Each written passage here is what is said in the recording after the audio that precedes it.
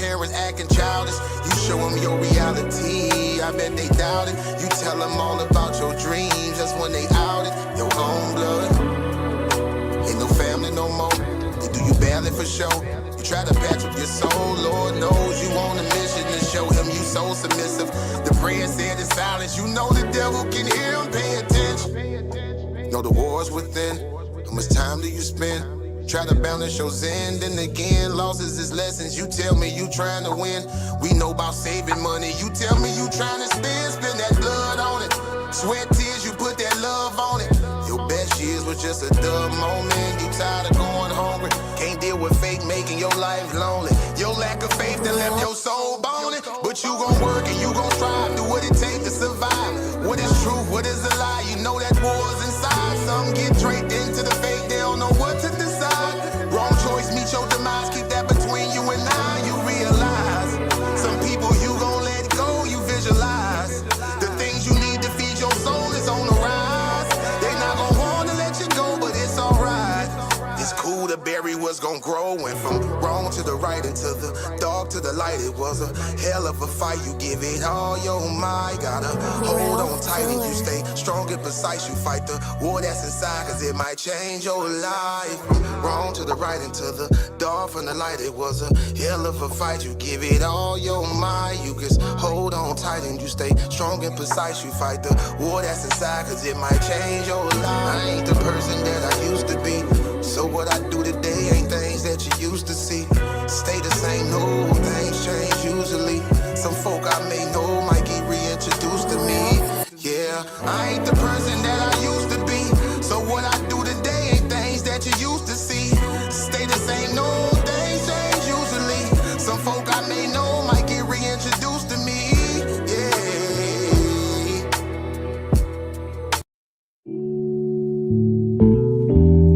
Yeah.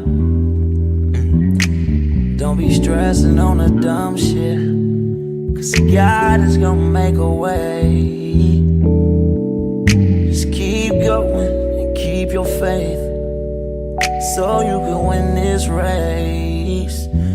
This race called life, yeah, yeah. This race called life.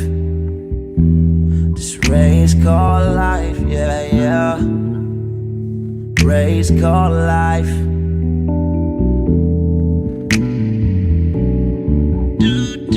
Yeah, yeah, yeah, yeah, yeah, yeah. Grinding 'cause I know that I'm gon' get it. I just gotta have vision, keep faith and be humble. Have some patience with it. I've been A1 since day one, been always on my job. I never been a fake, never had to steal and rob, cause I do good business, I'm too good with it. And even though I'm on this road, I'm still daddy to my children. You know I do good with them, and don't like being missing. But I hate when my bills are thicker and my pockets get thinner. But I can't stress up on the dumb shit, cause God is gonna make a way. I keep going and keep my faith in my face, so I can win this race. Win this race called life. This race called life. I'm just trying to win this race called life. This race called life.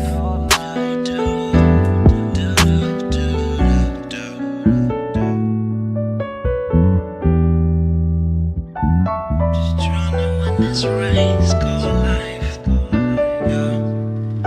Race called life. I'm just trying to win this race called life, yeah, yeah, yeah. I keep on running in this race called life, yeah, yeah, yeah. I won't come to last place in life, no. I'm just trying to win this race called life. This race called life. Girl, I just gotta win this race called life. This race called life. Just gotta win this race called life.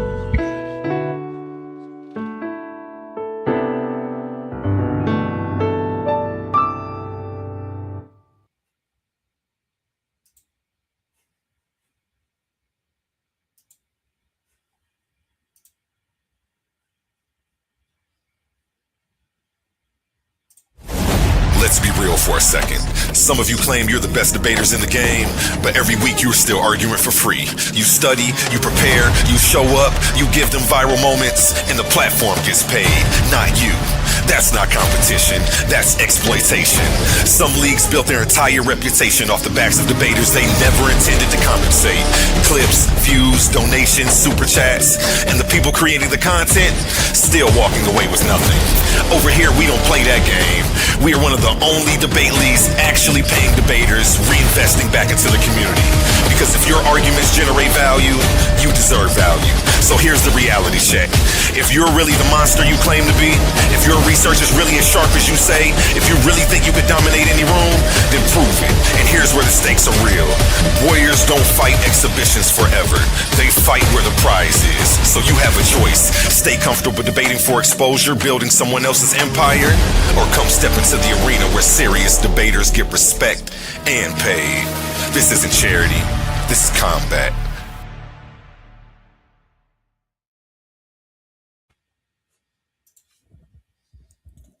Mic check 1 2 1 2. Welcome back to the Coliseum of Arguments, hosted by Titans Debate League. I'm the host A1. You should already know who I am by now. This is the battlefield where ideology, scripture, history, and truth collide under pressure.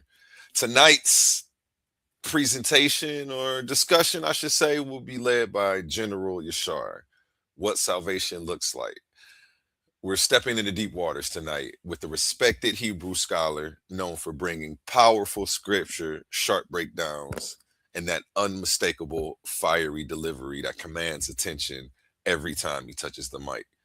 Now, whether you agree or disagree, that's another thing. But when General speaks, people listen. He's built a reputation for standing 10 toes down on the text, challenging traditions, defending his position with passion, and bringing that militant energy that has made him a respected voice on every platform he steps on. Tonight, we're diving into salvation. Who is it for? What does it truly mean?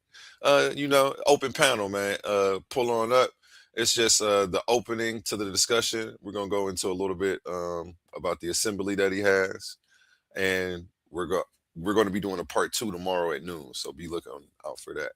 General Yashar, how you feeling today? Man, tanks on the ground, ancient Yahshua covenant keepers. Man, I'm in the building, family. What's going on? Chilling. Shalom to you, brother. Let me get my sound effects over here. Where my sound effects at? Oh, let me drop a bomb for you. Definitely tanks on the ground. In the building, the takeover tonight. Welcome, to the platform. Happy to have you here. Excited for you to be able to get your point of view out and let the people know what you got, man. The floor is yours. Somebody keep dropping off. Okay, that was man. He'll be back. Shalom, family. It's been a good minute. I flashed a couple of times on the platform. But tonight, to get a little personal, you guys get to ask me some questions and I get to answer them, What I want to introduce to the family is our assembly, Ancient Yahshua Covenant Keepers. All right. Our focus is the Torah. Right. We know for a fact that we're not in our homeland, so we can't focus on the temple laws. Right. We know for a fact that Yahushua came and fulfilled the sacrificial laws. So that right there, we don't have to worry about. So our focus is, again, Leviticus 23 and keeping them law, statutes, and commandments. Setting that example, right, for all of our nation, not just us here in America, but all of us. 4 corners of the earth and in between, right? We set that solid example, that solid foundation. Others can pick up, and where they are, they can establish the same thing. So that's what I'm here tonight to talk about.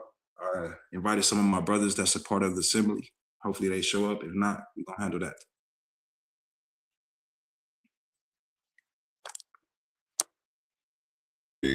Hey, I'm excited. I'm excited. We got some of the team. We got Team Titans on here. Some of my debate team to help ask some questions. I know Oli had a few questions, and Emmanuel has some as well. We'll start with your questions, Emmanuel. You were asking him about what he believes about something earlier, and I was like, hold that thought. We about to go live. You remember that? Can you mic check him? Oh yeah, he can hear me. He came off of mute. Yeah, I can hear you. I just can't remember exactly. I remember. What is? I was mentioning the crescent moon and how I Okay, identify yeah, it was the about that. Shabbat. I know it was two more questions that I had in mind for sure, so I wanted to make sure I locked them in too. But as far as the Shabbat, I was asking you, do you keep them in and out according to the Kodesh? And you said according to the crescent. So yeah, if you could break that down to me when you say according to the crescent moon. So when I say according to the crescent moon, meaning I would identify a crescent moon at the end of a day, the evening, right? So when I see that crescent moon, I know that the next day will be day one for me. And from there, I'll keep my count till I get to day 6. And sundown, I'll keep my Sabbath. Now the crescent moon falls on various days. It could start on a Monday.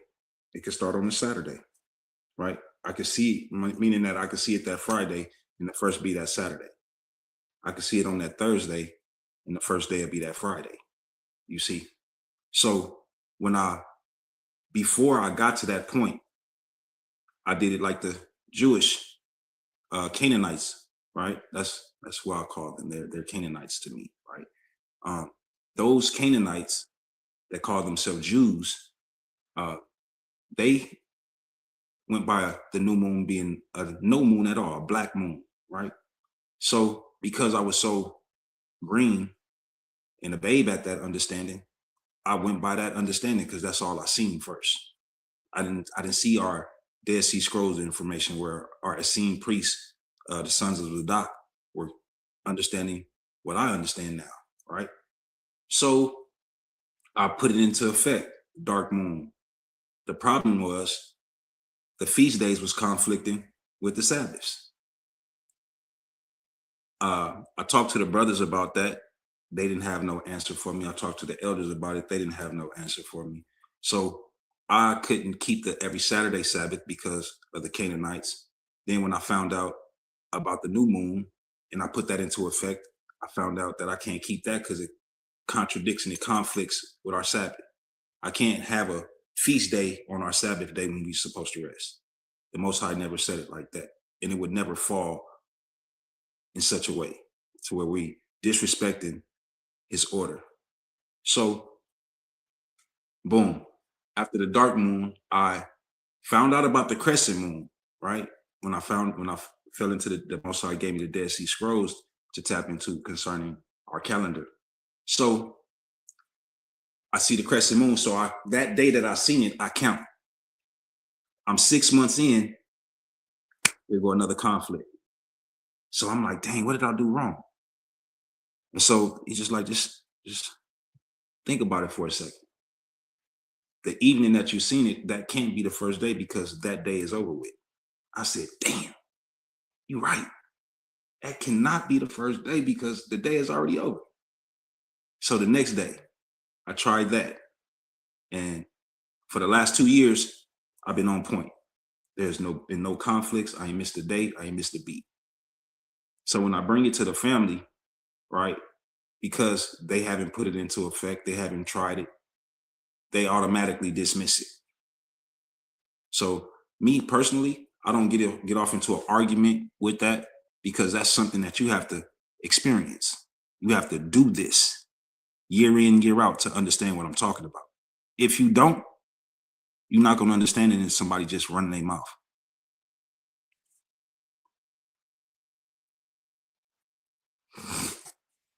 I hope that answered your question, Mark. Yeah. It definitely did directly, and I just wanted to hear you if you could repeat which book in the Dead Sea Scrolls you said you specifically got the information from? Yeah, it's talks about our calendar, our community calendar. It's not in front of me right now, but I want to say yeah. But if you type into if you have it and you see the index, you'll understand what I'm talking about. You'll see where it talks about our calendar and our count. Okay, that's a bit. That's a bit. And then as far as the Messiah, who you believe in to be the last Messiah that walked the earth? Do I believe Yahushua to be the Messiah or Melchizedek? Yeah. Yeah, absolutely. Um, I consider him to be my high priest. Right, without him, I don't have no access to the Father in this day and time. exactly.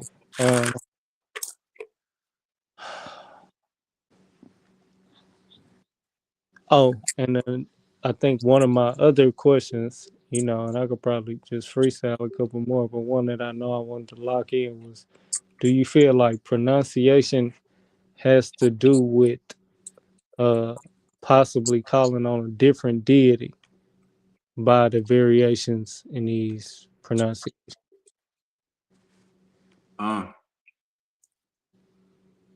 Spelling, understanding our language, how our language work.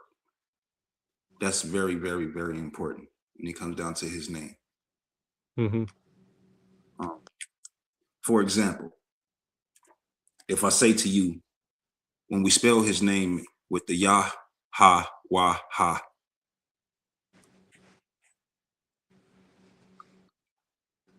the Ha, what is that considered in its placement in the name of our Father? The Ha. According to our language, according to our rules, to our language, how would we pronounce the Ha?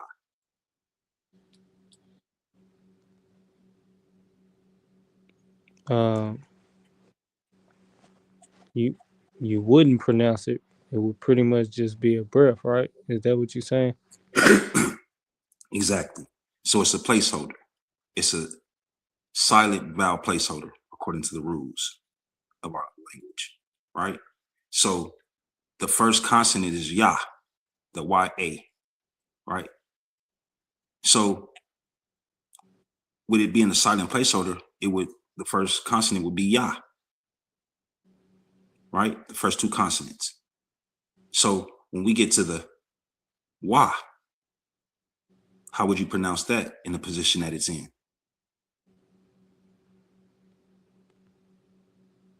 According to our rules and our laws of our language. My understanding is that it would still be a Y. Right. So that's where my understanding separates and disconnects from a lot of our family members. Because according to the rules, and I can show you these rules and these laws that I'm speaking about concerning our language, that becomes a long O sound, right? And because the Ha is after that, is still a silent placeholder. So because it's a long O sound, that's why you hear me say Ya-O, right? Even though it's spelled Ya-Ha-Wah-Ha, I understand the Wah to be a vowel sound because of where it's placed at. The only time we pronounce the Wah is when it's at the beginning of a word. Any place else is considered to be the long O sound. So that's why I pronounce his name the way I pronounce it. If people can break that down for me, like I've asked our camp brothers, I've asked other brothers to break down Yahuwah to me, right? I wanted to understand where the who comes in at. How do we pronounce who when it's Ha, right? Then the Yahuwah. So is is the ha at the end of his name silent when you get to Yahuwah? Because it should be Yahuwah ha, right? Or Yahuwah ha, or Yahweh, right? If we're gonna spell it if we're gonna say it how it's actually spelled, the Yahweh, right? Some of our brothers pronounce it like that, and I'm like, well, where's the rules that you learn that from? And I can never get that information. So that's where I have the disconnect, but I don't make it an argument. I don't make it a problem because, again, you have some people that really do the work and do fact check what they stand on. And then you have some people that just follow because it sounds good and, you know, that's all they got. They don't know how to find the work. They don't know how to do the research. RBW says, where does the first come from? No, I think I heard you answer this, but just for where does the who? Where does the first? I don't know what that means. Oh, where does the first A come from? The first A.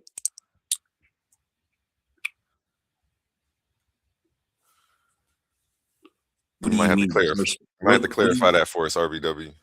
What do you mean the first A? You talking about our first consonant? Where does that come from? How would I know that, bro? I think he was talking about in the name. There is no A in his name. If you're talking about Yah, that's the consonant that I'm talking about. The first consonant is pronounced Yah. You say it as Yah. Which is the Yod. And every time you see the Yod, it will be pronounced Yah. So I don't use that term to pronounce our first consonant, the Yod. There is no such thing as Yod in our language. Yeah, that's how we pronounce us in the English. That's how we pronounce that translation. Well, I have yet. Show me that in the English rules and language. I mean, you know, how we understand our language, because that don't make sense, bro. Just like they say, yeah, right? The Germanics, the Canaanites say, yeah, yeah. Where the hell do you find that at? That's not in none of our consonants. Even if you speak of the Yod, there is no yeah. So I'm trying to understand, like when I go back to our paleo or the ancient script, it's a Y-A, a Yah, a Ba, a Ga, a Ha, a Wa. There is no Yod, Bet, G, whatever, however they about to choke on themselves and say whatever they gonna say. Like there's none of that in our language. And that's not your understanding. When you say that Yah and the Ha, you saying that's your understanding of how to pronounce? Yeah, because I don't follow after heathens. That's why I say it that way.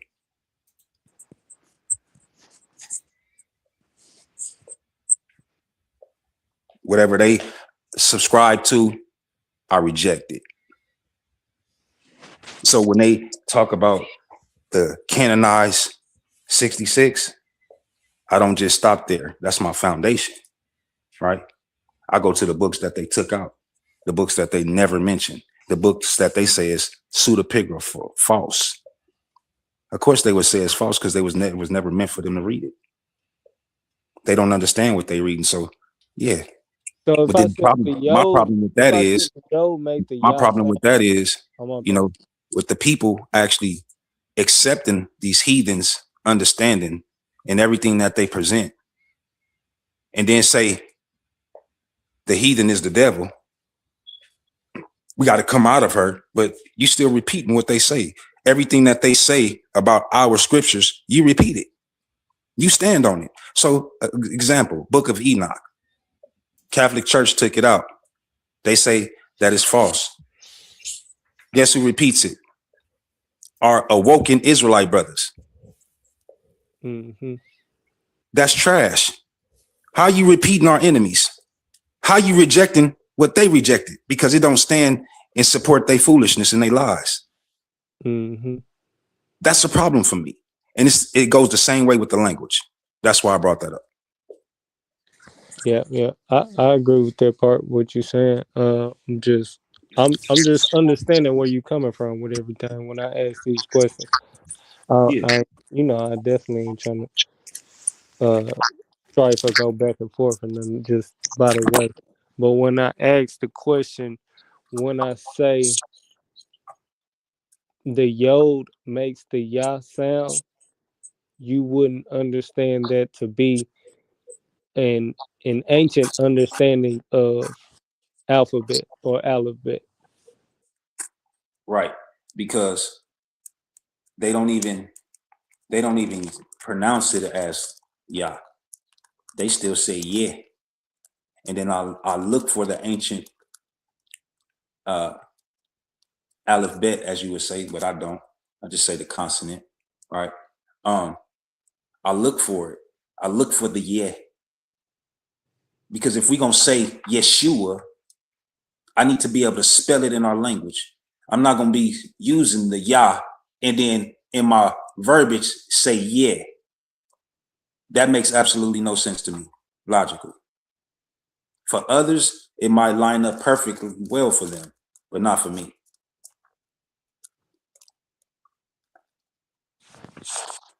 I mean, I can understand that. But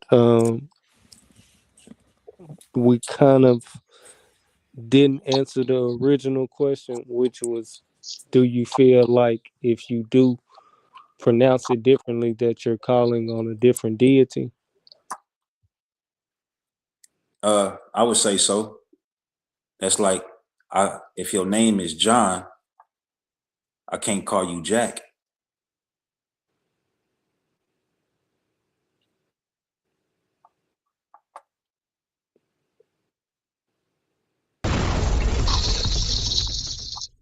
Mm-hmm. So what about different languages causing a slight variation in pronunciation? You don't subscribe to that being, I guess, any type of justified by the Lord? Nah, because from my research, bro, names don't change in translations, right? They might change in a little bit of dialect, right? Because people might pronounce a certain word different than a person in the north might pronounce a certain word different than a person in the west, east, and south, right?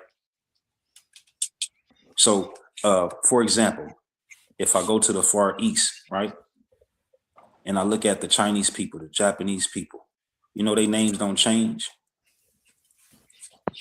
When they spell it in English, you still see Ho, Fong, right? And you can still say that name, right? You still say it, even though you can't read it. But because they can spell it in English and they keep their name the same, it don't change. We just can spell it in English, right? Mm-hmm. It's the same with us. Names don't change in translation unless somebody's trying to do some trickery, right? They're trying to manipulate something. They're trying to change something. But a lot of people don't look that deep. A lot of people stay surface with it. It's too much. We do have a question from Humble Mystic. Humble Mystic wants to get in there. Question. I got two questions for you, brother Yashar.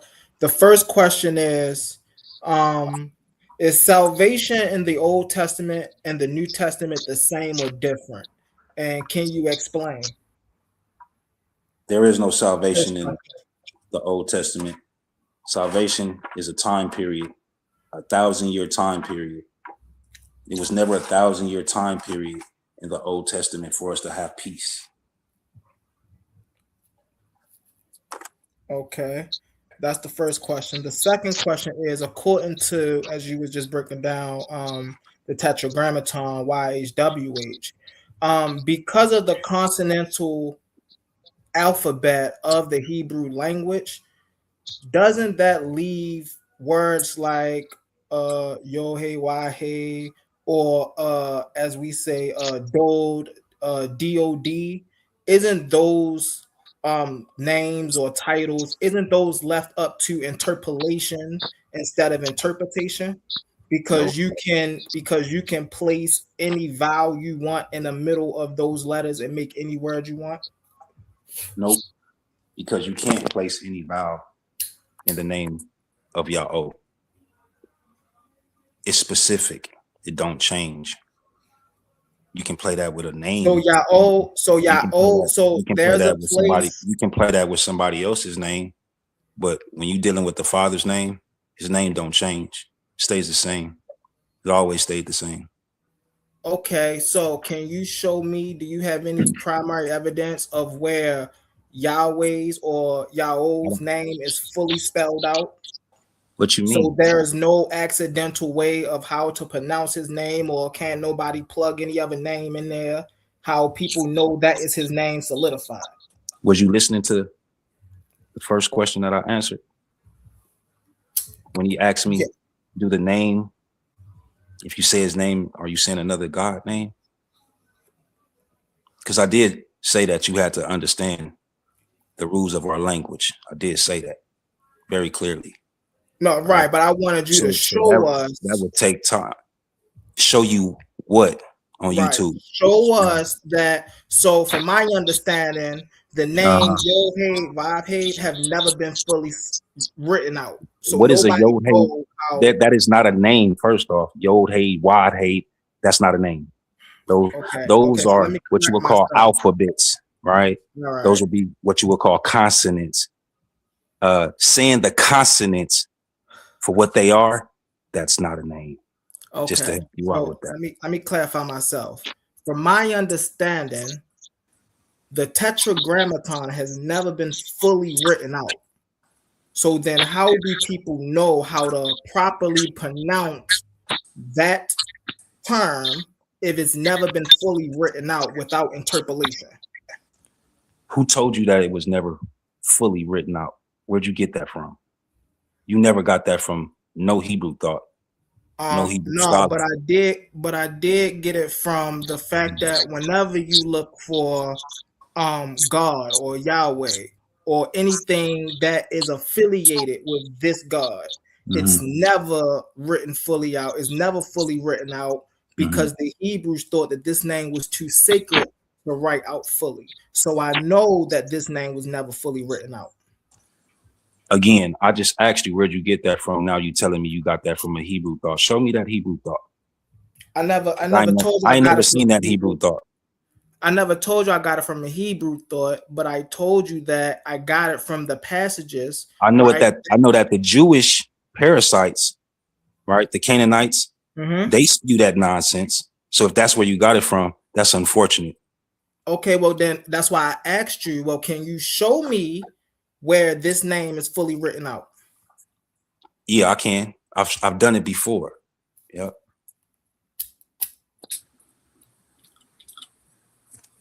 Next question. Oh no, we waiting for the evidence. Oh no, you're not waiting for nothing because to see this fully written out. Oh, yeah. He got a presentation coming up tomorrow at 1:00. Yeah. Well, 4:00 Eastern, 1:00. All right, so I'm gonna jot this is what I'm gonna say too, right? What? I'm gonna need you to go ahead and make sure you get your little PowerPoints together. Since you want to challenge me and you don't know our language at all, I need you to get all your information together, right? And bring it to the table concerning your understanding of this Yod-Heh, Wad-Heh, as you say. You need to get that together, right? So it's not a back and forth, but you can actually learn something, right? And you don't have to repeat the lies and foolishness after I show you what you don't understand. If you can't do that, I don't even want to have a discussion with you. All right, so tomorrow. So I don't want to waste my time. I don't want to waste my time going back and forth, and the information is not received. Right, no problem. So tomorrow you got a present. You're going to be talking about this subject tomorrow, right? The Yohe Wahe, right? Nope. You see right there, salvation. So then what? All right. So tomorrow you got that presentation on lock, right? So what's tomorrow? Tomorrow is Saturday, right? So Monday, are you free Monday? I don't know. I'll let you know Sunday. All right, let me know Sunday. If you free Monday, we most definitely can come back here and have that conversation. Do it Tuesday. Do it Tuesday, okay. Tuesday. Yep, Tuesday. Oli got Monday.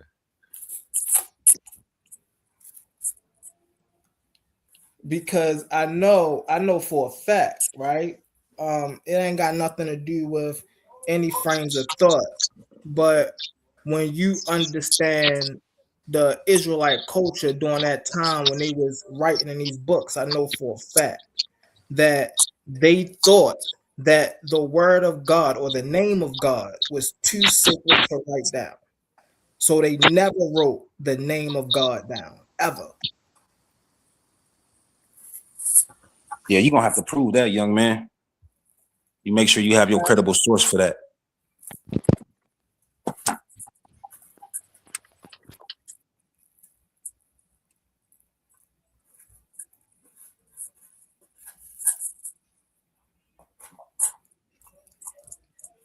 Any other questions?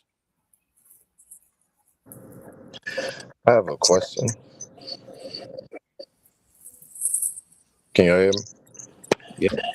We can hear you, Brody. Okay. What do you mean by salvation? And is let me see how I should say this. Is it your Hebrew ideology of which that salvation consists of?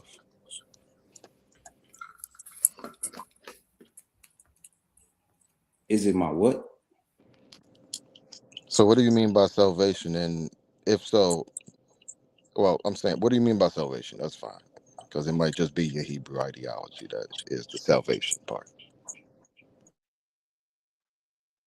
So salvation is strictly Israel being saved from their oppression, captivity.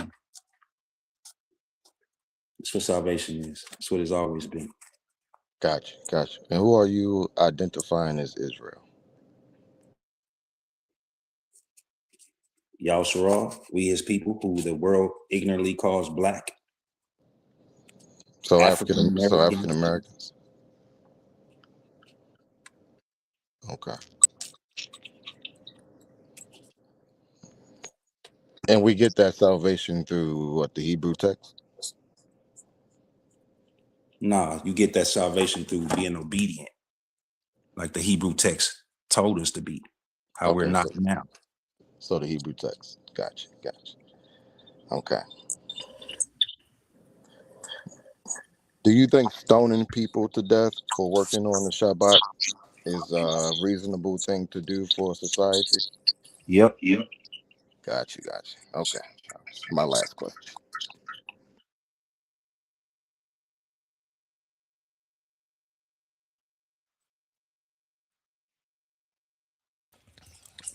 Emmanuel, you was hopping back in there?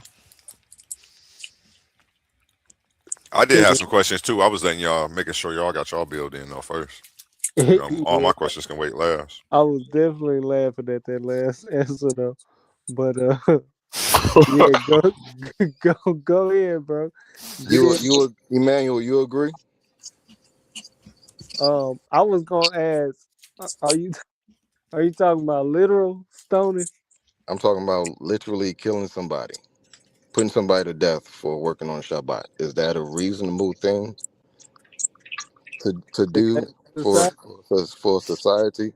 It's 2026. That's why I'm asking. Yeah, no, I can't. Okay, so you don't want to go back to the Stone Age where we just slaughtering people at random for working on Shabbat or picking up sticks. Well, hold on. I'm not the one that said that. I'm the one he asked if I had some more questions. No, I got Now, you. I did ask you though. That's what I was let's just saying. But go ahead. let's just be clear, right? The brother didn't ask me in this day and time was stoning cool. He didn't say that clearly at all. He was very broad. He was very, very broad with the question. So I answered it very simply because that's a part of our law, right? So now if you want to be real, if you want to simplify it, right, and say what you just asked that brother and how he just said, well, right now, right? And yeah, you said, yeah. Like, if that's what you was referring to, ask me the question again. Would you kill someone who works on the Shabbat? If this worked, like if within your paradigm, is it all? Do you think it's reasonable to kill someone who works on the Shabbat? For one, I'm not a priest. For two, no. Didn't ask you that. Especially with us not being in our own land, when our captives' land. So no, to do what we do in our land was never okay. Right? It's not in our law. Our law is for us to conduct ourselves in our land. That's what an understanding should be.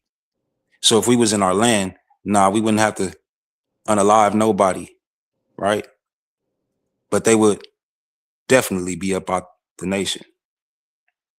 Definitely be up out the nation. Because for one, Yahushua said, gotta forgive your brothers, right? And that Sabbath is not our Sabbath. So killing, stoning, that's why he didn't stone that lady. That's why he didn't allow the men to stone that lady.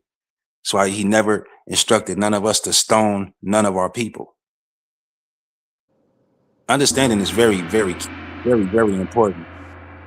You can't just be, popping off. And I ain't talking to you. I'm talking to the people, right? You can't just be popping off because a lot of people do that. They try and put people in a bag, try and tie people's shoestrings up so they can trip up and fall. Listen, you have to have understanding when you're dealing with these scriptures. To just know something, it's a lot of us that do that. It's a lot of us that run our mouth like we know a whole lot. And when understanding start being had, people get very uncomfortable because they're not used to understanding. They used to just knowing something.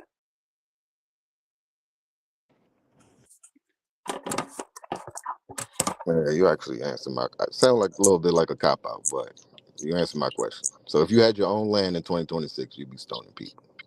Gotcha. I mean, if that's what you got from what I said, got you. I mean, that's pretty much what it is. That's No, I just mean, what it is. that's your comprehension of what you thought, right? What you think, and you're entitled to that. So what you in think 2026, if the Most High give understand y'all that. y'all land, y'all Just wouldn't be understand stoning that, people. Like, come on, right? y'all Just gonna follow understand the what laws. you think. You gonna follow the laws, so follow the laws. It's not what it is. Just understand that. Y'all do this all the time, man. Ain't nobody trying to talk over you. No, it's like y'all don't want to just like follow the law or don't follow the law. Man, But when you jump around and you beat follow around the what bush, law do it you just follow? doesn't. Let me ask you that. What laws do you follow? I follow the laws of the United States government. You a liar. You a liar. But you want to tell us if you're gonna follow the law, man. Stop, man.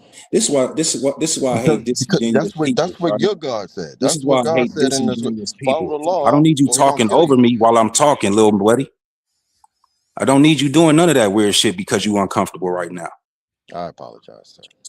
You ain't got to. Just mute your mic until I'm done. Then you can go right back to your rant. Right? You don't have no legs to stand on at all. You over here lying to the people talking about you keep the United States laws. And if we get into all of them, you're going to start saying, man, listen, go play with somebody that want to play with you. I'm not here to play. I'm here to answer questions. And if you don't like my answers, chalk it up, right? Chalk it up because it ain't nothing that you're going to do to change it. I think you guys hate what the Bible actually say. I think that's why y'all like reinterpret it to kind of fit your already pre-designed, assumptions. Because you're a Hebrew, so you already go into the biblical text reading it how you want to, right? So you already have your bias, right? And when you do that, right, you're not actually reading the text. Dr. Ehrman says when you read the New Testament, right, when you read the Gospels, and you think that these authors are saying the same thing, that every gospel is saying the same thing, you're not reading the I'm Gospels. about to mute you because you got an echo, Yashar, until he finish. Oh, my bad. Go ahead, man. Yeah, yeah. You're not reading the gospel. You're not reading Mark just as Mark. You're not reading Luke just as Luke. You are assuming that these texts are univocal and that they are all agreeing with each other. This is what Hebrews do, and it is so disingenuous every time. Each one that comes up here, they interpret the text any way they want, and then you don't really get an answer out of it. I'm done. Thank you, man. I thought you was gonna give us a whole monologue. Anybody else got some questions?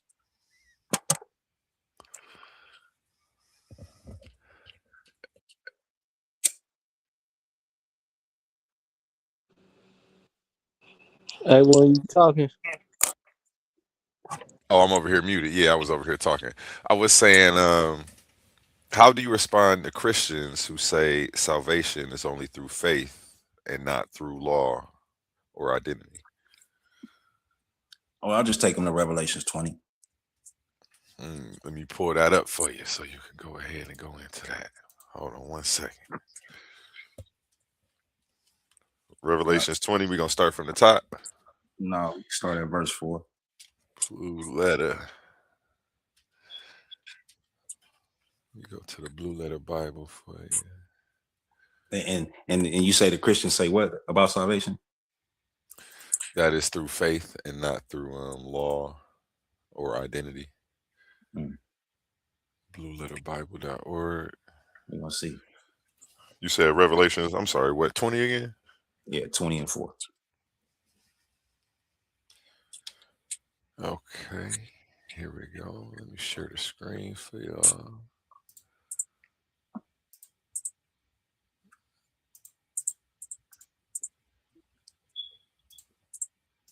There you go. Can you see it on the screen? Yep. We in the KJV on here. No, not really. I'll read it for you. And I saw thrones, and they sat upon them, and judgment was given unto them. And I saw the souls of them that were beheaded for the witness of Jesus and for the word of God, and which had not worshipped the beast, neither his image, neither had received his mark upon their foreheads or in their hands. And they lived and reigned with Christ 1,000 years. Mm-hmm. So if I'm looking at one word, which is his word, right? To follow his word means that they got to be obedient to the law, statutes, and commandments. That's works. Along with the faith. James, what is that? James 2 and 28 or 2 and 26, one of the two. I think it's 2 and 28. Faith without works is dead. So when Christians say faith alone will have you dismissed. And faith don't get you salvation. You don't see that nowhere in chapter and verses. You might hear that in a doctrine, right? Or you might hear that in a theologian commentary, right? Which is where a lot of these brothers get their doctrines from. But you won't find that in the scripture. Where faith alone will get you anything.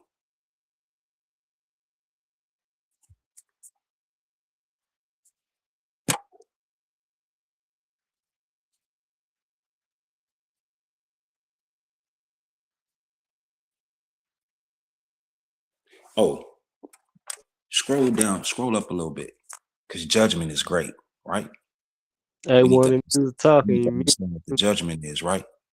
And that's another thing.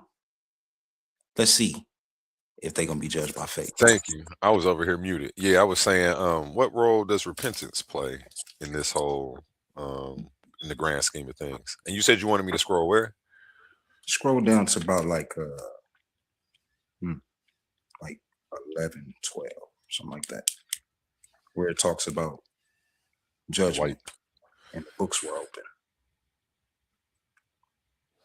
Okay. 2012 says, and I saw the dead, small and great, stand before God, and the books were opened, and another book was opened, which is the book of life, and the dead were judged out of those things which were written in the books according to their works. According to what? Their works. Oh, okay. Do you see faith anywhere? And then my question was, what role does repentance play in the grand scheme of things? Repentance is a part of Leviticus 23, right? That's getting back to keeping the covenant. That's the part of atonement, which is the 7th month, right? On the 10th day, we have that fast, right? But even before that, even within the year, we can ask for forgiveness, repentance of our foolishness, right? And just don't do it again.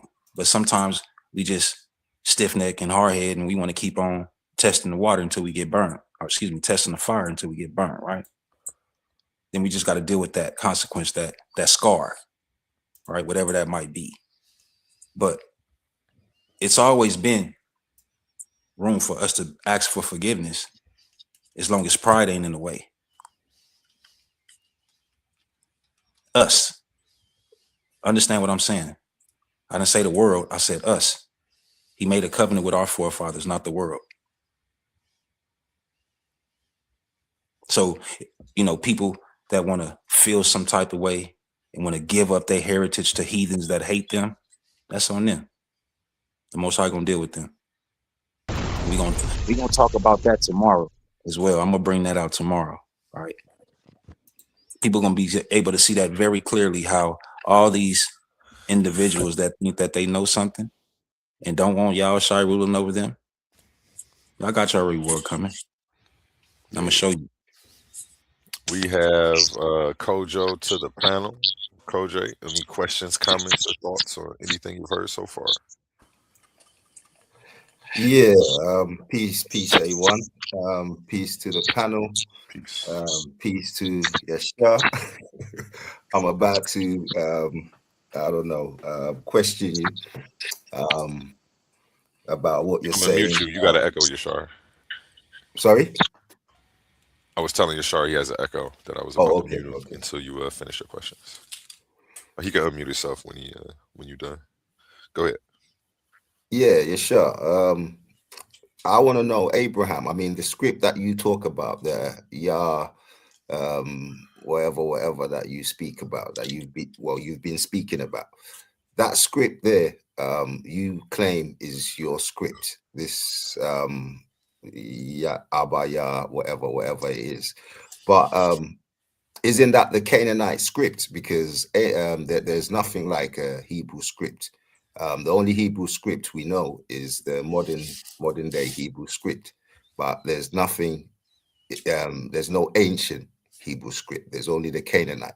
And you said the Canaanites are the Jews, the modern day Jews. So why are you following their script?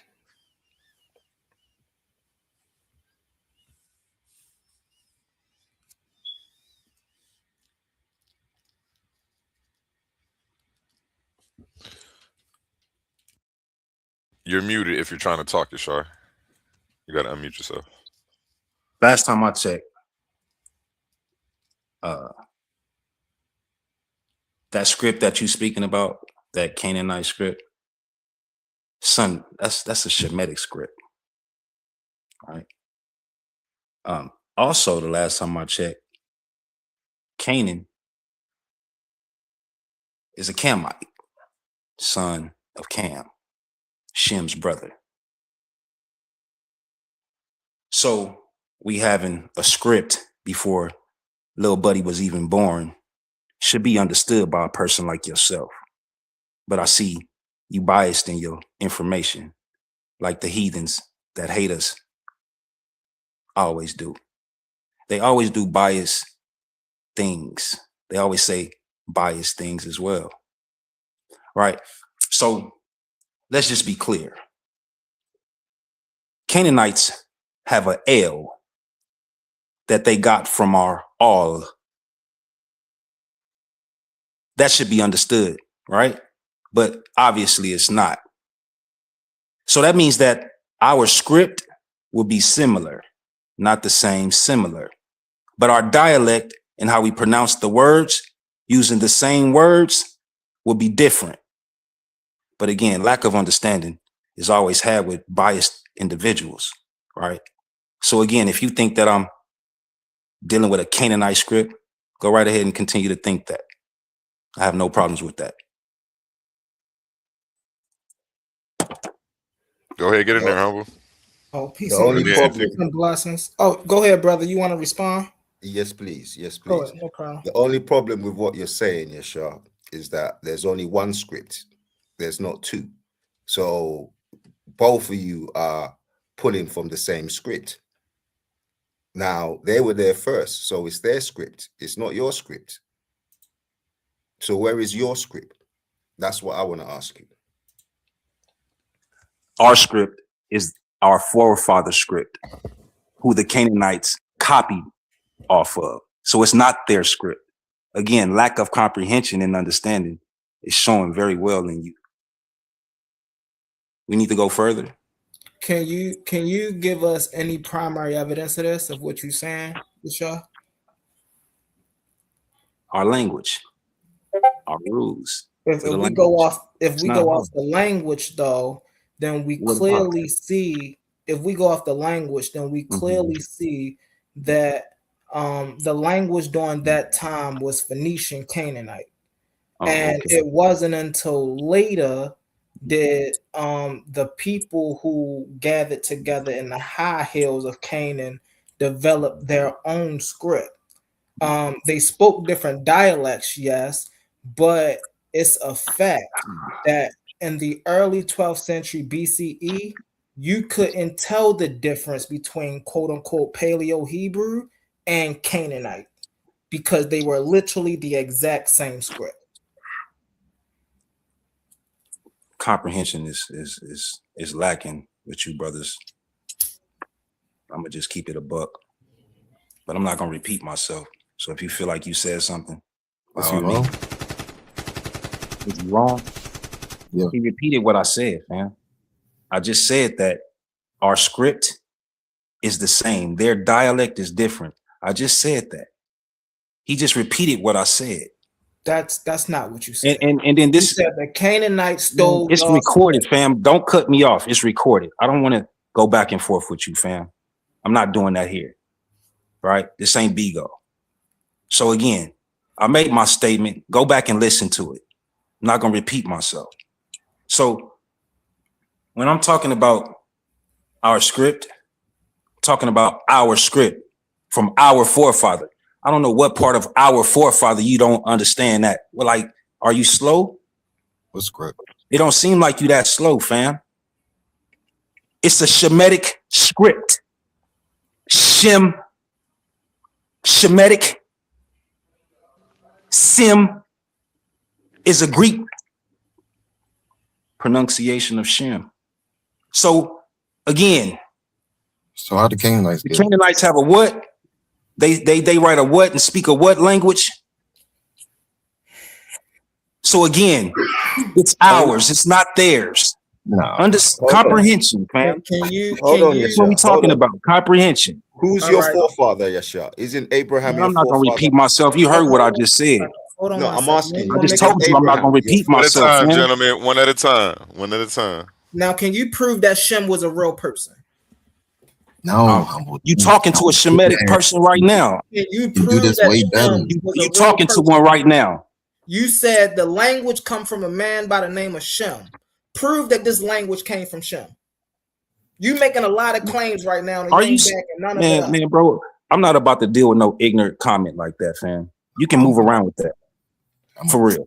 Let's take it here. Let's get to the next one. Look here. You can go find somebody else that's gonna play with you. Humble. I'm not playing with you.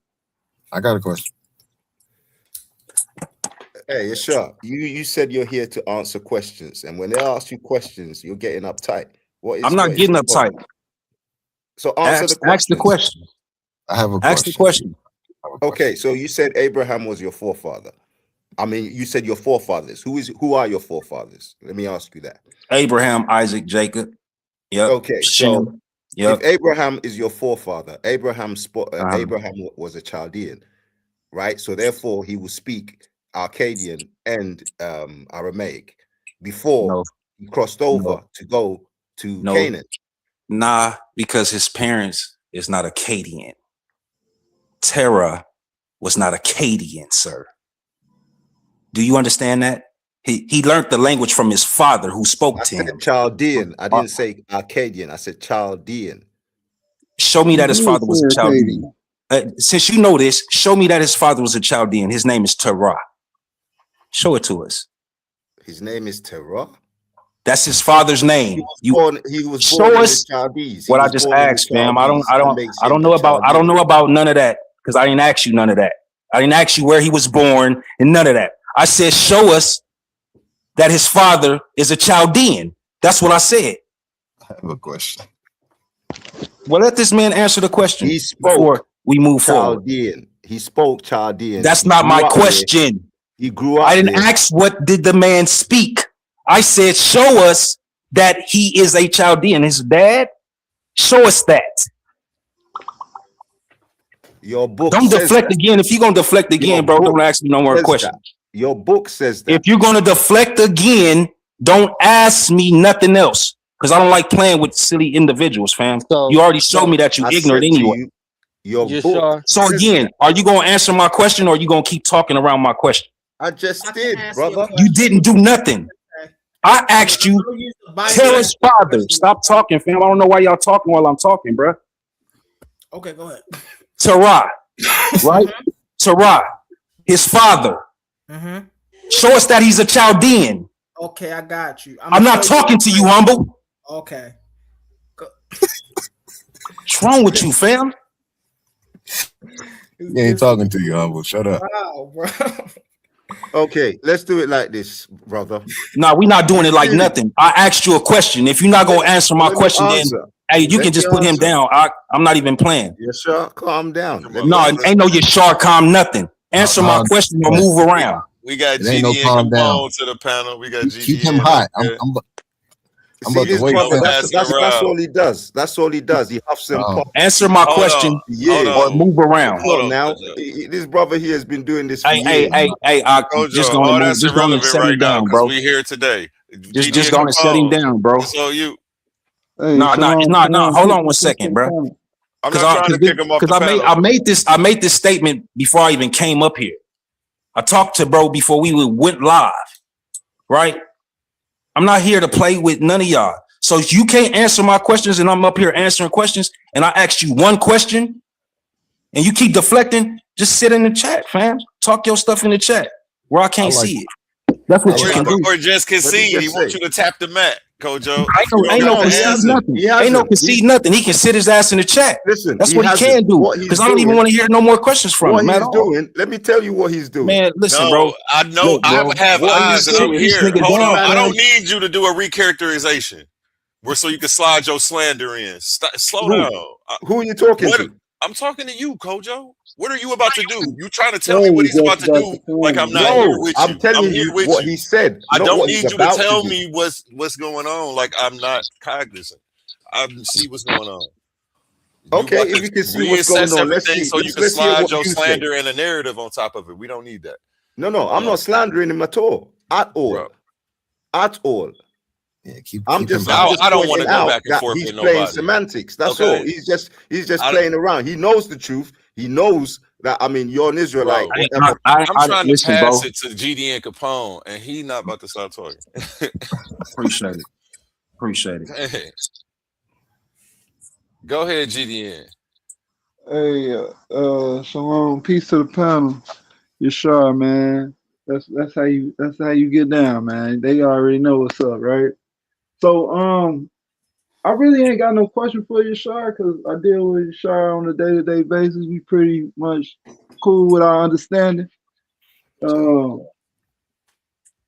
I was gonna ask Ben Eden a question, if y'all don't mind, real quick. Y'all was talking about the language. So I wanted to ask Ben Eden, where do language come from? Where do we get language? Where did this Canaanite language come from? Where did it originate? You asking me like 7 different questions, bro. Well, they all the same. I'll clarify. I'm about to mute you. I just muted you, Shar. You got an echo. You said, say it again, Capone. Where did the Canaanite language originate? The written language? Yeah, the written language.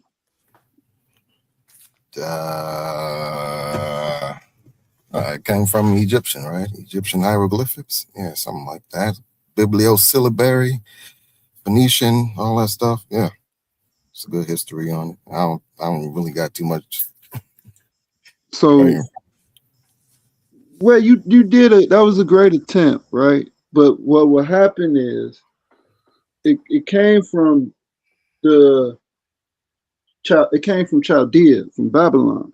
And I'm gonna tell you how. Hold on, let me finish. Let me finish. That's a scholar do. So what happened is, because the characters are there's certain constellations that appear in the night sky, right? And this is how the ancient people, they was astronomers. They could read. They was astrologers. They could read the stars.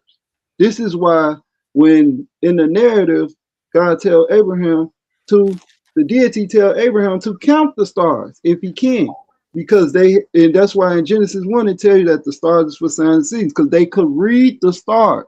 Where it came from, GDN? Where does it came? That's where writing come from. All right, so don't ask me. Ask Humble. Oh wait, Humble done did this already. I'm not about to argue with you. That's where writing comes from. No one said. Okay, so who's saying that? Who said? Okay, so what you mean? Who's saying that? Who says that? Who says that the Canaanite script comes from what? Comes from what? Mesopotamia? Yes. The script, like Phoenician, like Proto-Canaanite, like Sinaitic. Yes. So that came from Mesopotamia. Yes.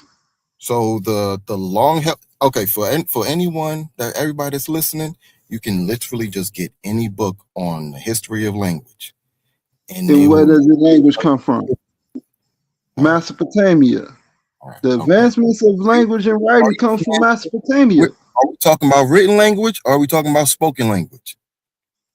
We're talking about written language, right? We already clarified we was talking about written language. All right, so like I said, for anyone that's listening, you can literally pick up any book on the history of language, like the script, like the written script, like the alphabet, and it will tell you, give you a whole timeline, an entire timeline. Absolutely no scholar says that the Canaanite script comes from Mesopotamia. Any type, like, what are you talking about, man? So Humble did this. Humble just did a whole presentation on this. Ben, I got a question real quick. I'll do a counter one. Are you familiar? All right, well, argue with Humble. Don't argue with me. Ben, No, I'm sorry. Real quick, I got a question. Are you familiar with people relating the ancient Phoenician and Proto-Sinaitic script? What you mean? I don't understand what that means. The relation between the ancient Phoenician and the Proto-Sinaitic script. Yeah, one comes from the other. That's what he just said. And you're saying that Proto-Sinaitic. No, he didn't say that. Okay, now ask him what he just said. Now, do you agree that's what you said, Capone? What I'm saying is that the symbols are physical representation of the constellations that they seen in the night sky. So I could demonstrate that. I can demonstrate that because it's visible. This is what I'm trying to tell you. They saw this, and I know this for sure. In the historian Josephus talks about how the ancients they knew the sign, they knew celestial signs and stuff. They knew the sciences of the celestial. He talks about this. So is this your point that the script comes from Mesopotamia? So it will have to come from cuneiform, right? Well, have to. Okay, now which type of cuneiform does it come from? Which type? You know, it's multiple types. So which type? Well, the cuneiform was used to write pictographs. It was a way to different type of scripts. It was a way to like shorthand. The symbols on the cuneiform represent actual pictographs. You know that, right? No one phase of the written language. That's why I'm asking you which. So give me a mode of transmission. That's what I'm asking, Capone. Give me a mode of transmission. Well, I can present all that. What I'm saying, no. Huh? Oh, you want to present it? Go ahead. Okay. You want to present? I'm saying I could get all the information for you. I'm just talking. We just being frankly. We just speaking frankly, right? I'm just telling you, when you say something like, "Oh, that language came from those people, and this language came from," it's one language. That's what I'm trying to tell you. It's you know why you're doing that, Capone? Because the symbols. Mesopotamia. It's one. As far as written language go, there's one script. Is one writing, and it gets perfected over time and changed and stuff like that. So, and where we see that language originating is in Mesopotamia. Can I share my screen? And the reason is because they knew they was called Chaldeans by the Greeks because they could read the stars. This is what all their ancient books was talking about. Go ahead. Share your screen. Okay, there we go. Man, y'all tripping. It's gonna say 200 years Mesopotamia before Egypt, bro. You are famously wrong every time, bro. I'm gonna demonstrate it for you. I'm gonna show you. Hold on 1 second. So I literally just asked the same question that the brother just asked the panel. Where did the Canaanite script come from? The Canaanite script, more accurately known by scholars as the Proto-Canaanite or the Proto-Semitic, is arguably the most important writing system in human history. It is the world's very first alphabet and is direct ancestors of almost every modern alphabet used today, including Latin, Greek, Cyrillic, Arabic, and Hebrew. It didn't come from a royal palace or an elite class of scholars. Instead, it was invented by West Semitic-speaking people, the ancestors of Canaanites, Phoenicians, and Israelites, who were living and working alongside Egyptians around 1900 to 1800 BCE. Now, so Capone is saying that it came from Mesopotamia. Did it come from Egypt or Mesopotamia? It came from Egypt, not Mesopotamia. And where does the Egypt? Hold on, I'm gonna let him finish. Let him finish. Hold on. I just want to respond when he's done. Inside Egyptian territory in the Sinai Peninsula and mainland Egypt, and they use Egyptian hieroglyphs as the visual blueprints for the letters. Come on, bro. Boom. Wait, hold on. Let me respond to that. Now, where do the Egyptians get their where they get their writing from? No. Because you gotta, because to say something comes from something else, you gotta know where they got their stuff from. One mic, y'all. One mic. Come on. No, but E1, that's a Martin Bailey. He just conceded to the first point to make another point that don't have to do with that. He talking about to make a whole other.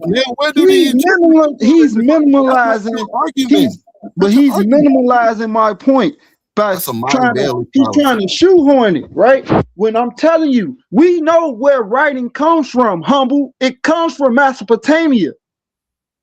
Ain't no debate about that. Are you time out? And here's why there's a debate about that. Because you do know, hold on 1 second. You do know contemporaneously, while writing was in Mesopotamia, it also started independently in Egypt? Thank you. No, it didn't. Yes, no, it did. Why they got long words then, humble? We in the first. Hold on. Because of trade. Hold on. We gon' no. So we trading with who? So hold on. With each other. Hold on, humble. One mic, y'all. One mic, humble. The first Egyptian writing is what? In what year? The first pyramid text we have. What year is that? Around 3400 BCE.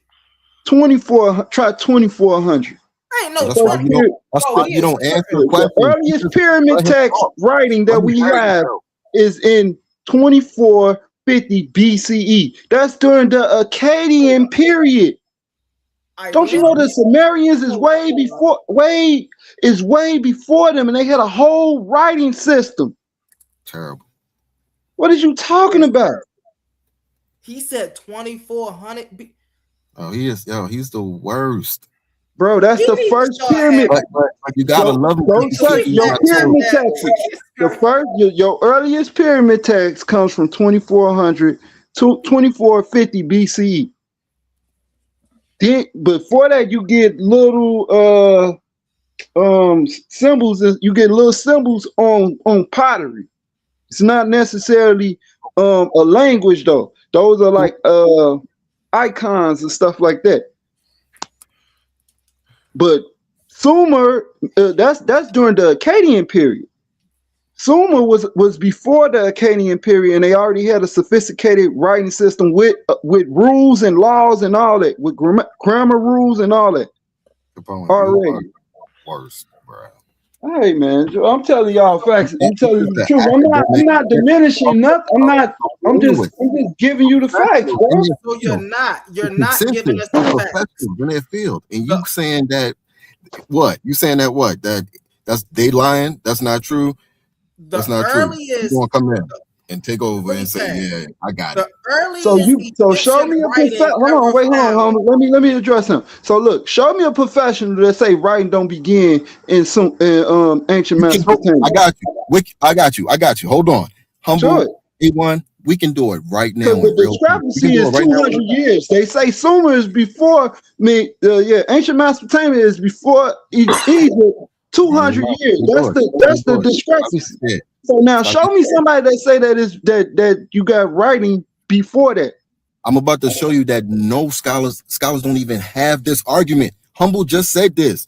He is talking about writing that arrives simultaneously in different areas organically. This is why scholars don't even talk. You remember? Listen. Further back in time, during like the 1970s. There was this whole argument about the cradle of civilization. A little further back, way further back, right? Cradle of civilization. You know why no one talks like that no more? Because we understand that civilization develops organically. Organically, people don't come from somewhere else and take over or do a dynastic like conquering, like the dynastic race theory and stuff. That's not the reality. According to evolution, right? About first, that's not even a conversation. Where do writing originate at? Show it to me. Just say all that just to say nothing. Like you heard nothing. Bro, could you make it? Cause you over here crying and whining and stuff. You can look on Wiki right now, and it's gonna say exactly what I said, and I ain't even look it up. Pull it up. That's a conversation, bro. Pull it up. About stuff come from Sumer first, who derives civilization first. Can you pull it up? You saying they grew first, but hold on.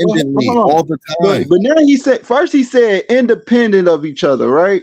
But understand the time when we get Egyptian writing is during the Akkadian period. I just want y'all to understand it. So whether they was independent of each other or not, then Humble said what? Oh, they was trading. So now they not independent of each other. There's communication, and we know that the Egyptians was writing about the people from the east. So why is you trying to diminish it? Prove it right now that those dates that you just said are correct and that they are agreed upon in the field. Prove it right now. Because you talk so much, man. All right, let's do it. So what you want to know? So show me a The scholar earliest pyramid text. Okay, the earliest pyramid text. No, we ain't talking about pyramid. That's You what I said said. You said those dates. So let's get the dates that I said. I said 2450, right? Earliest pyramid text. Why are you talking about the pyramid text? We talking about writing. The pyramid texts are the oldest known religious writings in the world. Religious writings dating back to the Old Kingdom, 2400. Like I said, right here, the earliest appearance. They were first inscribed in the pyramid of King Unas, the last pharaoh of the 5th dynasty, 2350 BC. I said 24 is 2350. There you go, right there, bro. Just proved it. What now? Now, what period is this? This is during the Akkadian period. Would you agree? When is the Akkadian period? When do the Akkadians rule? This is.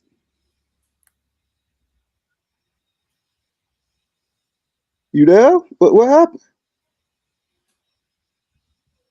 No, I'm still here. I'm just looking for Okay, the Akkadian period lasted from approximately 2334 BCE to 2154 BCE. Now, what's before the Akkadian period? The Sumerians, who had schools, they had different proto-science, different they all their books is talking about the stars and everything. So they had a sophisticated civilization before this period. That's the point that I was making.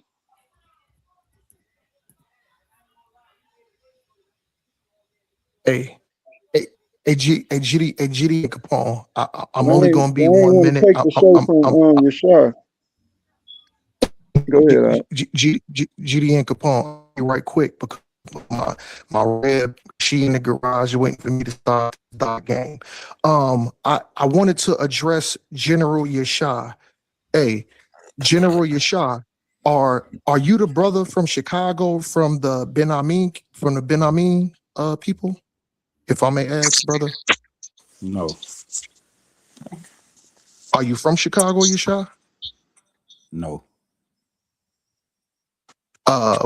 Do you come from a certain camp or something like that? No.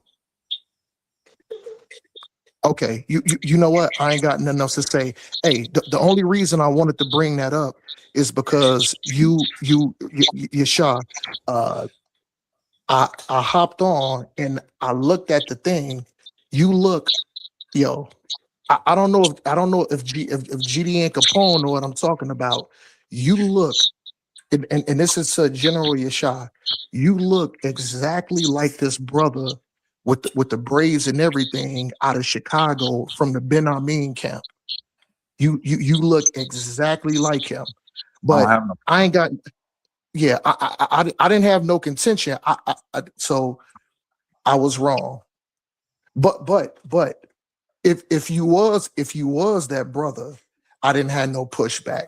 I just wanted to tip my hat off to the brothers from Chicago that branched off, that knew that they was Israel back in the day, because Chicago was my stomping ground. I'm from the north side, but my mother is from the south side. She went to Morgan Park High in the hundreds, and she went to school with Ben Amin. My mother did, and you look exactly. And I don't want to be disrespectful. It's a brother from Ben Amin camp.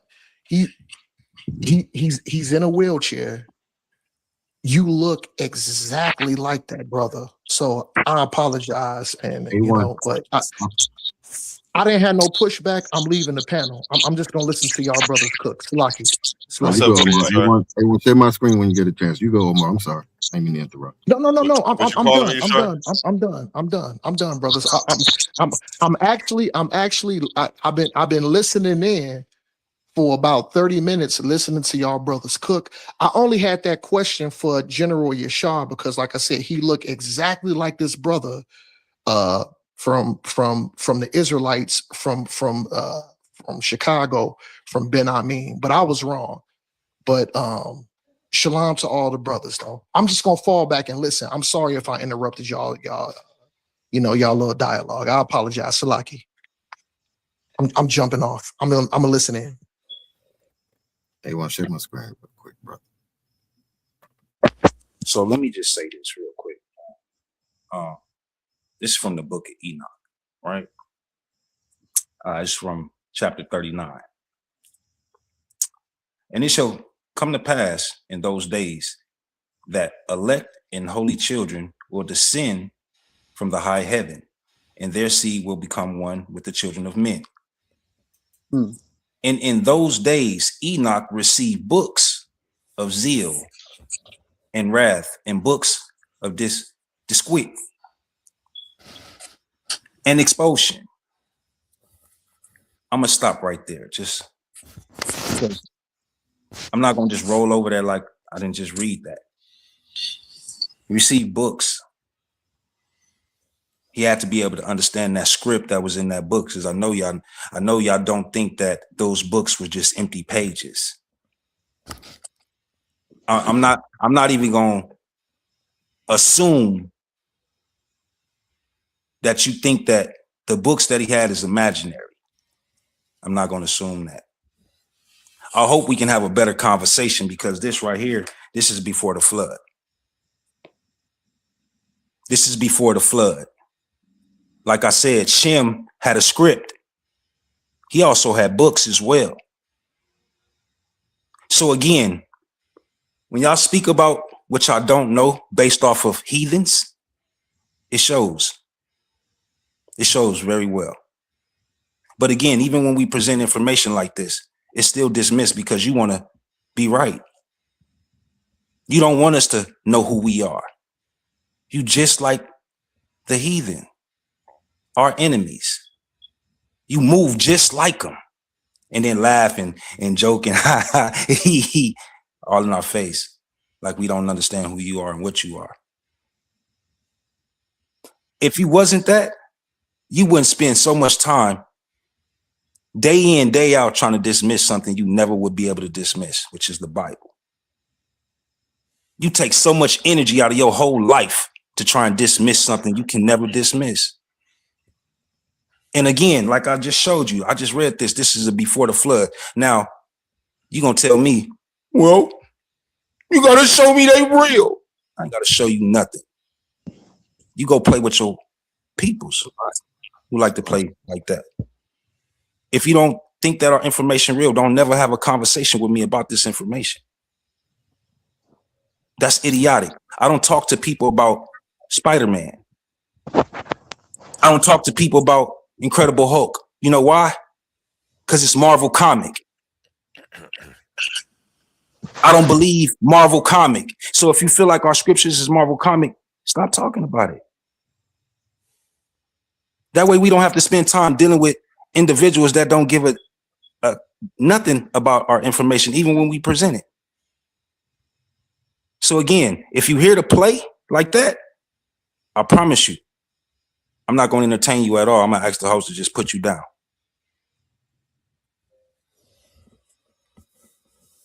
Well, before you do that, let me just say that, listen, all of this that you're putting up, that don't mean nothing, because again, before the Is this flood, a rerun? Abraham, hold on. Was he talking to you? Yeah, Hey, No, I'm just hey, You didn't bro. even say nothing Hey, yet. So why would I'm you just jump on that? responding. This is what I'm But talking about. he bro. wasn't I talking. don't want to Why even would deal you with put this on dude. that shoe? Like I don't people even want to doing hear this weird dude no stuff, more, man. fam. I'm Yeah, gonna Like just, you A1, was. if you're not gonna kick this, bro, A1, come I'm gonna on, just man. leave, because I'm I'm not here trying to to come entertain on, no and fool you like like this, bro. you put on weird shoes. Why would you All put right, all on right, that all right. shit? I'm gonna Like that's mute the up. Let weird him go. time to step up and speak. Like All when right, I'm you gonna just had a mute up and mouse. let him Like, go. I'm gonna mute up and let him go. Hey, bro. Hey, uh, listen, I got a listen. question, If Yashar. he can stay and I'll go. We'll do it like that, because I don't want to entertain this fool no more, bro. I'm not here. I told you that earlier. I'm not here to entertain no clown like this. No. This clown I'm don't gonna have go. no information at all, bro. And y'all got this is supposed to prior be This is history your an or show. interview I'm and gonna go, questions, right? Yashar. Don't No, worry. ain't no Don't stop worry. calling my name, fam. I don't have no respect for you. I don't even know you. I And you don't. came I at me don't. all the way twisted. So again, fam, I'm good on your conversation. What I meant. Take that to somebody else who want to have a conversation with you. I don't respect nothing about you. No problem, Isha. Peace. Yeah. Yeah. Well, I guess Yashar handled that. I got a question. Hey, real quick, man. I just wanted to throw this up here. Thanks to my wonderful brother Garfield. He did this like years ago, man. Oh my God, not Garfield. For the wild man Capone, who just likes to argue. You want to read that part? You want to read this right? Zoom in so we can read it. That right there. Zoom in a little. Hold on, let me zoom in for you. Say the exact date of the Sumerian writing remains in doubt, but the new Egyptian discovery has been confidently dated to between 3300 BC and 3200 BC using carbon isotopes. Ooh. Hey, Humble, are we done? No, you're not. Who's writing it? Are we done? No, you're not. Well, here's the thing about that, right? Because Egyptian writing go back further than that. It go back to 3800 BCE. No, that's fine, but they just checking out these finds. Oh yeah. Those these finds. scripts, yeah. Yeah. So we done, Humble, right? Yeah. No, you're not. All right, we're done. No, you're not, bro. What source is this, and where is this coming from? Who agree with him? It's from Gunther Dreyer. What's that? Is that BBC News? SciTech? BBC News, right. I already told you the name. Who that? What that say? Dr. Dreyer, right? That's Gunther Dreyer. You know who Gunther Dreyer is? Do you know who that is? No, tell me. You say since 1980. We ain't about to do that. I'll read the whole article because that's not what he's saying. But I can show you. It's articles like that all over the place. You do what I just did. Come on. Hold on. Listen though, it's articles like that all over the place. So you do where people is making these claims. So you have to show the DOC, show the actual the date of them actually dating the writing. It's a claim? You saying it's a claim? The DOI. Show the DOI. I said DOC. Say what I shared was a claim. I said I can show you an article. I can show you plenty of articles like that. That don't make it factual. And this is why we can't do this with Hebrews. But I ain't done with your show. I got a question for your show. What? See, this is what I'm saying. See, you always want to bro. Like you listen. If you're not going to post nothing because A1 loves source, you got to source up. You want to post something? My source is Samuel Noah Kramer. I keep telling y'all that. I stated a source. I said Josephus. I stated my sources, bro. What are you talking about? Okay. Yashar, can I ask you a question, brother? Yep. So do you say that the Semitic language is called that because it derives from the children of Shem, right? It does. Who else would why would they name that language after him? No, I got you. I just want to. I'm calm down. No. I'm on the same page. Okay, so let me. I apologize. Yes. So in why would you think that they would name a language after him if it's not him? Okay. No, I just wanted to contextualize my point. I just want to make sure we understand. Yeah, I just asked the question. What was your question? Say it again. I thought I was asking the question. Sorry. What that mean? So what? No, I wasn't finished my question, but go ahead.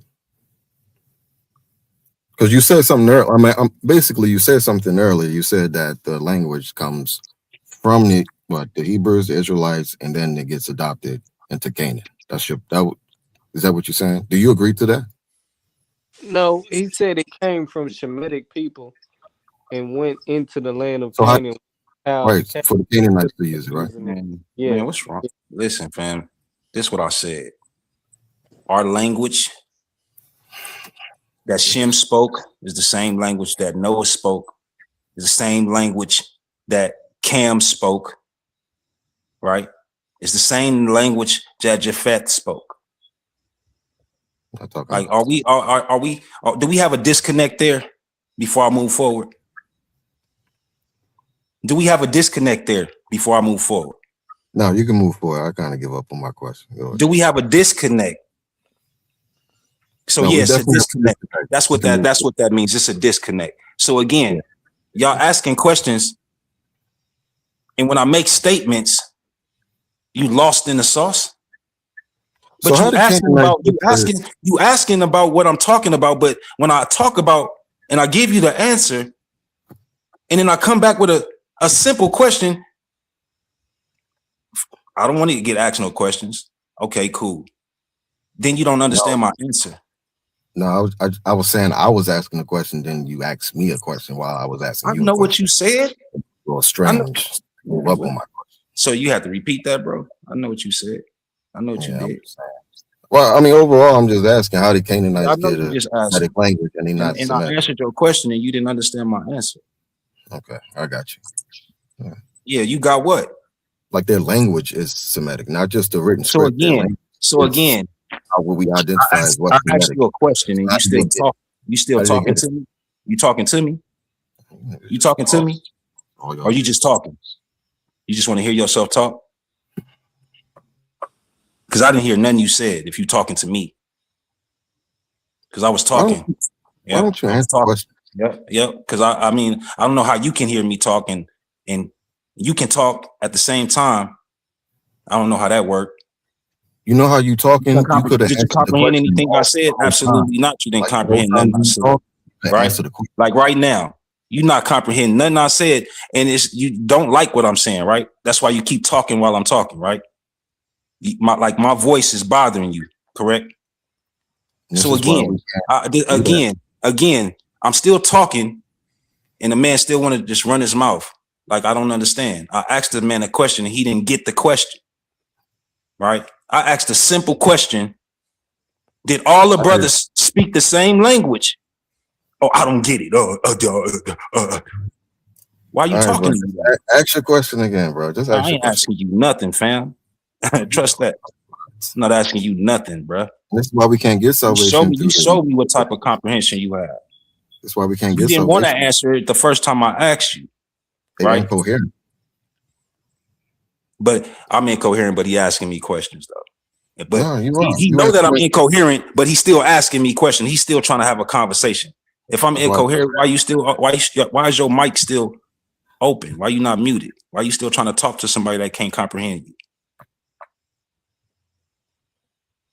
This is, man, the intellect from you so-called intellectuals. Intellect. It really shows. It really shows, man. It really shows, bro. Like, we can't even have a conversation about what they asking me about. Like, I'm supposed to sit here and just answer every single question and never ask them nothing about they understanding about anything. So that lets me know when I answer questions, they have at least some type of comprehension. Just like I just asked this man that simple question, he showed me that he didn't comprehend a damn thing. I didn't hear So your why? question. So why do we need to move forward having a conversation? Just like the first cat, he came in here running his mouth about the Canaanite. This I asked him a simple question. He could never address that simple question. That's why I'm like again. So now I'm about to treat him just like I just treated that other dude. Because again, if I can't ask you a simple question, there is no dialogue. A1, and then they jump off the panel like I smoked the whole crew, and this is what they do. This is what they do when the shit is over. Sorry, excuse my language. They were like, man, I went up there and I smoked the whole crew. They ain't had nothing for me. But he don't answer no question, and he just rambled. Can I read this source right here? So I asked, is Shem, according to anthropology, is Shem a historical person, and did he invent the Shemitic language?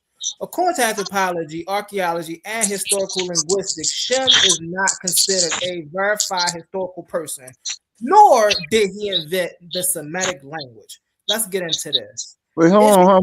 Why is your AI saying you didn't ask it nothing about it being verified or a historical person? Why is your AI? Yes, I did. I asked, was he a historical person according to anthropology? What are you talking about? Read the question again. According to anthropology, is Shem a historical person, and did he invent the Shemitic language? I thought you just said did he invent? All right, go ahead. My bad. Is Shem a historical person? In anthropology and Near Eastern history, Shem is the son of Noah in the book of Genesis, is viewed as a eponymous ancestor rather than a literal historical individual. Right? Ancestor is a mythical or legendary figure whose name is used to explain the origin of a specific group of people, tribe, or nation. In the ancient world, it was common for cultures to construct genealogies to explain regional geopolitics. In the Bible, Table of Nations, Genesis 10, Shem's list descendants like Elam, Ashur, and Aram corresponds to actual ancient geographic regions in the kingdom surrounding Israel. Anthropologists view these accounts as symbolic frameworks, right? So now let's get to the language, right? No, Shem did not invent the Semitic language. Language is not invented by any single individuals. They evolve organically over thousands of years within migrating populations. Furthermore, and connections between Shem and the language family is entirely modern. Where did the name Shemitic come from? The ancient people who spoke these languages never called themselves Semites, nor did they call their language Semitic. The term was actually coined when? In 1781 by a German historian named August Ludwig von Spengler. He needed a scientific label for a family of closely related languages, including Hebrew, Arabic, Aramaic, and Ethiopic. And he chose Semitic. What is he? He is German. So now, before I land my plane, I just want to say this, and I'm gonna come up when I say this before I land my plane, right? When we talk about having these conversations, we talk about having these conversations. We ain't got time to be up here being all soft-skinned because somebody might ask something we don't like. We can't pull up or verify anything historical that people don't like. These things that we talk about these things every day. And just because somebody believes that somebody named Shem is real or the Semitic language is this, right? That don't mean that it's accurate. It don't mean that it have no place in history. That's all a belief. So hey, humble. Oh, y'all playing, y'all want to play, y'all don't really want to have a conversation. Let's have a conversation, but let's be historical with it. Ain't none of them people he mentioning real people. They my ancestors. What ancestors? Did he say that you was his? Did he say that you and him is the same? Yeah, he said black people. Hold on 1 second. Chill out. To you. This ain't constructed to you. We just sat here and heard and had a conversation about Shem and Shem creating the Shemitic language, and this is where the language started from, and his ancestors had this language, and it was no. We just all that right here now. So we ain't about to play these games, bro. We ain't about to get up here and play these games and act like this ain't what we do. Yeah, that's crazy. Real quick question. Do you feel like all black people have the same ancestors? And that's a detractive question. Hey, look, he can't even answer that because according to let me say go ahead. So it's crazy. For one, I didn't leave. Whoever kicked me down or put me down, that's what's up. Right. But it's like this. Nah. I can't have a dialogue with individuals who chat GPT every damn thing, don't have no books, don't have no real sources, right? All they got is emotion and feelings according to chat GPT. When we pull sources, like I just read that wasn't from chat GPT. That's from a real source over here, right? You see how they didn't touch that information? They flip-flopped and went back to some foolishness. Again, he just made that up. You didn't hear what he read? The connections to those people, the Hebrews, the Ethiopians, and another couple of people that he mentioned. The connection. So you're saying that right? the So term man, being hey coined bro, in stop 7? talking to me, fam, while I'm talking. Well, we're Right? addressing what you're saying. My Yeah, bad. Go ahead. yeah. Wait till I'm done. You have a Yeah, that narcissistic part. attitude. Yeah. Just have some decorum, little bit, buddy. So I don't got to keep stopping and starting over. That's that BS, bro. Like I just talked to you about that before. Just One of go y'all ahead set and me talk, up. brother. You ain't Hey, had a bro, conversation with I me wouldn't even before at have to do all. this. I wouldn't So, even have to brother, do this if you didn't come off the mic in the first place, you ain't right? even gotta be here, do you? Right? Shit, man. Yeah, you right. I don't have to be here, but I was invited here, silly nigga. Okay, but you're not doing You nobody don't a have to be favor, here. so So at the end of the day, nigga, we brother, can like, just damn, dismiss this silly ass have some nigga, bro. decorum, brother. Because I don't You, want to Yeah, be. I man. don't want to be Come on, disrespectful man. on your Let's get you back to parents. the represent information, man. ISUPK. King J, man. Get back to the Yeah. information, bro. Hey, bro, can you dismiss this silly ass nigga so I don't have Yeah, to, we not doing you all know, that with yeah, Yashar up here, man. We trying to silly ass nigga shit, bro. Go ahead I and ain't come land. up here for that. Go But ahead, bro. Finish up. So but again, like I said, man, you know what I'm question. saying? You got people that's pulling chat GPT information, right? As if that trumps what's written from our ancestors. Now again, when I say our ancestors, I'm not talking about nothing black. I'm not talking about nothing African American. They're not my people. My people understand who they are. They're not stuck in some foolishness that they have no language to. They have no history outside of what they have here, right? Here. And they accept the foolishness that heathens call them. So at the end of the day, you're right. Right? No, I'm not talking about them, Capone. When I say our ancestors, you know who I'm talking to. So again, I don't attach myself to a color that's ignorant to me. You show me the land and the language of that color, then we can have a discussion. But again, none of you can do it. None of you have done it, so-called scholars. None of you have done it yet. But y'all say, y'all got all of this information. And when we debunk it with our own information, you want to stand on the same individuals that told you black, told you African American. That right there don't make no sense. But again, back to the language, humble. They call in the language after a man. You can't erase the fact that he existed, little buddy. You can cry about it all day long.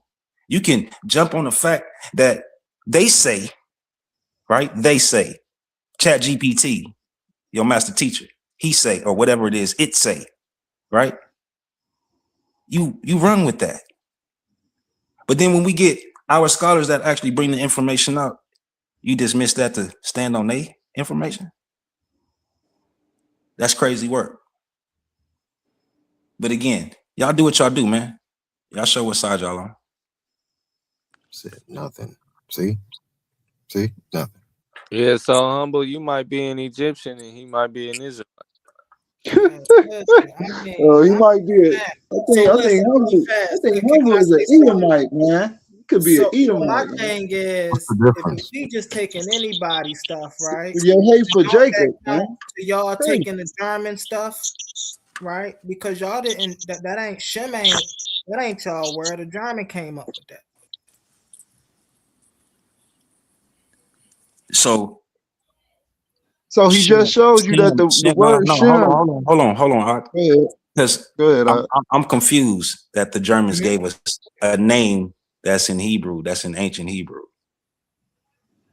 So you don't make sense when you make the statements that you make don't make no sense. And this is why I'm entertaining ignorance, fam. Like you about to say something else that don't even make no sense. Show me where the people who spoke this language ever called themselves Semitic. We never called ourselves a Greek name, silly man. That's a Greek name. That's a Greek name. I didn't say nothing. I told you that was a Greek name for the name Shem. You gotta add the Shem, or he gonna freak out. He gonna freak out if you don't add. Just add the Shem. Show me any primary evidence where these people who spoke this language ever called themselves Shemitic. We never called ourselves Shemitic. I never said that we called ourselves Shemitic. Yo, come on, bro. You tripping. Come on, what? What you need to do is listen to the conversation. I'm not gonna address your thought process. Your thought process is ignorant, fam. I never called my people Shemitic. The language, Shemitic. I didn't say the people. So Understand did you the not difference. say Shem was your ancestor? Shem is not Shemitic, idiot. Shemitic is dealing with the language, not the people. Bro, if I say Shem, right? If I say my Shemites, right?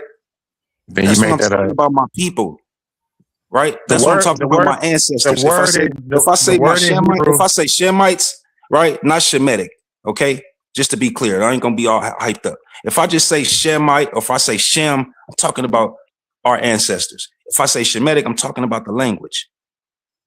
All you have to do is ask for clarification. But You didn't have to if you make no say Semite, assumption, right? you You made didn't that have to up. make no assumption, right?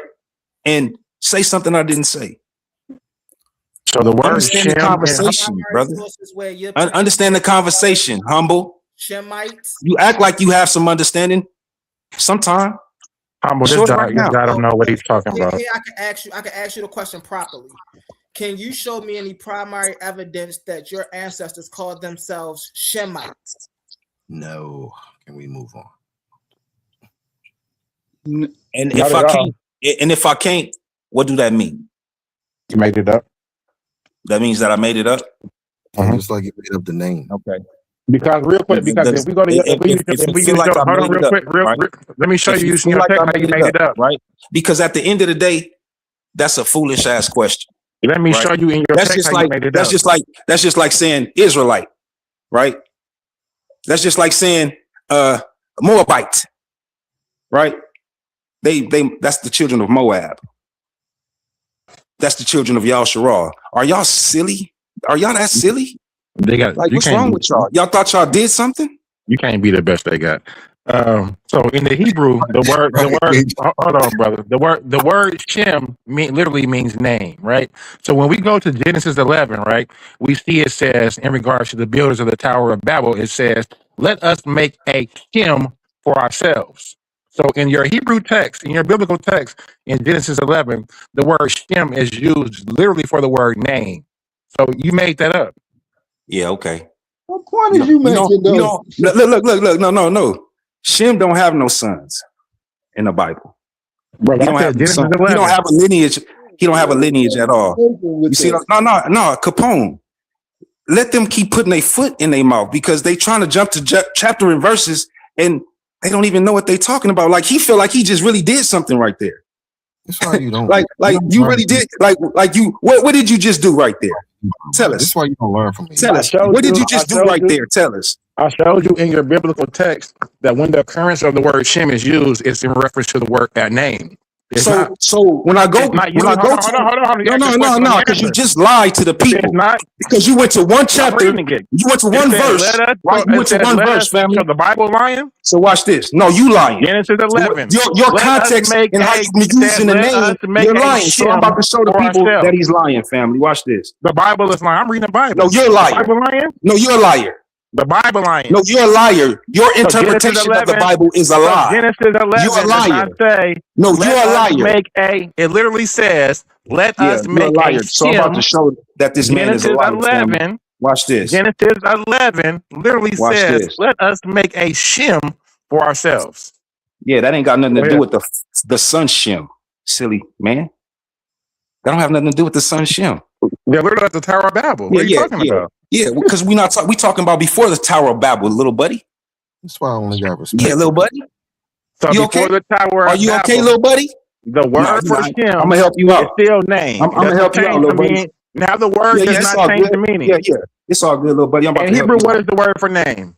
I'm about to help you out, little buddy. In Hebrew, what is the word for name? Yeah, we know. We heard little you say buddy. it the first time. Little buddy. In Hebrew, you said it the first time. What is the buddy. word for name? Shem. Here we go. Now go Let's ahead. get to it. Get to it. Yeah, don't worry about it, little buddy. You got it. Let me show you how this man is a whole lie. Don't just lying on the scriptures, fam. Watch this. That's why. Right here. We had Genesis 10, loved ones. We had Genesis 10. He said the name Shem is just used. I said Genesis as 11. a name, right? I don't give a shit what you said. I know what I said, right? I'm showing you that you're a whole liar. That the name Shem is not just used just to say that we're gonna name ourselves, right? So again, we had Genesis 10 to show that this man is a whole lie. Don't know what he's talking word about. for name Right? is Shem. So again, we right here. It So says, stop it. now these are the generations of the sons of Noah: Shem, Ham, and Japheth.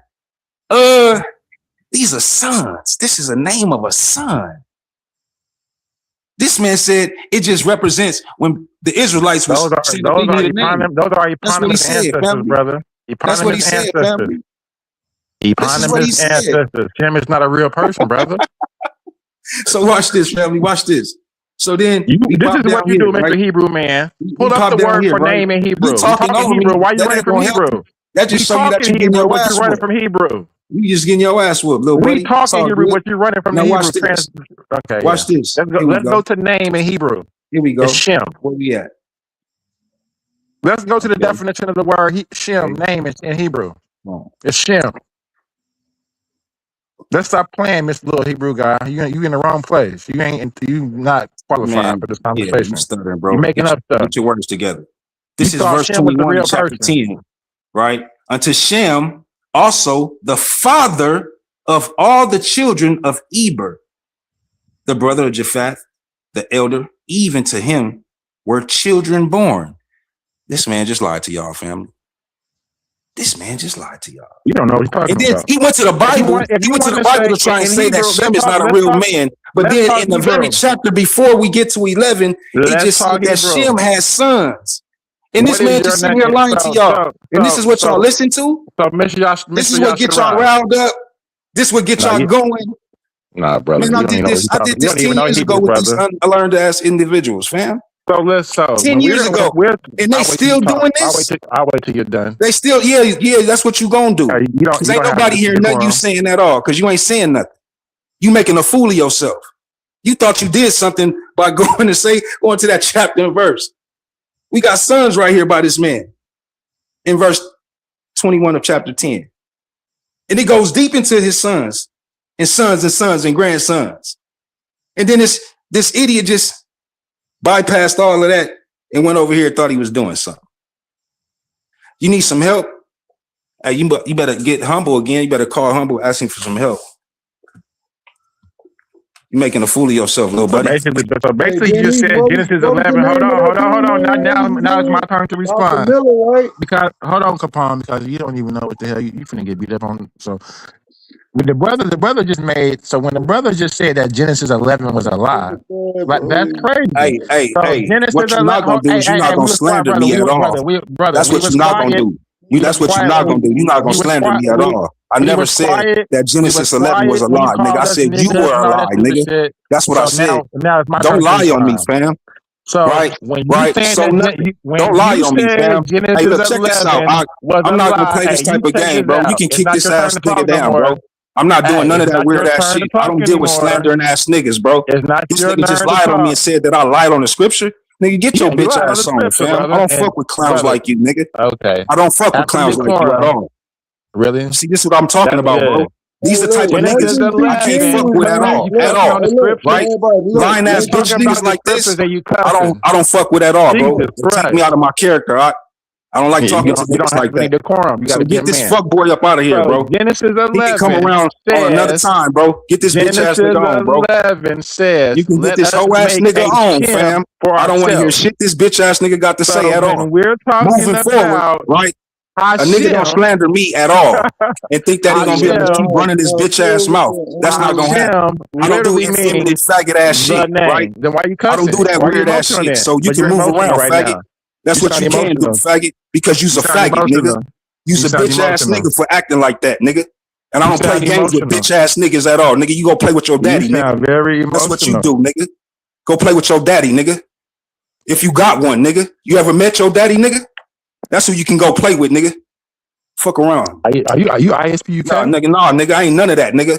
I'm telling you, nigga, go play with your daddy, nigga. If you ever seen or met that nigga, go play with that nigga. Why you calling people niggas? That's what you do, nigga. You the white boy calling people bitch niggas? ass boy. Play with your daddy, nigga. Racial verbiage. Nigga, fuck what you going through, nigga. Give a fuck about your opinions, nigga. Yeah, that part, nigga. And they allowing that? I ain't got shit to say to your weird ass, nigga. You's a weirdo, nigga. You a white boy calling that part, nigga. On the panel. Yeah, fuck boy. No, yeah, keep giggling, bitch. Nigga, ain't nothing funny, nigga.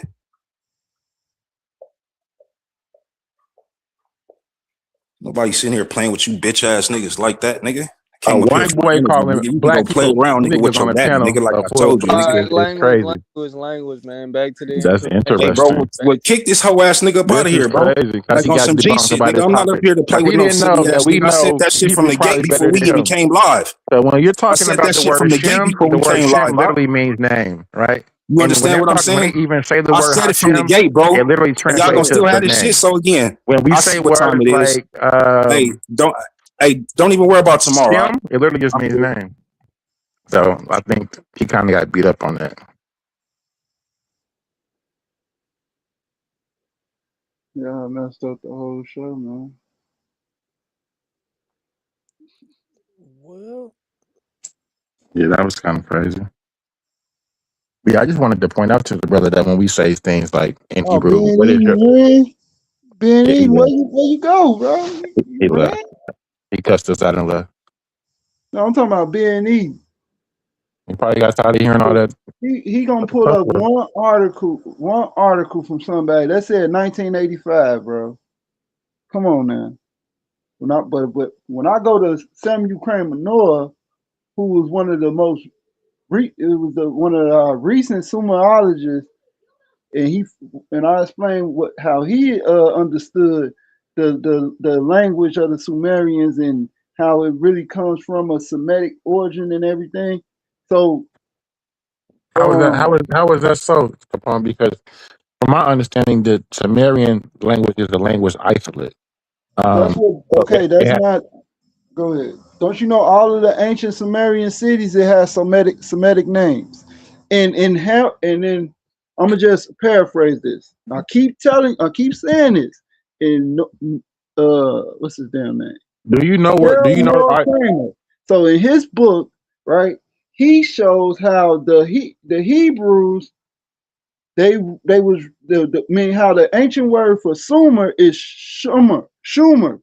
But according to the Sumerian law, you drop the two consonants at the end. So it was just Shum, S-U-M. That's the same way how you pronounce Shem's name. But Yeah, but in you know how modern, to though. But you know how to let though. me finish, bro. In modern Hebrew, you pronounce it Shem. But in the ancient, in the Phoenician or in the Canaanite, it'll be Sham, right? So what I'm saying is, what Mr. Kramer did in his book, he shows you through the Sumerian law and through the how the Hebrews transcribed the word Sham. They put in, but you got to understand when he say that the Hebrews wrote Shem, he just explaining how the modern the modern word for Shem is Shem. But I'll do a whole presentation on that, bro. He breaks it down. Can you tell me? Can you tell me what? Even in the lexicon, it goes back to the Chaldean. Look, if you read a Strong's Concordance, a Brown Driver's Dig lexicon, or Aramaic lexicon, it's going to have Chaldean words there, Chaldean origin. You know what I'm saying? Because that's where the language comes from, the Chaldean. Okay, so I heard everything that you just said, Capone. So just a quick question: what does the word Sumer mean? I have to look. I got to look and You see. don't even know. So okay, but you just said that it's the linguistic No, I cognitive. have to look. Hold I on, have to brother, look hold at it on, and see. brother. Listen, Capone. I listened to what you said, and I'm asking you a question. So if it doesn't hold up, No, my maybe we bad, need to my bad. It change mean name. It mean name in Sumerian. That's the point. That's the point that I'm Sumerian. making. Sumerian. The word The name Schumer in Sumerian means name. Sumer means name. Yes. Let me see. Shumer. So Schumer. definition of Sumer. Sumer. And Mr. Kramer said that you drop the final the two consonants. You drop the ER because they didn't have an ER. So it was Shum. Get what I'm saying? And it's the word for name. And he said the Hebrews wrote it down as Shem. That ain't what I found. So the term Sumer, Akkadian Sumera, referring to the land of the southern non-Semitic speakers, right? It just so clearly is already just debunk every claim you just said.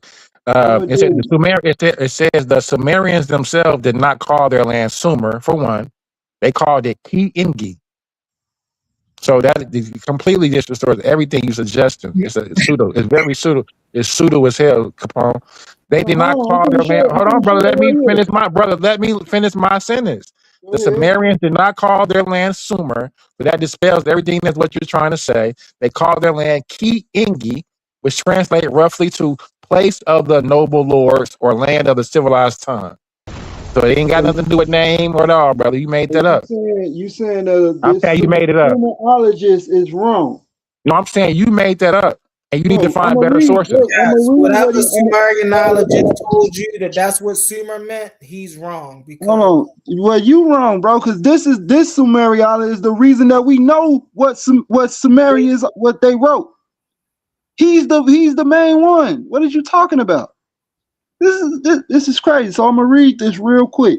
okay. It say now to return to our prop. Damn, y'all lucky.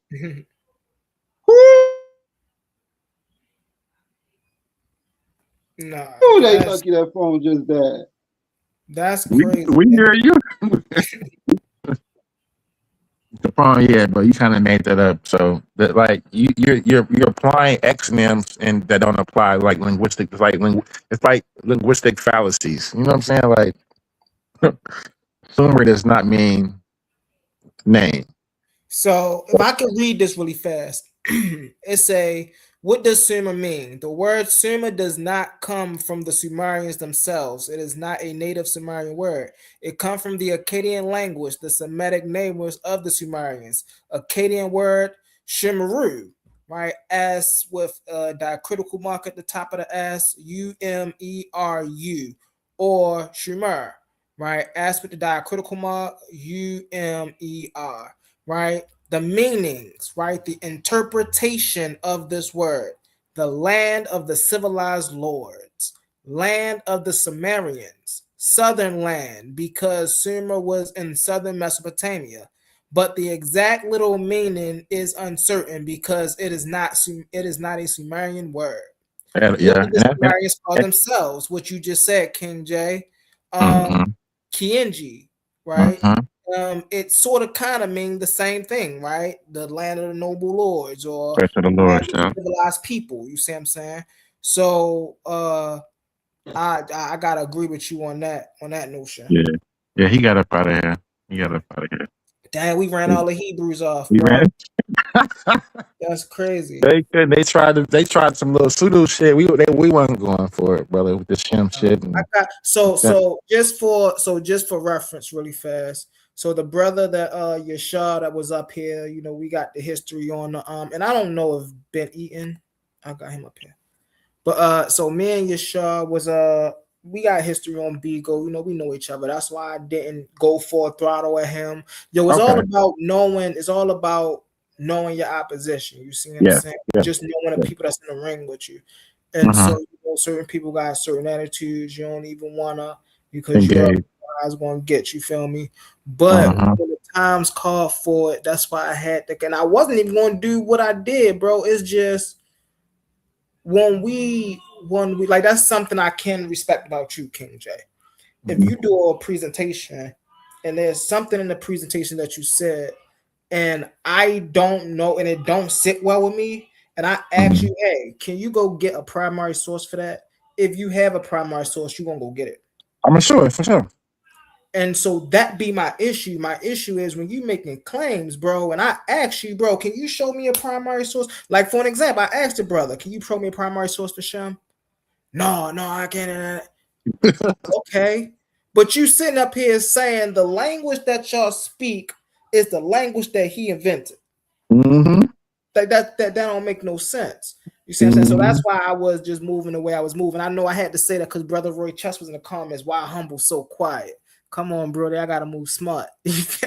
Right, you gotta know. Never You think I'm already, scared, bro. I just gotta move smart, bro. That's all. you already know the brother energy was kind of, Yeah. And I loved it, man. Terrible. Yeah, They you know, always it's running. serious up here.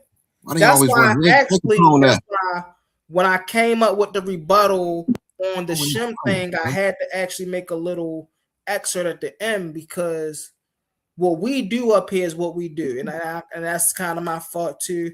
You see what I'm saying? Because I don't want nobody to think, you know, whether they're getting interviewed, you know, we up here, we chilling, we see what I'm saying, we know we all bring that energy, you see what I'm saying, but you not gonna, like, this what we do. When you come up here, you coming up here to get challenged, you see what I'm saying, you know, you coming up here to get challenged, so you can't then say, well, I don't, you know, have that attitude, I don't want nobody challenging me, like, but that's what you coming up here for, you feel what I'm saying, we need tough skin like that. But nah, man. Yeah, you right, Humble. Sick of that. I tell people, why y'all they so tough when people don't know nothing. do y'all notice, and I don't want to toot my own horn, and this Glasses might up here. land my plane for a minute. I'm sorry, I'm playing for a minute. Do y'all notice out of a lot of people that come up here, bro, I'm one of the most aggressive, but I'm also one of the most happiest. Like I'm never angry. I'm always just aggressive. And the reason is because I look at this sport. We gotta bring that energy, but I'll never disrespect you. I'll never get angry. See, that's different. You're passionate. It's a difference in passion and anger. You know what I'm saying? Yeah. Mm-hmm. Fact. Go ahead, brother Ben Ian. Nah, I was just saying, man, I'm sick of them, man. Because they be so tough everywhere else. Nah, get back up on here. Sick of that. But humble. So back to some intellectual smoke with you that I got about this Canaan, right? This word Canaan and who these Canaanites are. I'm still standing firm on this word Kanani, right? And I've done, even when we got off the last show, I did some more research, and I'm kind of even doubling it down now as to say that the Kanani are a Mesopotamian Amorite tribe that migrates from Mesopotamia into the Levant. And then actually, to be more precise, the Highland group maintains the name Amorite, but the group that goes into the lowland maintains the tribal name Kanani, which the land itself later becomes synonymous with that word or name Kanani. But before the Mari tablets, 18th century, and the actual Amorite expansion into the Levant. Can I ask a question really fast? Yeah. What do the word Kanani mean? I don't know. But it was in regards to. So it's three. So we'll have the Amorite. Well, hold on. I do know. It's three. It's Kanani in the Amorite. Then you have the Kananu in the reference to in the Amarna letters. And then they refer to theirself as Kinan. It's hold on. I got the trans. When you saying Kanani, are you saying Kanani? Kanani? Kanani. Kanani. Yeah. All right. So if you don't mind, I would like to tell you what the definition of that word is.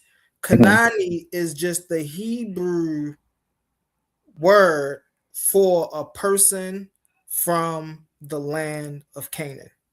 Well, see, Kanani is in Hebrew, so Kanani is in Akkadian. Kanani is Hebrew. No, hold on. You got to be specific, Humble. So the Hebrew form of the word Kanani is Kena apostrophe A-N. Is K is Kenan. So the Hebrew is Kenan. It's a slightly different variation. It's a slightly different variation of the word Kenani. When we say so here now, let's go back to what. So hold on. Just let me give you a little. Let me give you just a little background so you can kind of understand a little bit why I'm saying what I'm saying. And I'm pulled it up. So the etymology and meanings says Kanani. The term Kanani or Kananu in Akkadian is Akkadian, and the Hebrew is Kenan. historically appears in the Mari tablets and modern letters. The meaning is highly associated with, they talk about the prize, purple dye, and the turtle, the snails, and all of that. Amorite Martu. So in the early, so if when I say before the Amorite Kanani tribes get to the Levant, the tribes that are there are not called Canaanites. Follow me, because the word they're not there yet. So in the early, so I'm gonna tell you, I'm gonna tell you what they call. So in the early Sumerian records, it said dating to 2500 BC, they are known as the Martu. In the Akkadian, they are known as the Martu, and this Martu becomes Amaru, and this literally means the West or the Westerners. So you can look at this as you can find a primary source for this in the marriage of the Martu, and it defines them as the nomads who know no grain. They live in tents and they do not bury their dead. That is the description of the inhabitants of the Levant during this time period. They're called the Martu. So my argument is that during this time period, this is all during the same time period, the Amorite expansion is happening, and these Amorite tribes, like I say, the tribes that are in the highland tribes, they keep their Amorite identity. Those Amorites that come from the highland into the lowlands, these are the ones, their name is literally, that is Kanani. And when they get into these lowlands, that is what they are. They come into the lowlands, they mix with the indigenous Martu tribe people who are there, and then hence since then we start to see the word Kanani in historical texts going forward. But before then, there is no Kanani or Canaan land at all. All right. So now one of my contentions I have with you is the Martu. You said look up the Martu. Yes. So the land of Canaan was already established before the Martu got into the land of Canaan. That's number one. But once they got into the land of Canaan, they became in Akkadian the Amaru, and in English word we would call the Amaru the Amorites. They were a Western Semitic tribe. They lived in Syria, the Levant, the desert. They came from the deserts of Mesopotamia. This is wait. Hold on. It's this is the same cultural zone that we today call Canaan. Were they considered Canaanites? Yes. Were they originally Canaanites? No. Well, why do academics consider them Canaanites? Because they adopted the language, they adopted the culture, and they adopted the religion. Everybody in that region were a form of Canaanite. So while these people weren't originally Canaanites, they blended in with the culture. They came to adopt the culture of Canaan. Well, you kind of retrofitted the word Canaan onto. That's why it said it's retrofitting the term Canaanite. Asking it, so they weren't Canaanites because the term didn't even exist then. So they were Martu, and so like when you go to the primary sources and you go to the text, you're not gonna find Canaanite. You're not gonna find Canaan. You're gonna find Martu, right? So where were they? Yes. You're gonna find Canaan. And what's the primary? Hold on, give me a second. Okay, because my primary that I gave was the Mari tablets, and they're referred to as the Kanani, and when in the reference to being they're referred to as the Kanani, it's an ethnonym, not a toponym, and they're being called this Kanani because they're coming into the town and they're destroying the town. All right, can I read the same? Wait. And these are the same people who later. So when I'm dating the Mari tablets to 1800 BC, and I'm showing you that these groups of Kanani, they're in Mesopotamia at this point. They're in the Euphrates, right? So they're literally in the land of Mari, right? So I'm establishing that there is no land of Canaan at this time. You know what I'm saying? Because these are some semi-nomadic tribes who are in Mari in the land of Amorite territory, causing problems, and they are referred to as an ethnonym. Later, we see the same description in the Amarna tablets once they've arrived into Canaan and have been identified as a group of Kanani. We see them being described in the Amarna letters as the Habaru as well. So they're called Habaru. In the Mari tablets, they're called Habaru in the Amarna letters. Same people, same group of Amorites. So I mean, I just don't see how you're thinking that the word could exist before. So normally how it works with nomadic tribes, semi-nomadic tribes, is that So are you saying really fast? the city state normally comes after, once they become domestic, and once they become more a sedentary type of a lifestyle. So we see that after they get into the Canaan. While they're in Mesopotamia, they're still nomadic tribes. They're not sedentary. They're not domesticated at all. So they're literally defined as nomads who know no grain, who live in tents, who do not bury their dead. They're traveling. They're moving. Okay. They're Here's the thing. semi-nomadic. Are you saying, is your claim, because I want to hear you clear, Mhm. your claim is that the land of Canaan and the Canaanite people and the Martu people did not coexist?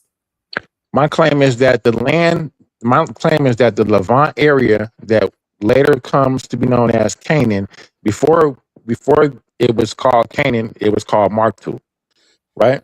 I'm also making a claim that these particular group of Kanani, which are Amorites group, I'm making the claim that the Kanani groups are Amorite groups who reside in Mesopotamia before they come into the Levant.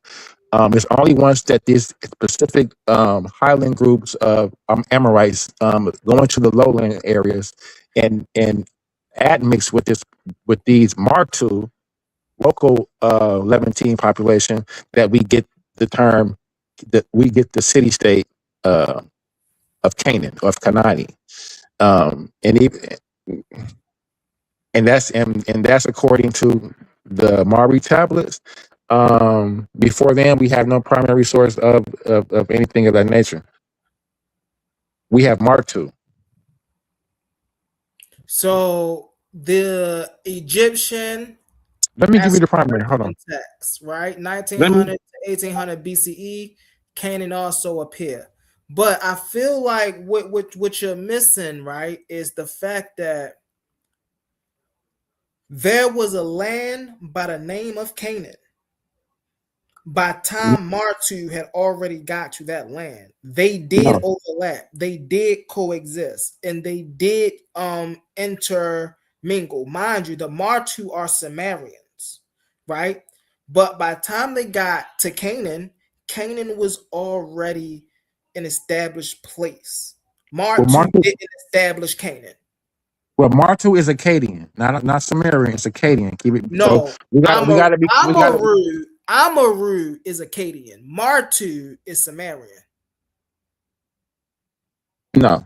So you have to be distinguished between Akkadian and Sumerian. So you just I'm looking at it right now. Martu, M-A-R-T-U, that's Sumerian. Amaru, M-A-M-A-M-U-R-R-U, that's Akkadian. Hey, King J, real quick, I'm sorry. You say you can't see the term Canaan before what time period? I'm sorry. So Canaan is a biblical term, right? So when you're spelling the C-A-N-A-A-N, Canaan, you're going to get biblical sources. Kanani, right? K-A-N-A-N-I is a historical reference that you'll find in Akkadian cuneiform text. You'll find Kenan, K-E-N-A''A-N, in most Hebrew texts like the Amarna letters. So what I'm suggesting is that before 18th century, I'm suggesting that the first occurrence of the word Kanani is in the Mari tablets in 18th century, and it's referring to a particular group of Amorite nomadic tribes, just like the Beni Yamin, who are, distorting livestock, stealing, they just some Habaru. So that's the first occurrence that I see in history of this group, and they're literally located in Mesopotamia at the Euphrates River, nowhere near the Levant at this time. And my argument is that it's an ethnonym, and it suggests that there is no city state at this time in the Levant area, because during the same time period that the land is known as Martu in the Akkadian record. So you're saying that Canaan doesn't exist until after the 18th century? I'm suggesting that the city-state of Canaan does not exist until the actual tribe of Kanani enter into the Levant and give it that name. All right. Well, can I read something here? So Yes. I asked that very question. I actually asked a more precise question. Did the Kanani, since I don't want to keep saying the Canaanite, did Kanani or Canaan exist in 2000 BCE? Right? So now I gave it a time period. Did it exist in 2000 BCE? It says, yes, the term for Canaanite did exist in 2000 BCE, but we must be precise about which language and which spellings were used at that time. Let's break it down. Let's be clean and accurate. It say, did the word Canaan, Kenahu? It say, during that time, the word Canaan was pronounced Kenahu, right? From 2000 to 1800 BCE. We have multiple sources from this era that use the word for the land of Canaan. The earliest attestation of Canaan is number one, the Egyptian excavation text from 2000 BCE to 1800 BCE. These texts list rulers from Canaanite cities, Hazor, Jerusalem, Ashkelon, Shechem. Egyptians called the region, it says P-E-T-A Canaan. So it says P-E, you got a 3, a K-N-N. And it says this is how they would pronounce the land of Canaan. This is very close, or it say this is very close to 2100 BCE. And then it says the Mari tablets, 1800 BCE. In Akkadian, the land is called Kanahu. Again, Kanahu. This is the Akkadian version of Canaan. These tablets mention Canaanite cities, Canaanite merchants. It's so funny. He say, well, the Canaan didn't become Canaan until the Mari got there, because before that it was called the land of Mari. And he said he got this from the Mari tablets. But in the Mari tablets, we see Canaanite cities. We see Canaanite merchants. We see Canaanite political regions. A direct evidence in the Mari tablets that Canaanites and the land of Canaan existed, right? We got No. you with it. So I don't know where you get that the Matu people sort of kind of pioneered the land of Canaan. That's not true. I think your Chat GTP is kind of just being led a little bit into the word Canaan, because mine, just me typing in what I'm typing in mine, is just kind of saying something totally different. In the actual primary, I have the primary text in the Mari tablets that's referring to them, and they're being referred to as an ethnonym, not as a I'll let city you go state. next, man. I got you. Okay. Not as a city state. But I'm gonna put together a thesis. I already have it, so maybe just tomorrow we have some time. I can present it or something. And Hey, listen, y'all. We all be on a back end too. That's something else. I wish Kazar would have came up, cause there's a couple of y'all. We be in a back end, man. Listen, y'all know my Facebook, man. Hit me up, Brody. Like, I ain't a hard. Y'all see me on here. I ain't a hard brother to get along with. Y'all want to share some information. Y'all want to quickly dialogue, or have our own little private joints about some information. Hit me up. I'm gonna hit y'all back up. what's the back end, like the Discord? Facebook, Discord, things. Oh, okay, yeah. All right, for sure. Yeah, Yeah, King for J, sure. I ain't got you in no groups back there. Because my Facebook, I ain't got no personal Facebook, so I had to get one for that. You know what I'm saying? So All right. yeah. You got a Discord? I'm on Unc Discord. I don't know Unc Discord, bro. All right, do me this favor, right? In this private chat, pop Unc Discord down there. All right, for sure. All right. All right. So I can go get in that Discord, and then I give you then I add you as a friend on Discord or whatnot. I like Discord too, bro. I use Discord for gaming, so Discord ain't never been hard for me to use. Ben Eaton, you want to present your joint, Brody? Your information? Oh no, I was just gonna go right behind you. Yeah, I mean what you said was pretty sound. Yeah.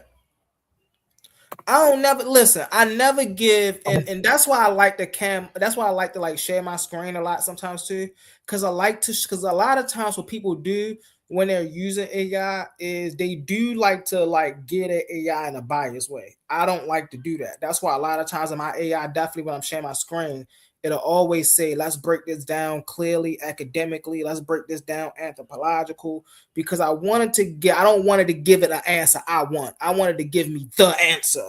You feel me? Like I don't care about it being biased. If I'm wrong, I'm wrong. What I want to know is what the answer is. You see what I'm saying?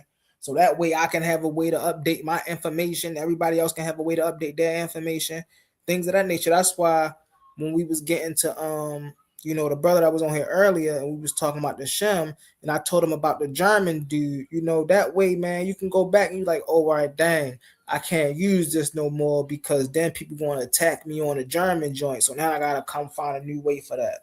All right, real quick, I found the primary for the reference to what I'm talking about, right? So it's the Mari tablet.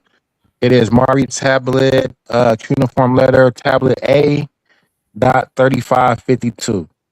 So tablet A .3552, that's the primary. What does it say?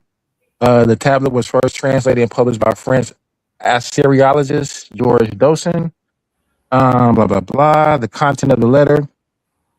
You can't be doing that, bro, because we don't know what you're reading when you saying blah blah blah, bro. You could be. I'm just getting over, but I gave the primary. I gave the primary. But so the content of the letter. The letter is written in Old Babylonian Akkadian, and is addressed to Yashma Adu, who was the king of Mari and the son of the great Amorite Upper Mesopotamian king Shamashi Adad I. It says the letter is a military or intelligence report regarding civil unrest, banditry, and political maneuvering in a town or region called Rahushim.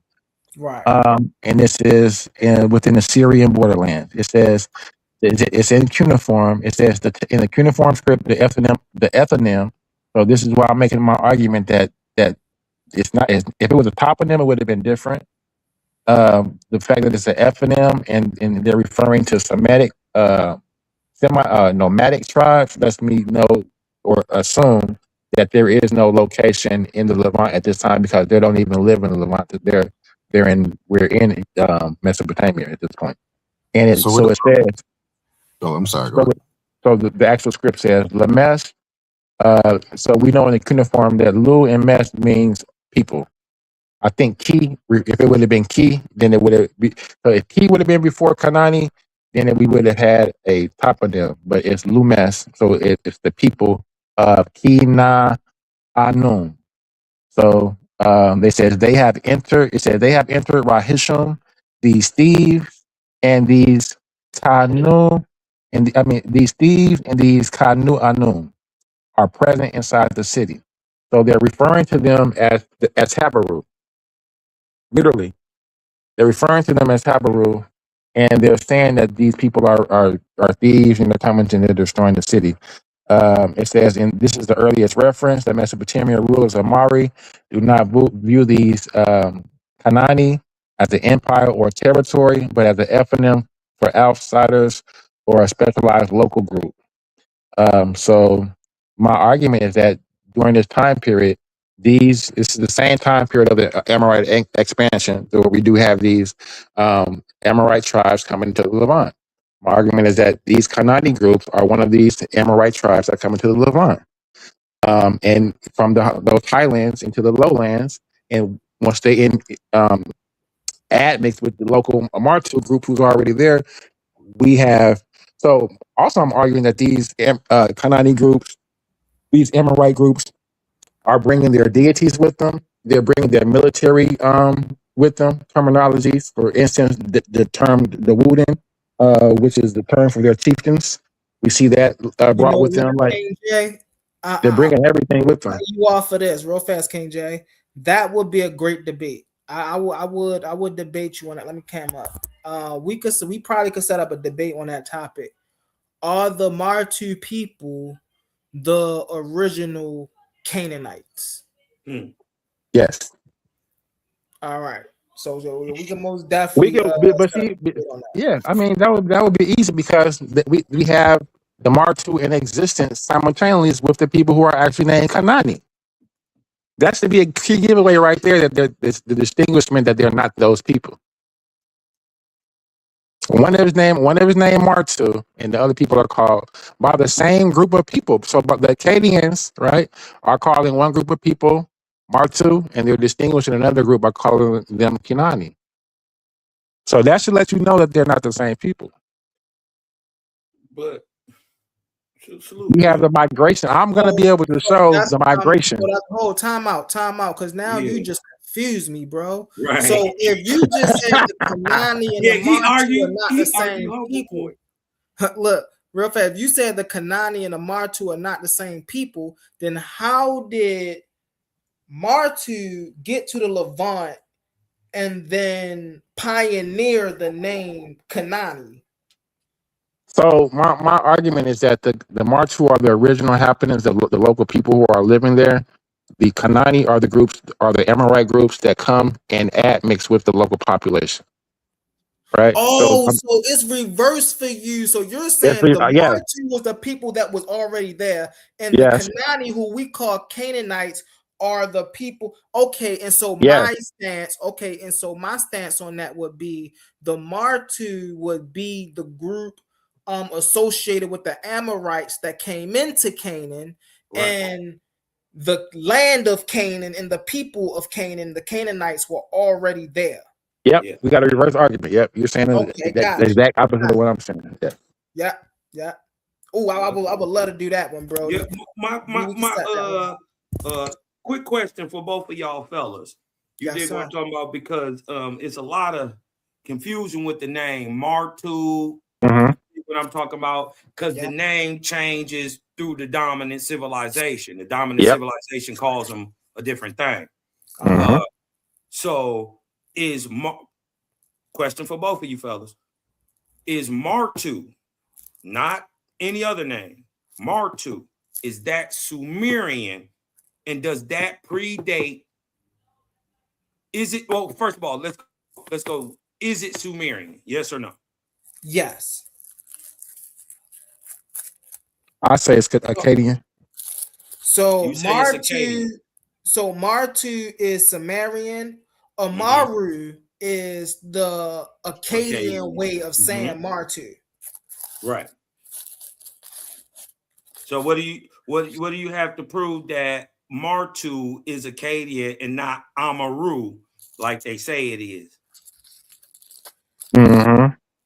Oh, because it's just it's the same group. It's just the same group called by different people. Group, and the same name is just used in different languages. So the Sumerians call them the Martu, and and the Akkadian call them the Amaru or the Amorites. The Amorites. Yeah, same people. In biblical language, the Martu are the Amorites, correct? Yes. Biblical language. In biblical language. But in Akkadian, the Martu are called Amaru. Yes. Okay. Yes. So now you're agreeing, Jay. Okay. All right. Well, you got to realize that the vocalization, the Akkadian, they use the Sumerian cuneiform. So while they're vocalization, cuneiform doesn't stop the pronunciation. They still say it Martu. One said Amaru. Yeah, the Akkadian will pronounce it as Amaru. Right. Okay. So when we're asked about whose rendition of history are we getting? We're getting the Akkadian who are telling the story. So I don't know about that, because what would you say to the fact that it is the Sumerians who first are calling them the most Westerners, and how do you explain homework. The Sumerians are calling them the Westerners. Well, I don't. So the Akkadians are calling them that. No, the Sumerians are calling them that. Martu What's your means what's your Westerner. so when my sources are Mari tablets. Right. It's in cuneiform, so that's where you may get it mixed up. But the vote is still a Akkadian script. Right. And no, I'm not getting Okay. Akkadian mixed up with Sumerian. Okay. Sumerian far predates Akkadian. Mm-hmm. So Right. So what I'm saying is in the hold on one second. In the Sumerian definition of Martu, which predates the Akkadian as a whole, means Western or the most West. And they're talking about a people from Syria. So, you know, being that Syria is in the west of the Arabian Peninsula, you dig what I'm, it seemed like they had been there a long time. So how do we, when we know Syria is not Canaan, you dig what I'm talking about? How do we say exactly? So you see the what I'm saying? original Canaanites, when they are the original Canaanites, when they migrated to Canaan? Who migrated to Canaan? The Martu. See, you got it backwards. And this is why I want to have the debate. Because you're saying the same thing Humble was saying. You're suggesting the Martu migrated to Canaan. I'm suggesting no. The Kanani migrated to the Levant. The Martu are already there. That is my argument. That the Kanani, where we find them located in northern Mesopotamia, they migrate into the Levant area during the Amorite. Where the Amaru are? So they migrate to where the Amaru are. Yes. So, but the Amaru are from Syria. That's the problem. Syria is way above Canaan. Well, what you're calling Syria is what I refer to as northern Mesopotamia. It's still Turkey. It's all the same. It's still the same exact Yeah, area. but it's not Canaan though. It's a long way from Canaan too. There is no Canaan in. King J, are you separating Martu from Amorites? Yeah, he's trying to. Yes. You know, it's just He's trying to separate Martu, Amaru, and Amorite, but they're the same people. They become, but they I'm starting before they became synonymous. I'm showing you. I found the split before they got there. This is I wanted. So I have the presentation ready. So if we can even do it tomorrow, sometime soon, next couple of days, that'd be great. Where I could actually show, starting with this Mari tablet, the reference right of the ethnonym of the Kanani. And I'm going to show the migration from Mesopotamia into the Levant area, and I'm going to show how they encountered the these Martu. So hold on, I can give you a sample of the primary real quick. Hold on one second. See, when you say Martu, you're not talking about Amorites. No, I'm not. I'm not talking about Martu when I talk about Amorites because the Amorite expansion has not occurred yet. But the term is generally for Amorites. It happened already. Wait, okay. So listen. When I say Akkadians, I'm calling Amorites Akkadians. So I'm distinguishing between the elite, the nomadic tribes who are coming to the. You said that the Amorites are Akkadians? Yes. Akkad are Semitic speakers. So from Akkad all the way up into the Mari kingdom, Yamhad, all of those kingdoms are Amorite. I will make the argument that they're Amorite kingdoms. And they're coming down, and they come down into the Levant. Yeah, well, in different ways, right? Different ways. So you know what might be better to argue is I'm going to show the waves, right? In the different ways, and I'm going to show how the second group wave of Amorites, how they add mixture with the local Martu population.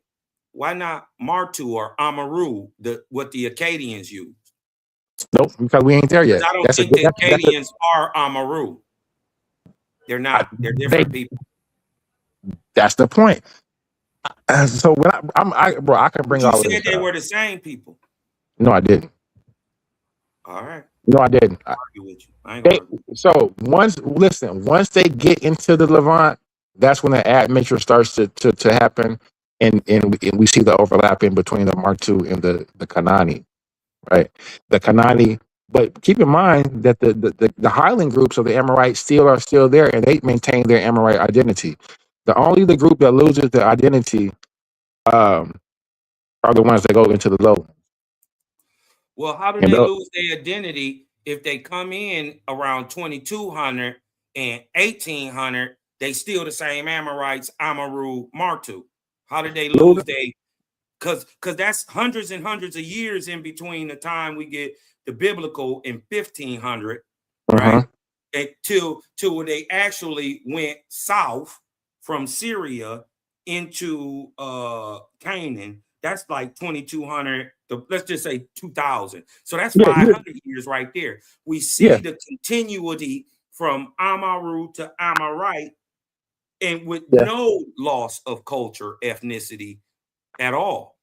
And we see the Amaru living in Canaan with the Canaanites separate.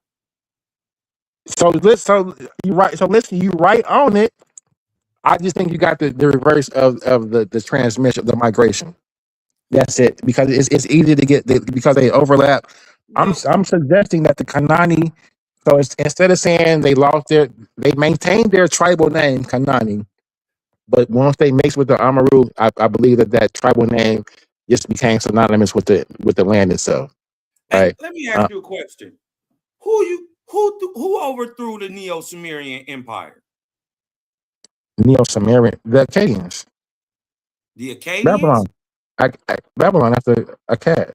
The Akkadians did? Sargon? You sure? Yeah, I'm positive. Okay. All right. Well, all right. So my only argument, my thesis is basically just saying that I've identified some particular Amorite tribes by their actual tribal and clan names, and I'm able to show the migration from Mesopotamia into the Levant before there was even. So my thesis is that if the tribal name is Kanani, and they're ethnonym, and they're just at this point in time, they're just nomadic, semi-nomadic tribes. They haven't made it to the sedentary yet. But that doesn't happen until they. But the Canaanites are already sedentary, and the Amaru are not. Nope. See, what you nope. listen. Nope. Hold on one second. I don't want to argue. I don't want to talk over you, and all that. You dig what I'm saying? But because I think you got the chronology off.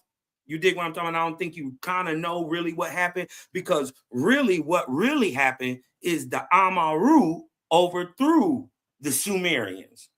This is where they get the name from, right? They overthrew the Neo-Sumerian Empire, right? And they're the Amaru, Martu, Amorites. They're all the same people, just in different times, called by different names by different people, right? So their biggest move was not south into the Levant. Their biggest move was east, right? Their most famous one is eastward into Mesopotamia. That's when they overthrew the Neo-Sumerian Empire. So I see. We say. I mean, you're just saying the same thing Humble said. We just got the chronology reversed. So and that's fine, because that's what the scholarly consensus is right now. But I've just found something that I think may contradict that, and I think I can actually prove it and show it. So I don't have a problem with doing that. Jay, yes. Was Hammurabi an Amaru? Yes. Was he a Martu? He would have been a mixture. How? Because Hammurabi is about 12th century. Was it 1250 BC, 1200 around that time? He about 22. You about 22. Hammurabi? Did you ask was Hammurabi an Amorite? Yeah. Was he Amorite? Was he Yeah, if he's an Amorite? That mean he. Okay, I'll ask the question. Was Hammurabi a Martu? yes, Was he a Amaru? yes, Was he an Amorite? yes. Okay, so that shows the continuity of the line, right? Okay, all right. That wasn't fair, very fair. No, I was But just asking. because they all are the same. Asking. I mean, it depends on the way. It depends on the time. So I got it broken Depends down on time, into right? But they're the same into people, correct? Just like over time, they called us black, colored, Negro, African American, mulatto, Indian, whatever. Just it's just different people giving you a exonym. You dig what I'm saying? question. You just, I mean, it's not off topic, but it kind of is. So, like the Hyksos, right? Hey, humble, Would you drop say the that link. those? Would you Okay. say that the Hyksos are Amorites? Me? Yeah. No. No. Okay, I would. And that's my argument is that the Hyksos are simply the elite of the Amorites. So I when we said look at the Hyksos come from a different people, but I mean it's cool. because when we look at the Bidi Hassan mural, we see the Amu. It literally says there the Amu, right? So to me, that just shows them coming actually into Egypt, and the elite of that class would be the elite of the Amaru. So I Well, always contend that but they came in it, but they came, but okay. First of all, there's been waves of migration they talk out about the and waves. Yeah. in way before Hammurabi, way Mm. before the pyramids were built, right? So we see people going in and coming out of Eastern Asia and Western Asia or the Orient. You dig what I'm talking about? Coming into the Sinai and all that back and forth shit since 9,000 BC, 7,000 BC. You dig what I'm talking about? And that influx of Mesopotamian genetics into that area. We've been seeing that, right? But I want you to understand that I get where you coming from and why it makes sense for you to believe that the Amorite could be an Israelite or descendant or kin to, because see, I know the Hyksos as kin with Israel,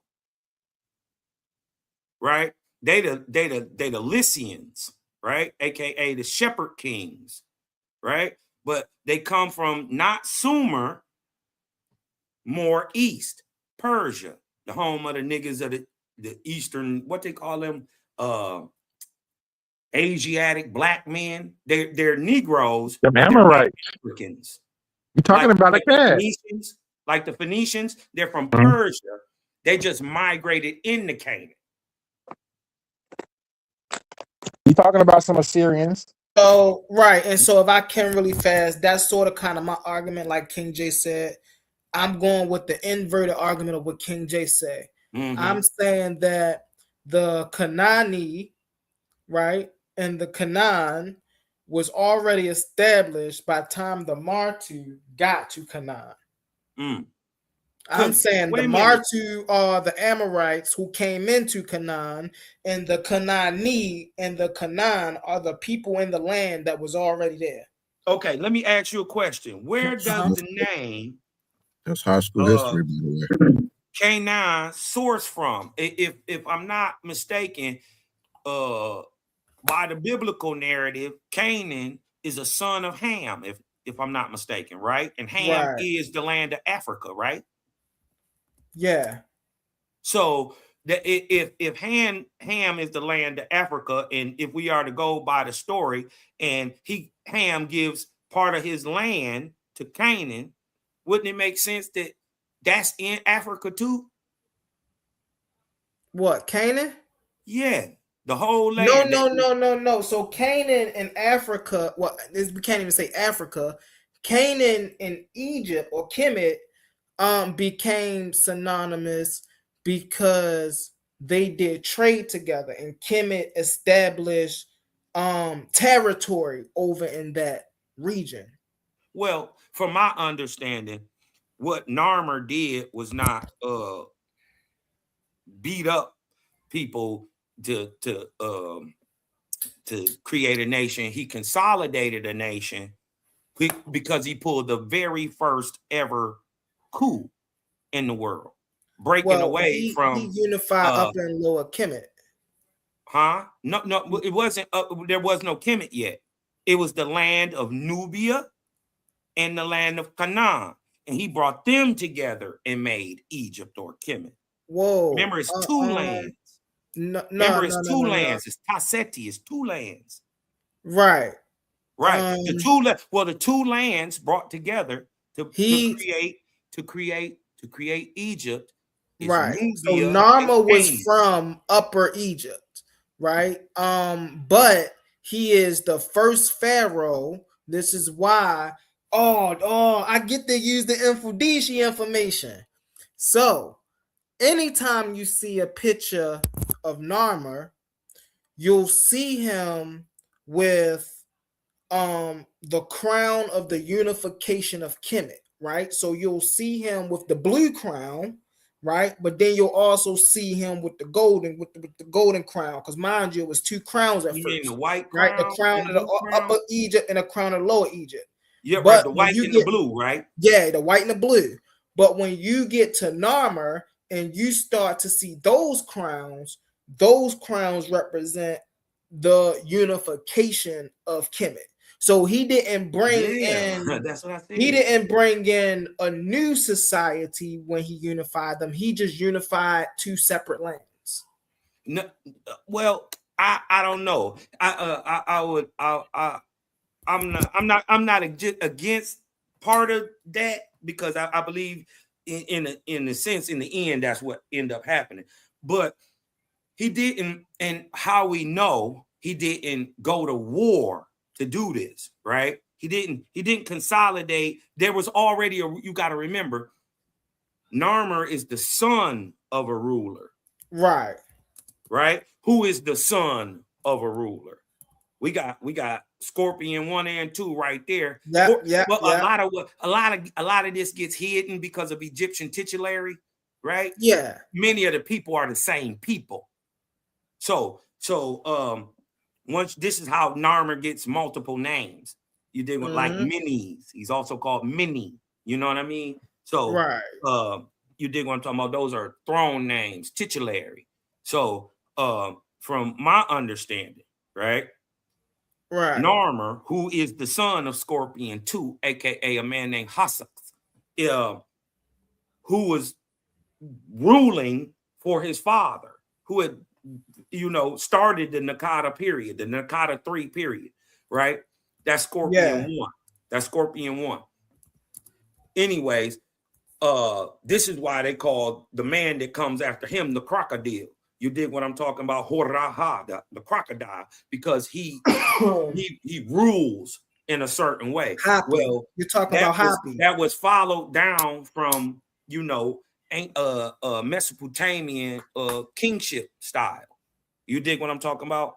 And we see Narmer break that.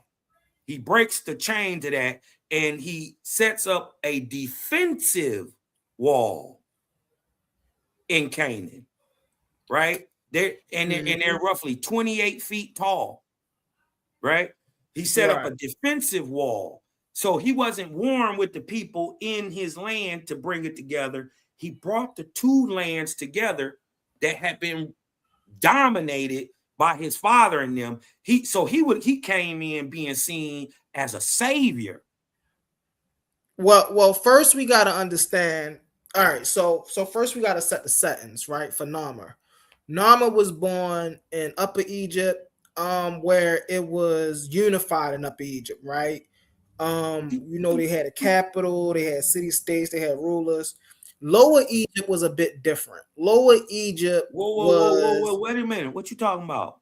So I'm explaining. I'm setting the series. I got you. Lower Egypt. Because you saying, okay, you know how they do Egypt, right? Yeah. You know how they twist it. So when you say, okay, when you say lower Egypt, you're talking towards northern Egypt. Right. Yeah. And when you And say so when I'm saying upper Egypt, Egypt, I'm you're saying talking about southern you're Egypt. talking about the south. Yeah. So Narmer was born in Upper Egypt. He was born in Southern Egypt, and that was more of a metropolitan style of rulership. But now, when we go to Lower Egypt wasn't ruled under a unified rulership like Upper Egypt was. Lower Egypt had many different ruler groups, right? So the Butu, the Mahdi culture, the Lower Egypt chiefs, the Red Crown rulers, right? The Northern Land, the Metatamu. But that come after right? Narmer, though. No. They are that. That's who Narmer take the lands from. So he can unify the Upper and lands? Lower Kemet. Yeah. He took them. Yeah, he they took weren't the lands. already He took his, the and he lands just from these people. consolidated them. Huh?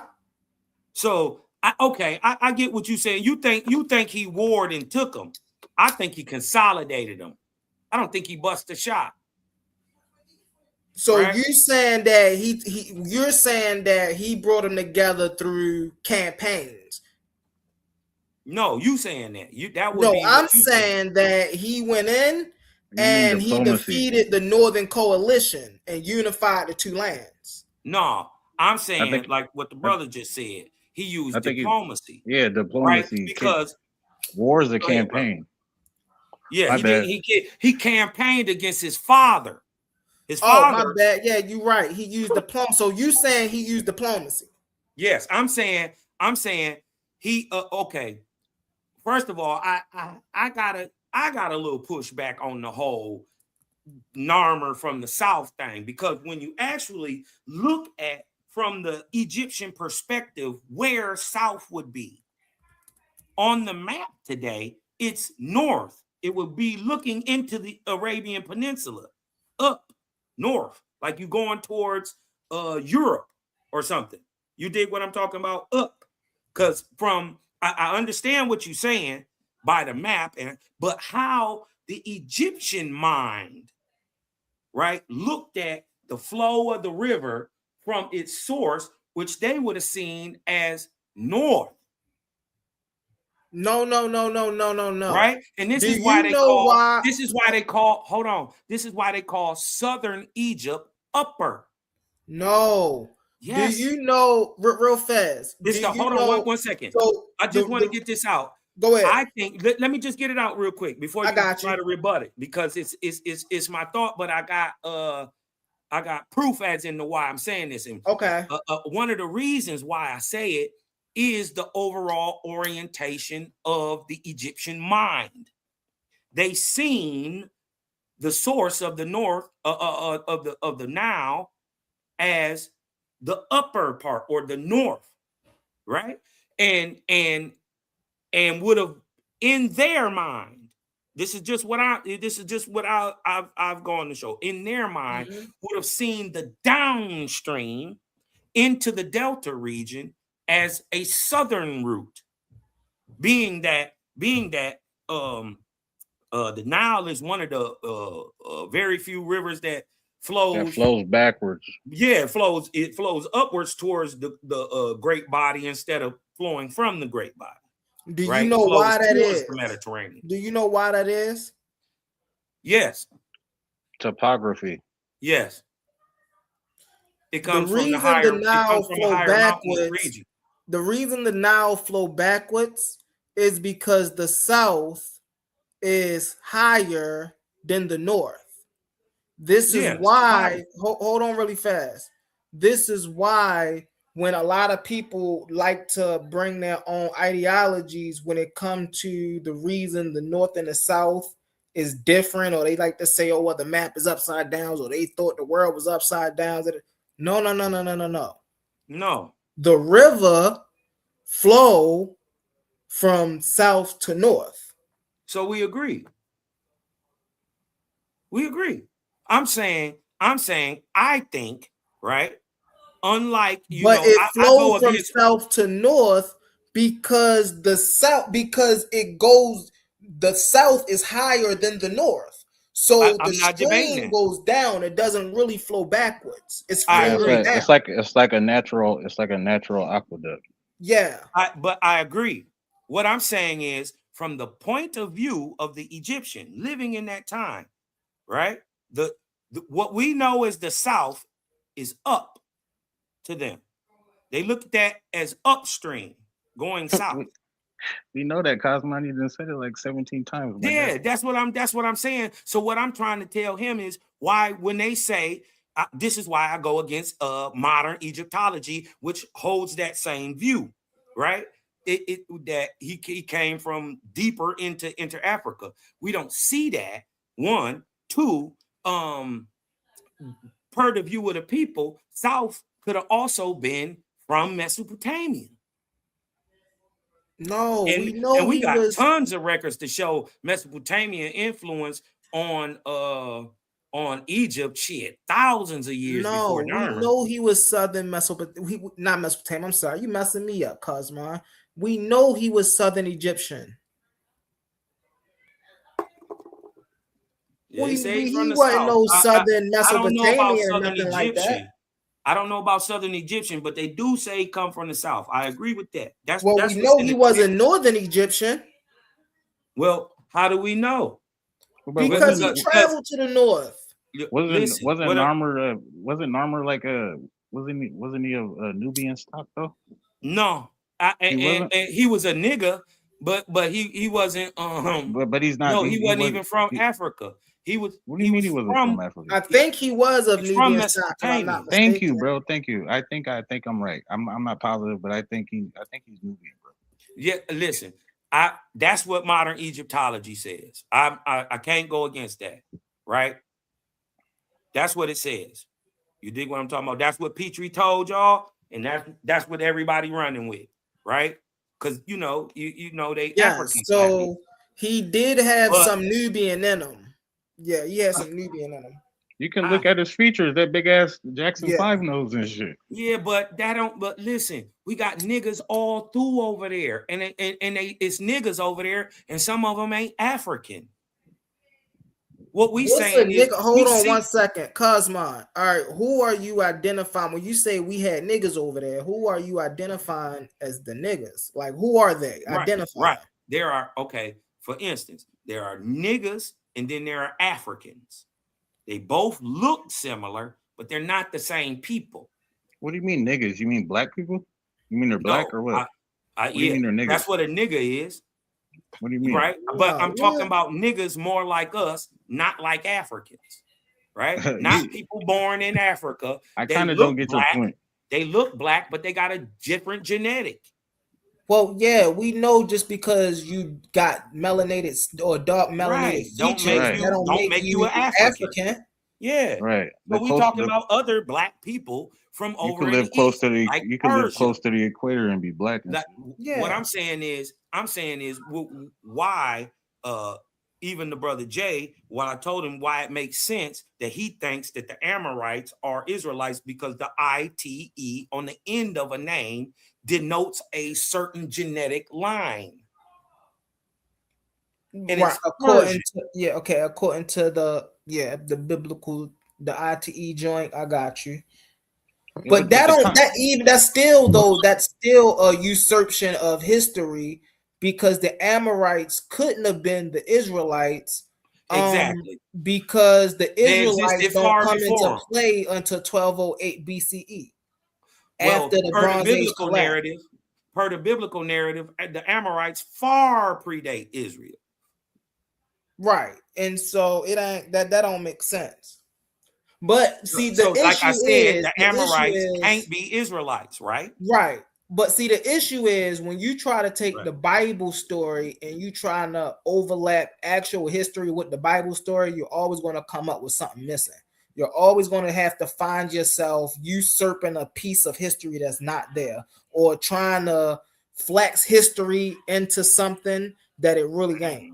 And the reason is because when we go strictly by history, we know the people we call the Israelites are made up of two groups. They're not one group. They're not one group who was traveling around, huh? Who the Israelites made up? They're made of the Shashu of Yahweh and the inland Canaanites. Yeah, I don't know. I think that comes much later, but that comes right after the Bronze Age collapse. You got to think about it. The Shashu. Wait a minute. Wait. Right? Even the Israelites, per the biblical narrative, predate the Bronze Age collapse. No, they don't predate the Bronze Age collapse. Yes, in the Bible, yes, they do predate the Bronze Age collapse. I'm saying history, period. They don't. I'm saying period. They predate them. Oh no, they don't. So I'm gonna explain it to you, right? So you have this group called the Shashu of Yahweh. Wait. First, before we go there, before you start explaining, when did the Bronze Age collapse happen? Don't look it up. The Bronze Age collapse happened 1250 to 985 BCE. Wrong. It happened about 1150 to 750. No. That's after the Bronze Age collapse. You said when did the Bronze Age collapse, sir? The Bronze Age collapse. See, the Bronze Age collapse wasn't a small period of history. Hold on. Starts in the 1100s. The Bronze Age collapse wasn't a small period of history. And no, it wasn't. It was during the 1200s BCE. No, it's after that. Huh? It's after that. No, it was not in the after 1100s, and it lasts 400 years to 750. And guess what? We see the major institutions and civilizations at this time disappear. Even Egypt falls for a minute during the 19th dynasty. You dig what I'm talking about? This happened during the Bronze Age collapse. And out of this Bronze Age collapse, we have the birth of the Greeks. We got the Greek Dark Ages. You dig what I'm talking about? This is where the first people start writing, where Homer start writing in 750 to 700, coming out of the Bronze Age. All right, what time period did you say the Bronze Age collapse was? From roughly 1150 to 750 BC. All right, let's figure it out. Let's figure it out together. You see this? Now, I said, what time period was the Bronze Age collapse? Right? The Bronze Age collapse occurred around 1200 BCE, which means it happened approximately 3225. Damn, I hate when this stuff getting away. Years ago from the current date of 2026. So it did not happen 1100 BCE. Let's go to Wikipedia. I know a lot of people like Wikipedia. What are you talking about? So the late Bronze Age collapse was a period. Hold on one second, I got you. He's was a proving period you wrong, of nigga. That's what societal he's talking collapse about. in the Mediterranean basin during the late 13th to 12th century BCE. You was It wrong is about the Bronze thought Age. to have affected much of the Eastern Mediterranean and the Near East, in particular Egypt, Anatolia, Aragon, Eastern Libya, and Balkans. This collapse was a sudden, violent, and cultural disperser for many in the Bronze Age.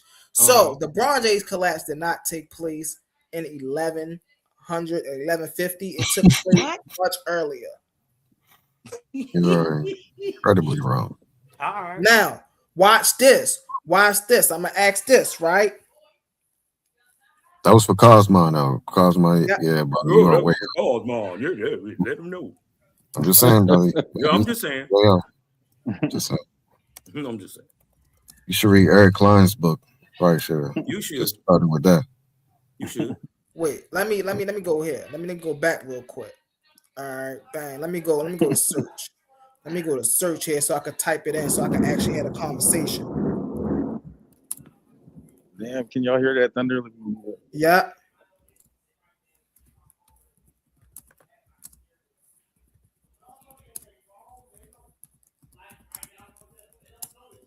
The Bronze Age did not end on a specific Tuesday afternoon, but historians generally mark it as a conclusion with a dramatic, chaotic period known as the Late Bronze Age collapse, which occurred between 1250 BCE and 1150 BCE, right? And this is the start. This is the start. By around 1200, the Bronze Age was officially over in Near East, giving way to the Iron Age, right? But what year, right? We got these boys coming out of into the Bronze Age, right? Out of the Hey, which architect? out of the Bronze Age, and coming out of the Bronze Age, circa what? 800 to 600 BCE. I said 750. This is when Bronze Age technology persisted, right? It kept going. Then it transitioned into the Iron Age, way down here in the 500s.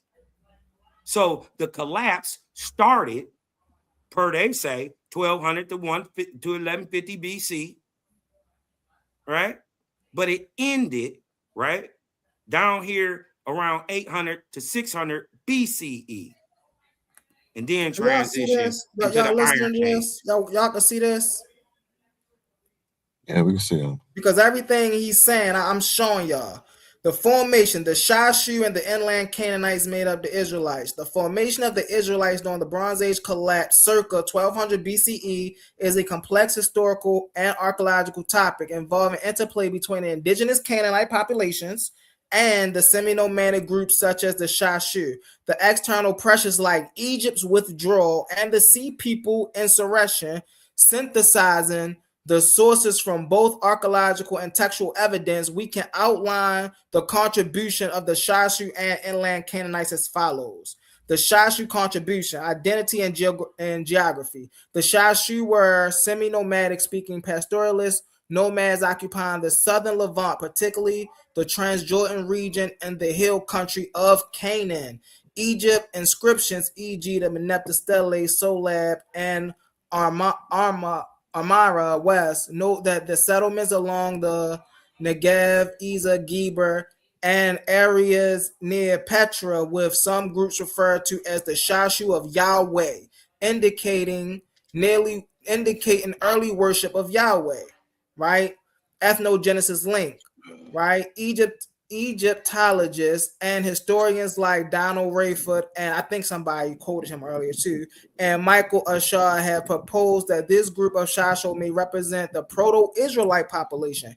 These groups were small inland dwellers who gradually settled in unpopulated, lightly populated upland areas and Egyptian withdrawals, material, culture, and settlements, right? So the inland Canaanite contribution, cultural continuity. The late Bronze Age Canaanites had well-established city-states, material culture, and social organization. Following the collapse of Egyptian control and regional upheaval, many displaced or semi-sedentary Canaanites migrated to the central highlands, forming communities that contributed to the demographic basis of early Israel. So what we see here, fam, let me come up when I say this. What we see here, family, is one event forcing two people, one from the south and one from the north, into one area. And they're doing this for the state of survival. They're not doing it because they want to do it. So when they meet in this area, they don't go to war. Instead, they merge. And when they merge their gods, their language, and they didn't have to merge their language because they was already speaking the same language. They was already speaking what a lot of people like to call Proto-Hebrew, but it's really called Phoenician Canaanite. They merged their gods, they merged their oral traditions.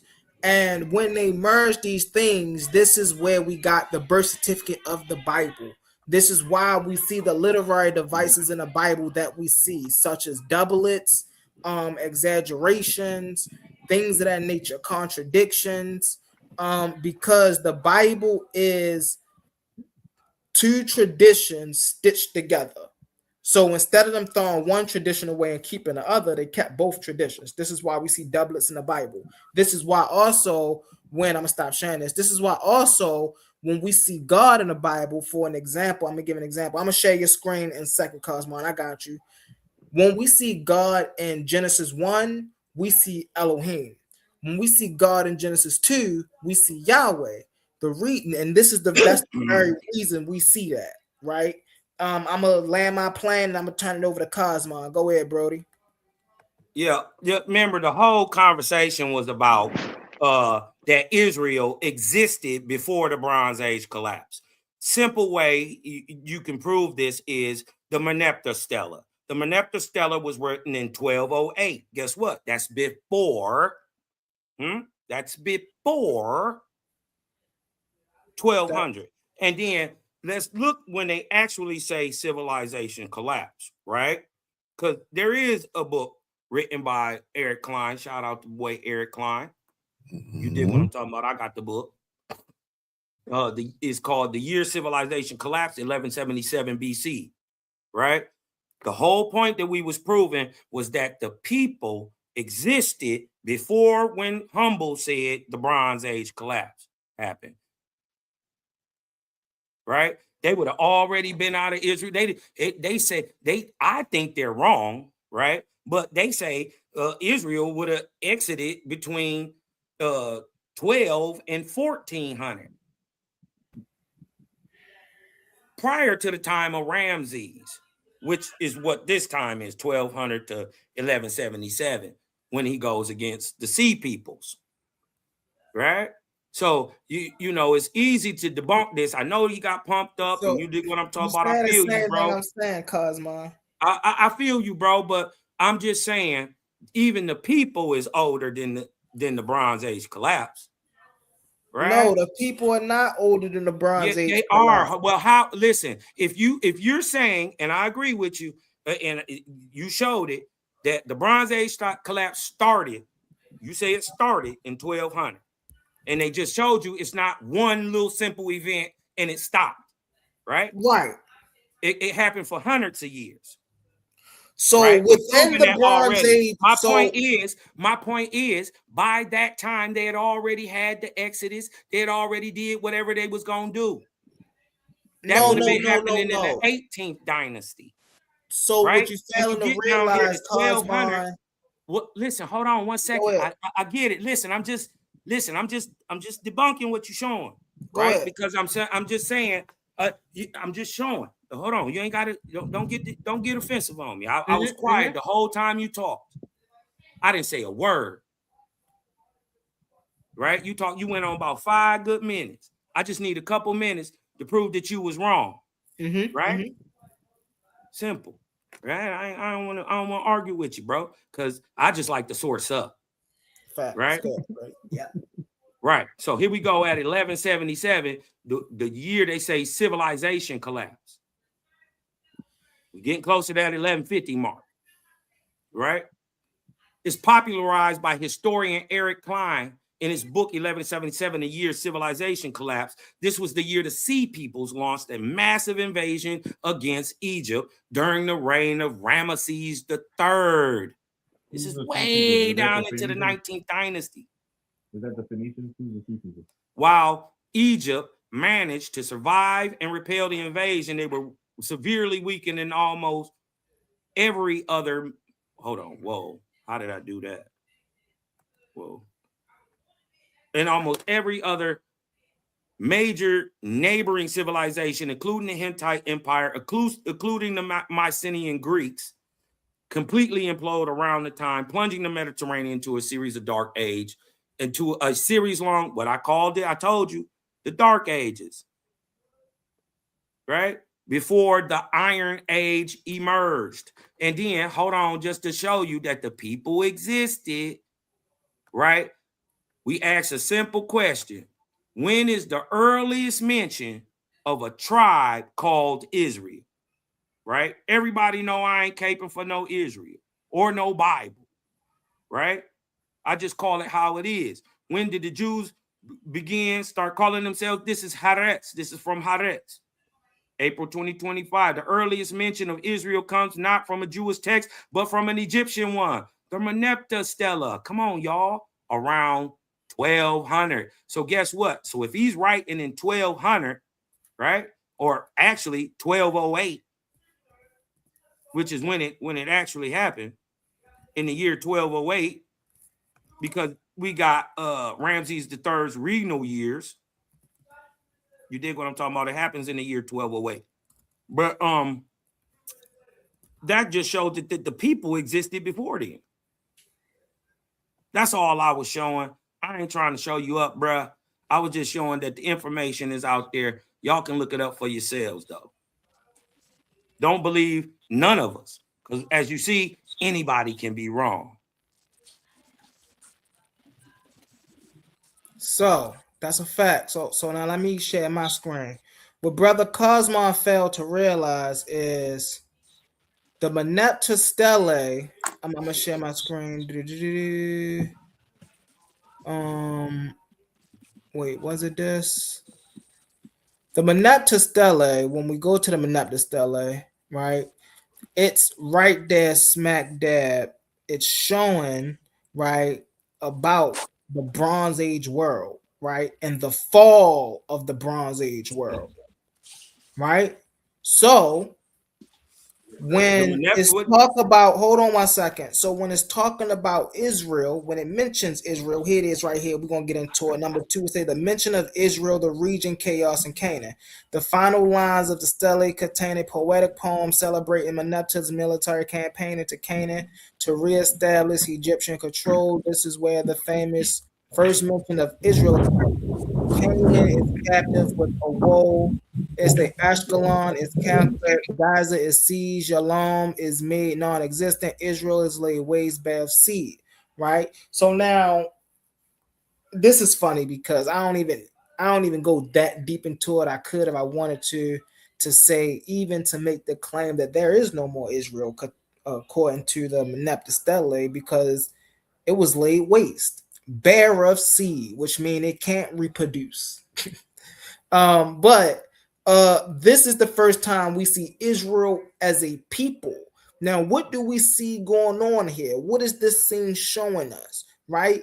This is showing us the Bronze Age collapse, right? Let's get into it. Say the rise of the Highlanders. Watch this. The word Israel in the hieroglyphic text uses a specific determinative sign that denotes a people, right? Rather than a settlement city-state. This confirms that while the old Canaanite urban centers, Ashkelon, Giza, were They represent a people, right?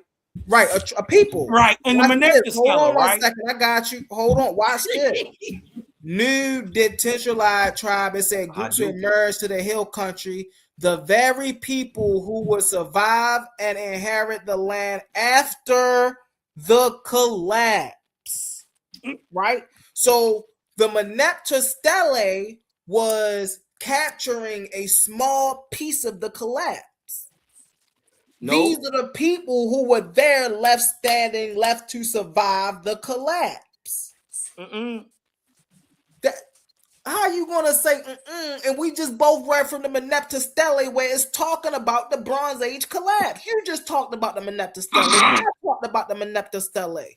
This is but it don't say nothing about no Bronze Age collapse. Hold on 1 second. This is capturing a small piece of the Bronze Age collapse.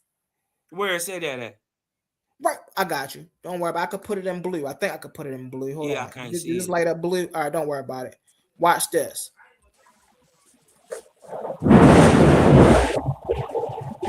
All right, so bam. The Merneptah Stelae does not show the entire late Bronze Age collapse itself, but it captured the exact moment the fuse was lit. It is essentially a snapshot of the ancient near. I just said that. You said show you where say that at. I didn't see that. Said that.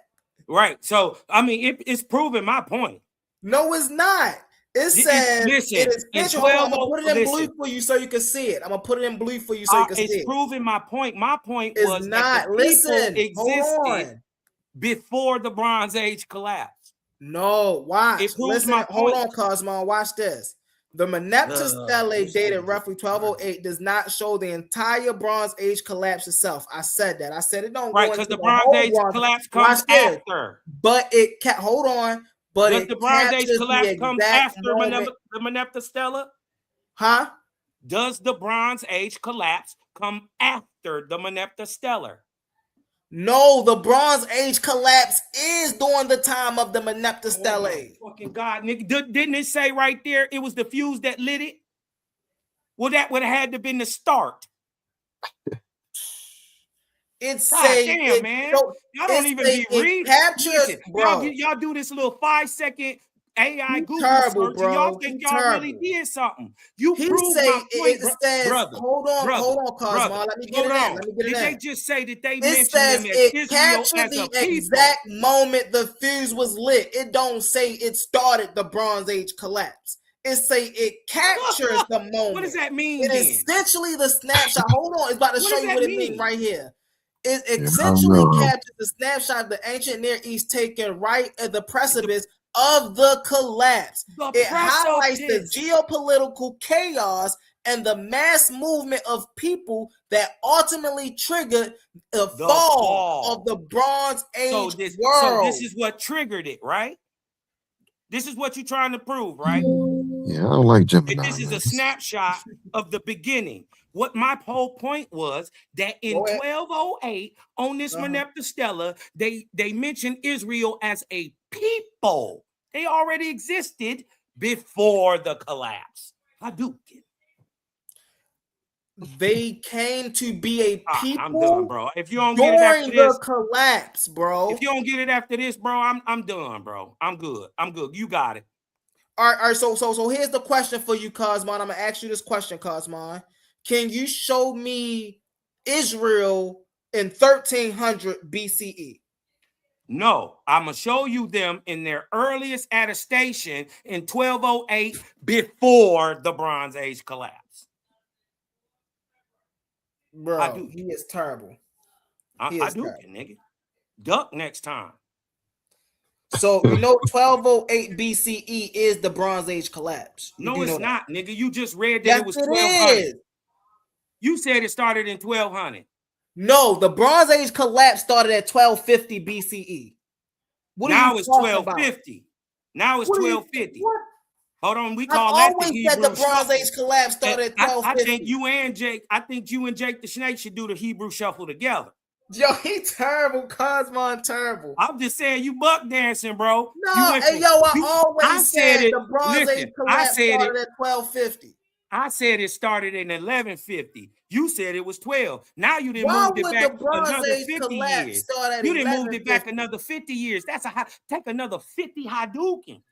You think what I'm talking about? For moving the goalpost, sir. I can't even debate it if you keep moving the goalposts. Listen, bro, you terrible. I know. Yeah. Not bad meaning bad, but bad meaning good.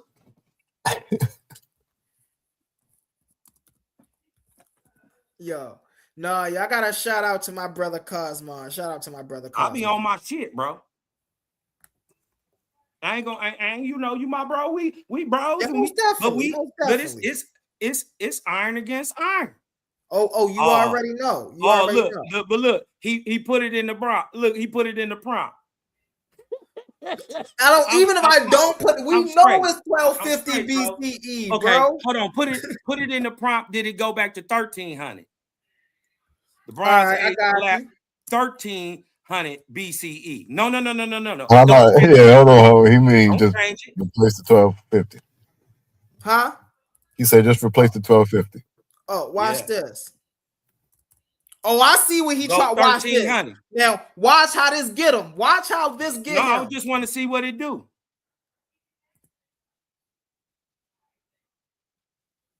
Right. It ain't going to show 1300. It's going to show 1250. Yeah. It's going to show 1250. Like I said, I know what I'm doing. This shit crazy. Look. Marking the beginning of the Greek Dark Ages. Look, 1100 to 750. Oh yeah, right here, the beginning of the Bronze. Yeah, you was right about that. I know Greek I'm Dark right. Ages, yeah, I ain't guessing. I know this stuff off the top of my head. I've been studying this 20 plus years. Yeah, most that. And see, but they don't understand though about these Greek Dark Ages. And it's so interesting because but they basing them off Greece. That ain't what happened.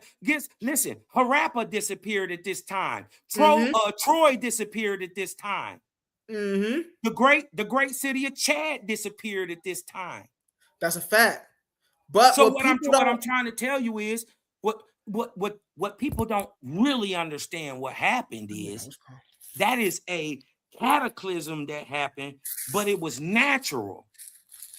Bro, right? Time out really fast, y'all. We got to put this conversation on pause. I got a question for everybody in here. If you are a basketball fan and if you've seen the playoffs tonight, who won the game versus the Spurs or last night? Because it's going on 3 o'clock in the morning. Who won the Spurs? Who won the game versus the Spurs versus the Wolves? Yeah, I think the boy went crazy last night. 27-17. Gang of assists, like 3-4 blocks. Your boy, he's a damn alien. The alien? You talking about the alien? That nigga, the truth, humble. That's my guy. He the truth, bro. He is different. And the crazy part, he likes 7'5", 7'6", but he complete already. Listen, humble. When he gets some good American coochie and a goddamn steak sandwich, when he put on 15 pounds of man muscle. Yo, that boy Wemby crazy, boy. Oh my God. I can't imagine Wemby. Now I can't wait to see that OKC. I can't wait to see that. Okay, so they going on, right? They going to go face OKC. My boys got to close this motherfucker out. You dig what I'm talking about? Detroit got to go ahead and close this thing out. Stop playing. Oh, you dig what I'm saying? We whooping on them tonight. Took it to game 7. You know what I mean? We about to dust these boys off in game 7, but them boys gonna be rested in the East. Right. Mm-hmm. I done seen it work. I done seen it work for teams, and I done seen it work against teams too. Uh-huh. So Monday, that's when they play their first game. I gotta watch it. 8 o'clock Monday. Spurs and the you Thunder. Gotta go that's see. Gonna be a Man, go watch game, the bro. highlights from last night game. Listen, I got you. Bro. I was on here with y'all. I got you. Man, listen, bro. The nigga coming off flare screen shooting 28, 30 foot. Oh yeah. Hold on. But he hit my man. He hit my man's Gobert.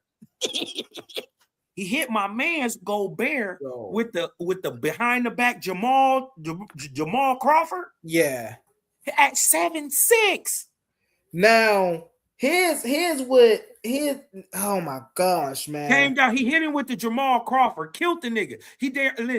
He almost broke Gobert kneecap. Listen, but you seen what Gobert. Shaq had this comparison, bro, and this was an amazing comparison.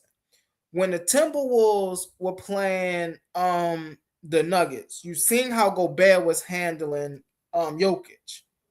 Now the Timberwolves played the Spurs. You seen what Wemby did to the boy Gobert. He about to come, yo. Jokic time is over, bro. Jokic time is way over. Jokic an animal though. Don't sleep on Jokic is an animal. But now he got a whole new animal in it. See, the thing about Jokic is he ain't even an animal. Jokic didn't have no real center competition. I mean, yeah, he had the Giannis and things of that nature. But I mean, he had Embiid, he had Jerkovic, but ain't none of them as dominant as Wemby, and ain't none of them going to be as dominant. Hell no. Wemby different. How could I compare Wemby? You can't. He different because he kind of like Jordan, but he kind of like in Wilt body. You dig what I'm talking about? Yeah. But he got the handles like a little guard, but he shoot the 3 like Steph. Yeah. No. This is not human. It's not. Hey, listen. I mean, now listen. Let's not act like we don't got a Kevin Durant in the league. You see what I'm saying? Like Kevin Durant is not 7'6". No, he is. Never seen nothing like this. Never in your life. This nigga's not human, bro. They No, made that's this fact. nigga in a lab somewhere. Yeah, nah. Now Bro. that's the thing, though. How is We he ain't this skilled, seen- though? Huh? What I'm saying is, we didn't see, bro. He went to Dream, and mastered the Dream Shake in a summer. He hit Gobert with the Dream Shake. Yeah. That's why I think bro. he a little bit like, I can't even give him Wilt and Shaq or nothing like that. I gotta give him Bill Russell, Hakeem, people that's finessey with the footwork. Than them. He not. He different. He more. Yeah. You could say that, and I could say yes, right? But then I could say he more like Giannis, and you would have to say, well, damn. He is. You He see is, what I'm though. saying? So the He's nigga more is of a an mutant, upgraded bro. version of Giannis. He's a mutant, bro. Listen, I can't wait. I can't wait to see what we know about the game is, right? Yeah. What we know about life is, right? Don't matter how bad you is, life gonna put something in your way. Show you ain't bad. I can't wait for the answer to Wemby to come into the league. Man, Ooh-wee. now That young boy somewhere, he only in 7th grade. We don't even know him yet. He already 6'9", putting niggas in the post. Here's what I will say, though. The answer to Wemby, I would say, is already in the league, right? I mean, yeah, a lot of the superstars, like Ant, man, if Ant was healthy, I think the league, the series probably would have went to 7. Yeah. We got Gil, Chris Alexander. You feel me? That's why he's not as tall as Wemby. You see what I'm saying? Man, ain't no guards out there sticking Shea. Listen, listen. It used to be Chet Holmgren used to do Wemby bad. Yeah, I remember Chet that. Holmgren used to have his number. Man, it ain't Got like in the that. NBA. I mean, Wemby got in the NBA and stopped all of that. Listen. Listen, the boy's serious, man. It's so, and he do it so, it's so effortless. It's just, he not thinking. Right. He not even thinking, bro. He just playing. Listen, when this boy, he gonna put on 15 to 20 pounds of muscle and get some man. He ain't got no man strength yet. What, he 20, 21? 22. Listen, 22. got no man strength. Ain't been on no strength regimen yet. He got on his first one this past year. And you see the growth already. Wait till this nigga get about 2 more years of this. Listen, he gonna get some coochie and a steak sandwich, and they gonna put 15 pounds on this boy, and he gonna be he gonna be a problem, bro. He gonna be a problem, bro. Now, the band breaking up in what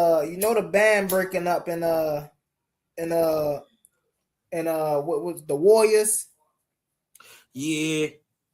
Golden State breaking up. Yeah. So now what'd be crazy?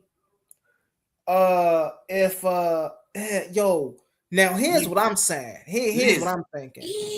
Do you put another superstar around Wemby now early in his career? Because mind you, there's no superstars. The oldest person in their locker room is probably Fox or has like one of they like 25. Yeah, they like 20. But I'm saying, do you put a real vet in that locker room with Wemby and this man? No, he got a vet. He got Fox in there.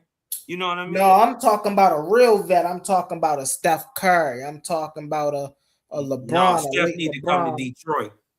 Steph need to come to Detroit and play with Cade. Be the 2. Play the 2 guard with Cade and go and get you another ship, man. That'd be crazy. Come on. We'll take you ankles and all. That would be. That would make like if he go up with Kennedy Cade That'd be Tough. one of the most deadliest backcourts in the NBA ever. Tough. That'd be crazy. Super tough. Come on home, man. Come on to the D. Get you some buffs. get you some Gators and some buffs. You dig what I'm talking about? Get you some Detroit style pizza. You get you a coney. You dig what I'm talking about? We get you some hibachi and some shawarma. And you dig what I'm talking about? Take you to the corner store and get you some Swiggerellos and put some plants in your backyard. You'll be all right. You'll be Detroit nigga in 5 minutes. You dig what I'm talking about? I'm telling you, man. Listen, man, that'll be mad. I also like to see Giannis with K. I'll really pay that bread for Giannis. You dig what I'm saying? Yeah, man.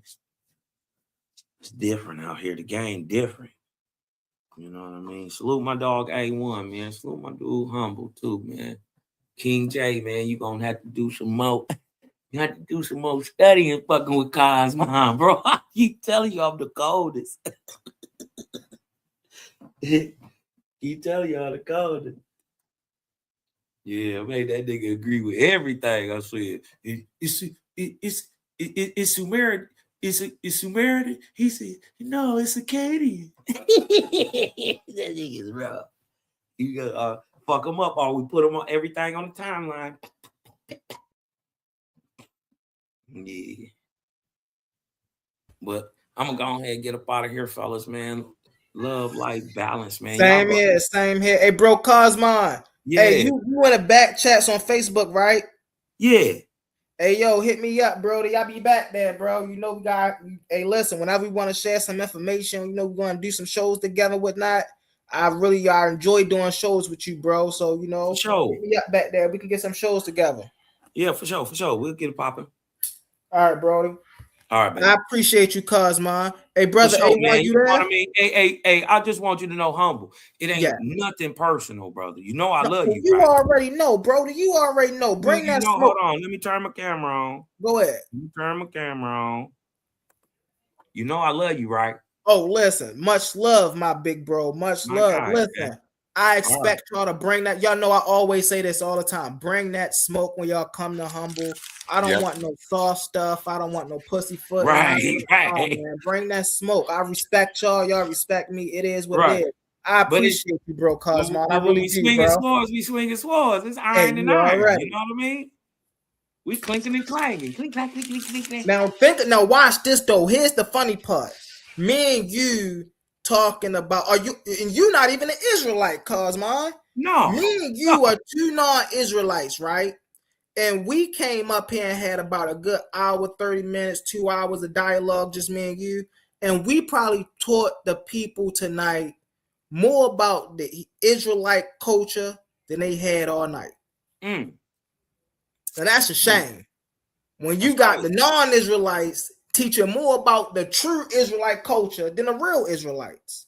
Hey, they got to step that game up. That's crazy. I didn't. You know they listening. They gonna clip that, Humble. Yeah, they gonna be on your ass now.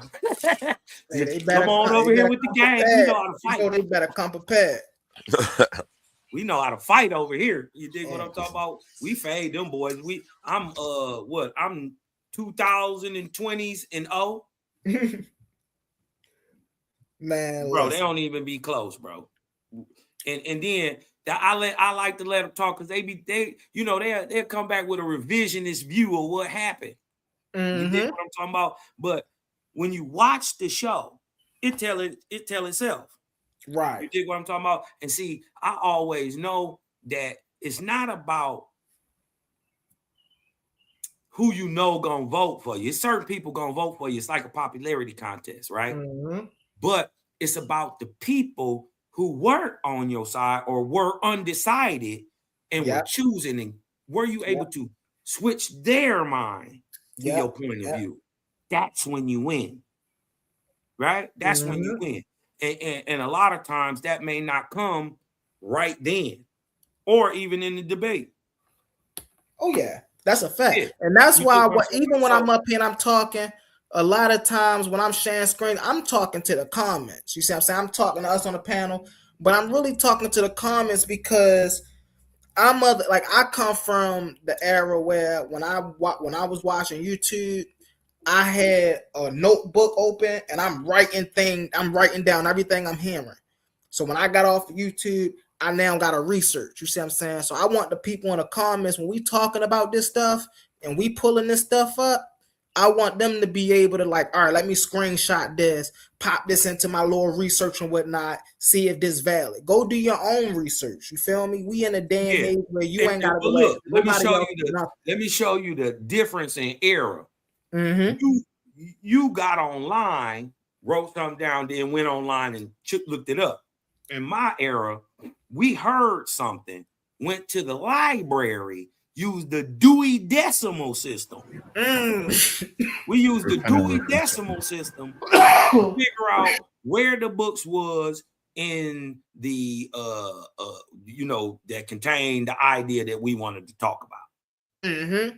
You dig what I'm saying? That's tough. So it's a whole different type of learning, and I love this. I love how the information is free and you can just you dig what I'm talking about. But you got to be careful with that because it's a double-edged sword. Because I did a show. Just a couple, probably about 10 shows ago now. But about AI lying and admitting it lies, then doubling down that it lies. Right? So the funny part is, shout out King J, but because I think it was King J got up here, was trying to quote Owaspy and then went to AI to ask what was in Owaspy. AI just made up a whole verse. It made it up but he didn't know because he didn't watch my show. Right. That I fed Owaspy to the AI, right? And it still hallucinated.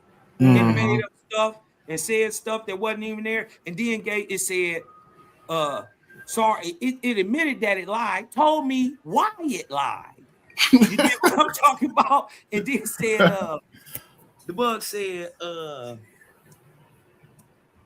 it said, I hallucinated. The AI admitted it hallucinated. Go back and look at the show. Y'all think I'm lying. I know y'all gonna think I'm lying, but admitted it hallucinated. Wow.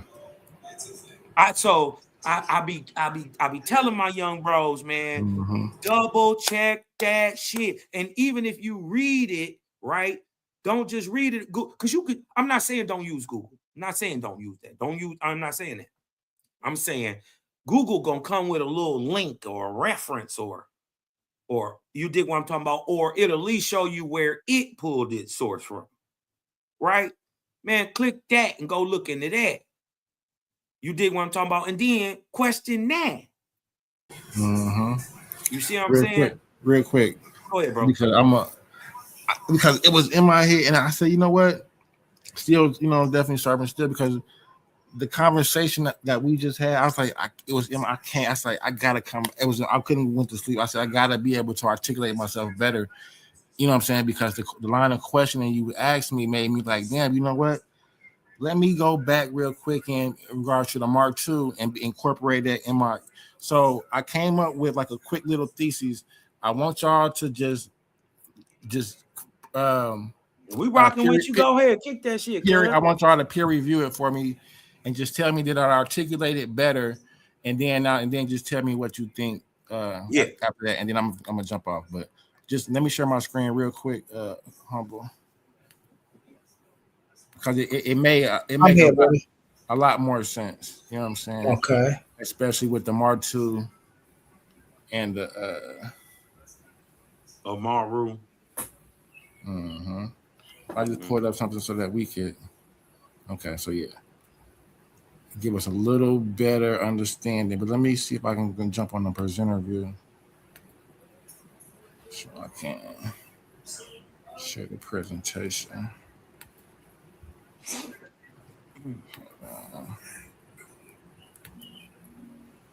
Okay.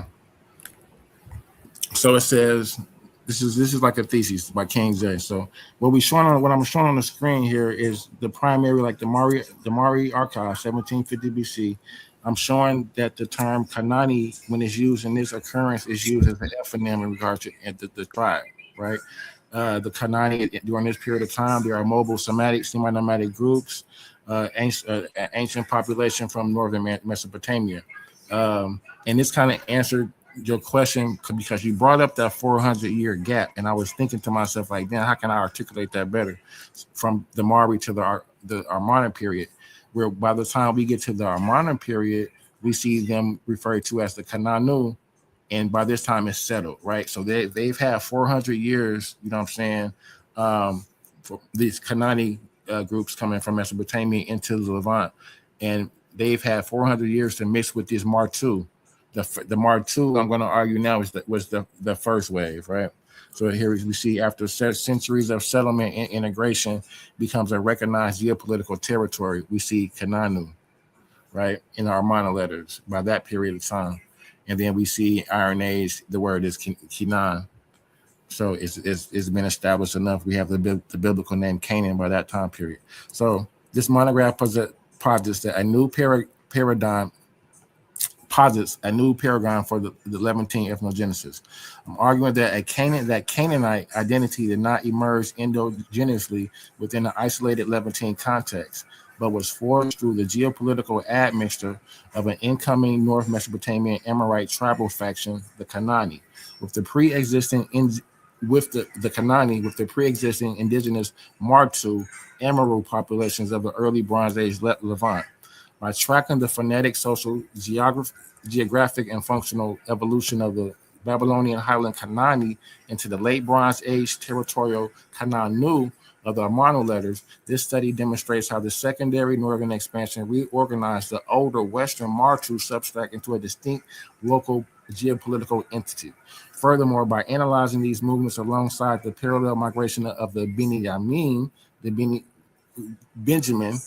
Yamina tribe, this study establishes this specific Amorite horizon as the primary historical vector for the translocating the West Semitic chieftain titles, conventional rituals, and answer. Now, I'll show this in my other presentation in regards to the chieftain titles. We find Dawudin, which in Hebrew is David, as a title for these Amorite chieftains. Conventional rituals, there's a ritual where we see the Beni Yamin, where they sacrifice the donkey as a treaty, and other things of that nature. And ancestral deities that were later crystallized into the biblical traditions of Abraham, Benjamin, and early Israelites. The core argument of architecture. So to defend this thesis from my perspective, this research is built upon a strict chronological and geographic framework that demonstrates a clear multi-layered historical progression. Talking in regards to the pre-expansion baseline, the indigenous Levantine Martu. This is what Cosmon was talking about. So before the Middle Age migrations occurred, the Levant was not a cultural vacuum, right? It was populated by the Martu, which we were referring to earlier, which would be the Sumerians. The Sumerians would refer to that land as the Martu. And the Akkadians would refer to it as the Amaru. So in the early Bronze Age records, this term was utilized broadly by southern Mesopotamian scribes to denote, as Cosmo had said earlier, Westerners. These indigenous Martu groups represented the foundational sedentary, so we talked about they're domesticated now, adjacent West Semitic substrat of the Levantine landscape. They are distinct from the highly organized, aggressive tribal federations that later emerged in the north. So this is the first wave, right?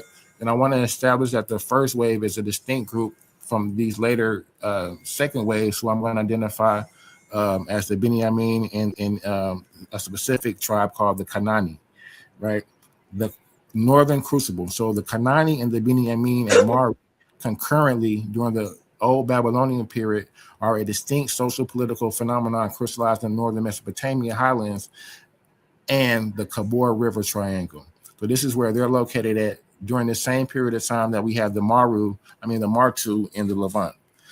As documented in the Mari archives, specific Amorite tribal factions, most notably the Kanani and the Beni Amina, developed highly sophisticated systems of nomadic and semi-nomadic Hey, government. go back and read that again. Go back like 2 sentences and read it again. Right here, go back where it talks about the I Highlands. can't see what you read, and it's not on the screen. Whatever you read, and I can't see it on the screen. Oh, you can't see my notes. Oh, okay. I'm reading off. Okay, so as documented in the Mari archives, specific Amorite tribal factions, most notably the Kanani and the Beni Amina, developed highly sophisticated systems. Wait a minute. Wait, right there. Okay. How you gonna deal with that when your source says the Amorites are Canaanites? So the name, the Kanani at this point is the name of the tribe. So the source, so the primary source in this instance is going to show both the Beni Amina and the Kanani as basically Habaru, basically as these nomadic tribes, semi-nomadic tribes who are causing hell. Yeah. So at this point, Kanani is the name of the tribe. Mm-hmm. So at this point, they're still. So wait. Whoa. You said Canaan is the true name of the tribe that the Sumerians called the Martu? No. So at this point, so when I'm establishing, well, you was about to change the game. I was rocking with you for a bit. Go ahead, KJ. Go ahead. I thought you was about to say something. Yeah, to answer your question. Who we're calling Martu right now, in particular, are the tribes who are in the Levant at this period of time. So they're Amorite tribe. These are the first wave. This is the first wave. First wave. So at this point, there's no cultural identity at this point in the Levant. Huh? There's no cultural identity. These are at this point. It got to be cultural identity because they went and conquered Sumer. They went east first before they ever went south. They went east. So, and remember, they're calling the whole first wave people an exonym. PJ, I'm not saying this to try to. Yeah, Martu is the exonym. Martu is the exonym. I want you to get the shit right. But this so let me finish, and then maybe it might answer the question a little bit within because I'm almost done with it, and then we can go over and you can tell me a little bit what you think. So in the Kanani and the Beni Amin developed highly sophisticated systems of nomadic and semi-nomadic government. So right now we're still talking about the reference in the Mari tablets when they're referencing the Kanani and the Beni Amin, they're referencing them as these semi-nomadic tribes that's on the go. They're bringing their gods with them. They're bringing their weapons with them. They're bringing everything with them at this point.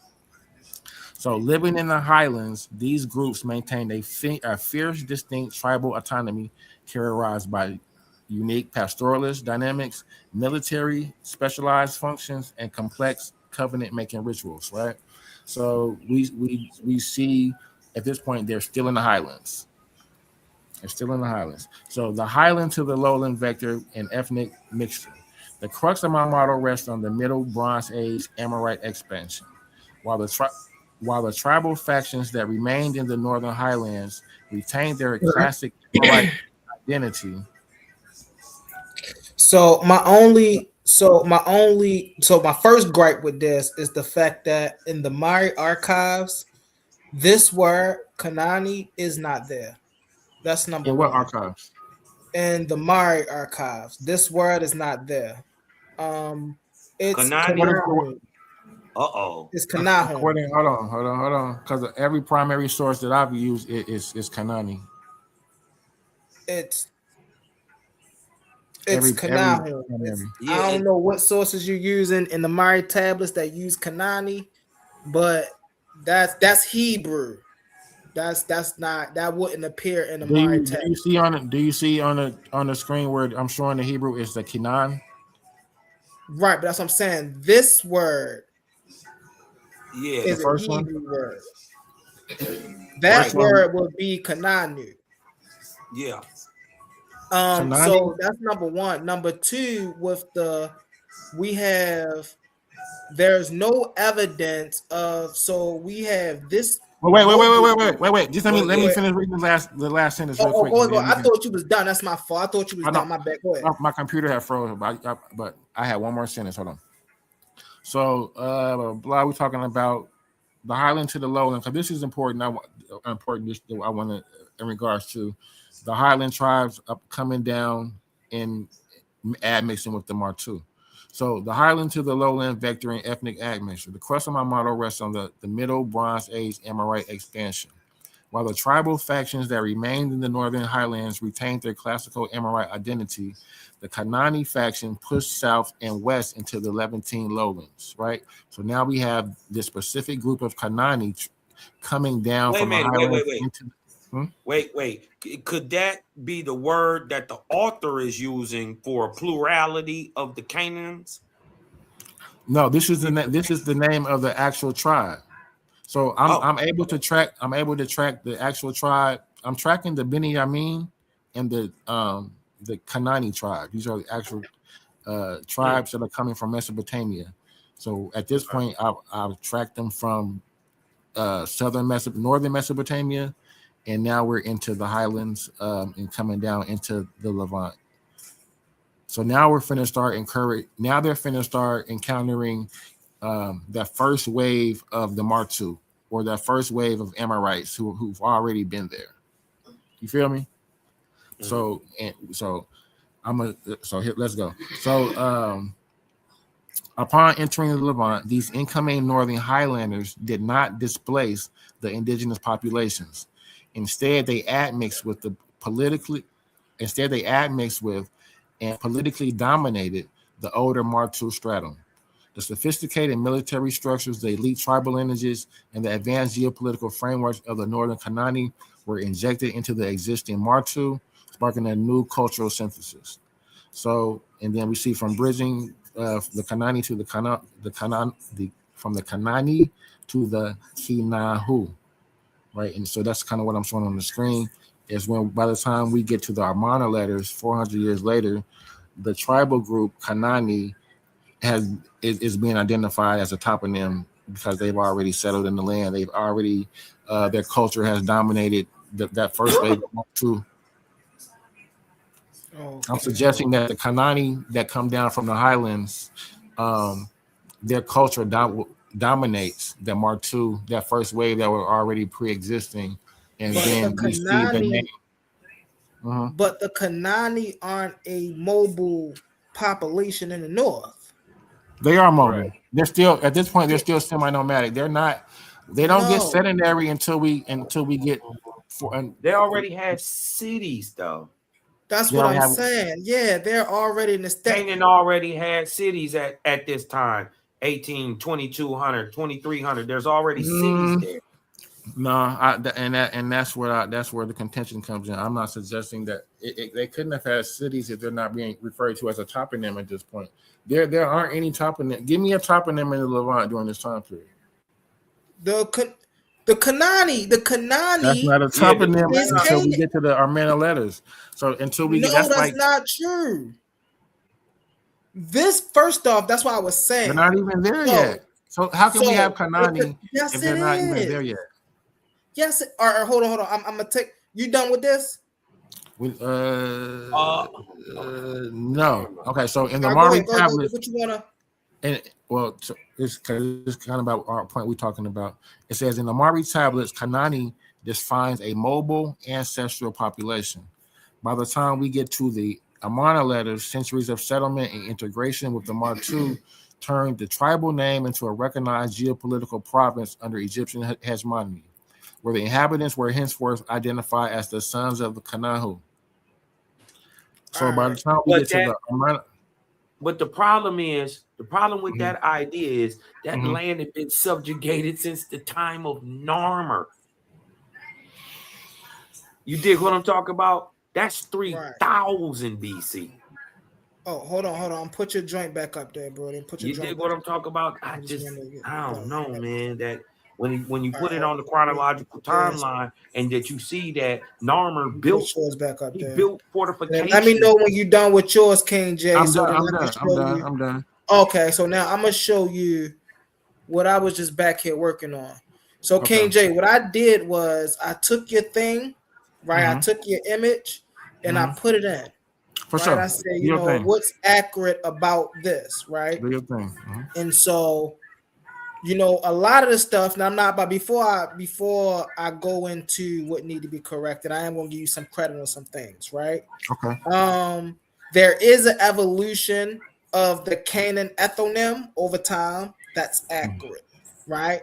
The Mari Amana Hebrew Bible is the chronology sequence. That is accurate, right? The late Bronze Age term, Kanahu, is accurate, right? So these are some of the things that is accurate, right? Okay. Now, some of the things that are not accurate, right? The Mari tab, the Mari archive, that's what's right here, do not use the word Kanani. We're going to get into this, and I'm going to blow it up so we can read it, right? Correct. Scholarly consensus confirms the Mari tablets use the root word Kanahum and Kanahu. The term Kanani is a later Hebrew adaptation and does not appear in these 18th century BCE Mesopotamian records. The root continuity. The Mari archives demonstrate that the Akkadian form used later in the Amana letters was already the standard diplomatic term used for the region. Let me say that again. The standard diplomatic term used for the region during the Middle Bronze Age. So we know this is talking about a region here. All right. During that time period. And, I got you, Brody. But that So hold on, that's else- fine. That's no, I'm not arguing with that because that's fine. And that's I don't have a contention with that because that's just me. I know that in the primary it doesn't say literally Kanani, it's Kanahum. That's my verbiage. That's that's me shortening it up saying Kanani. Oh, okay. That's me and how I wrote and how I'm writing and typing. I know, so I can fix. I can visually just, yeah. That's not. And also this one, I'm gonna leave it alone after this one. And so debunking. So there was no mobile tribe by the name of the Kanani, right? So the Kanani was already settled herbalism, right? Archaeological evidence from sites like Hazar, Malgadoo proves that Canaanites were already urban dwellers, not wandering nomads. City-state systems. Canaan was organized into sophisticated city-state networks with established political hierarchies and trade routes. Let me go back really fast so you know what time period this is. This is the 1900s, the starting point. The earliest known textual attestation of the name occurs in the 19th century BCE. This proves the name was not a later invention, but a foundational regional identifier from the early second millennium. So this is how they saw the landmass of Canaan in 1900 BCE. You see what I'm saying? The presence of monumental agriculture and places reinforces their settlement, non-tribal social economic structure. So they have social economic structures, right? They have sophisticated city-states, and they have archaeological other sites like Hazor and Megiddo. So when we talking about this, you have to understand that when we say the Amorites were traveling, we have no disagreement with that. But when we say that the Amorites are the pioneers, so to speak, Canaanite. Right, the pioneers, so to speak, or not and I don't even want to use the word Amorites because I know you made a distinction of the Martu, right? And so we can't have them being the pioneers of a place that's already there. That's like Christopher Columbus coming to America saying he discovered America. Yeah, they migrated to places that already had cities. Yeah. But you see, and this is why I believe the Canaanite culture ends up dominating, right? Because over time, the Amorites play out. Canaan still keep going. Right. Over Right. time, the That's what I'm suggesting. That these. But what I'm suggesting is that it's a Canaanite, it's a Canaanite tribe that's coming down from the highlands that's encountering these Martu that their culture dominates, and the land becomes known as the toponym. But at this point, the name follow right. If they're coming from the highlands, right, the Canaanite tribes, the land couldn't be named Canaan. But history shows if the culture hasn't taken over yet. What you're saying, except backwards. Right. Let's debate it, Humble. Let's debate this, Humble. Okay, got you. Yeah, we're gonna set it up. I think A1 Okay. tie it tonight. What's the topic? Definitely gonna set it up tomorrow. What's the topic? Okay. The topic is work that out real quick because it's gonna be good. I fell asleep for a second. I'm back up though. The topic Took a little is nap. Is Canaan a city state in 19th century? Is there such thing as Canaan as a toponym in 19? Okay. I mean, okay. Set it up for a face off this week. Yeah. Tomorrow, sure. Yeah, tomorrow we could set it up tomorrow. We could do it Talk tomorrow. about it tomorrow. Just let me know. Yeah, cause we both. I was like, I just wanted to. Yeah. Put a little bit I'm more actually, research into if it. I'm I gonna like set it it. tomorrow though, y'all, I actually gotta hop off now. Me Hey, too, listen, me I'm too. gonna say a little quick 15-second outro, and then I'm gonna hop off and I'm gonna let Real y'all quick have though, it. tomorrow at 8 p.m. I got this. So I'm gonna have to do it during the day or something. Do it early Okay. if you do. Okay. I'm got, free all day tomorrow. Just Big y'all know, hit me up. All y'all got access to me. When I see y'all on live, I'll just jump on. Okay. I'm gonna make a I flyer want to say tonight. I appreciate everybody in the comments that's for coming through. Y'all know we always appreciate y'all engagement. Keep engaging. Y'all are the reason we do what we do. Without y'all, there would be no us. King J, Big Cosmo, y'all already know. Shout out to y'all, man. Keep y'all head up. Keep doing what y'all doing. Keep looking for that truth. Shout out to brother A1. I appreciate you, bro. You already know, my man. Thank you so much. No doubt. Appreciate you too, bro. Have a good night. Closing remarks, Cosmo. Oh man, y'all stay low and keep firing, man. This your big bro, the Cloud Kicker, man. Y'all go over there, subscribe, and share our channel, man. Make sure y'all thumb up the video, man. This was a very interesting show. When we got to slow down, A1, it became a very interesting show. You dig what I'm saying? I think this is gonna be one of them ones. King J versus Humble, man. I think the topic kind of, you know what I mean? Y'all get that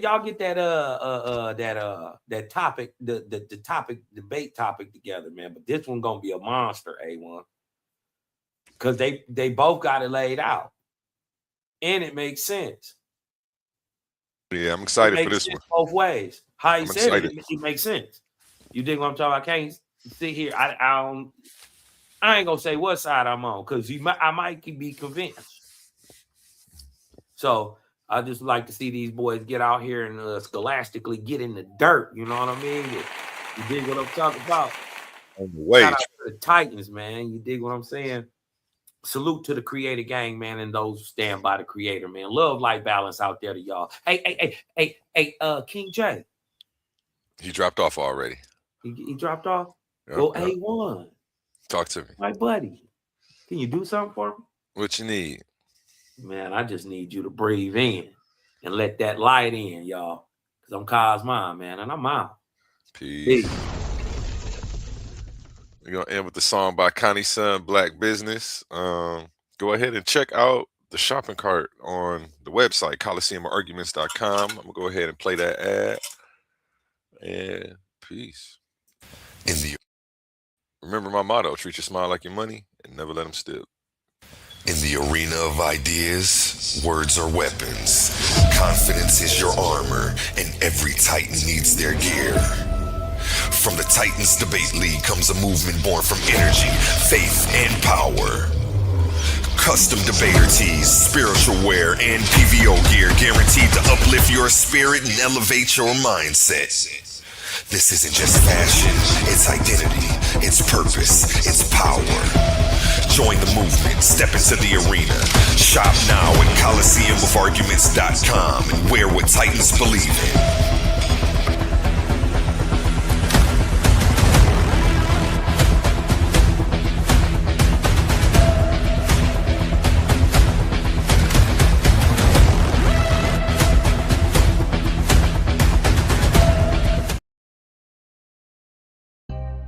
Motivation. Yeah. Go own it. You own it. You own it. You own it. Are you investing your money or are you spending? You got that hunger, you come from humble beginnings. It's time to own it. No paying rent where you living. Go buy the land and you pass it down to your children. Do you feel me? Being broke ain't a number, that there's a mindset. They say it's lonely at the top, you made that climb yet.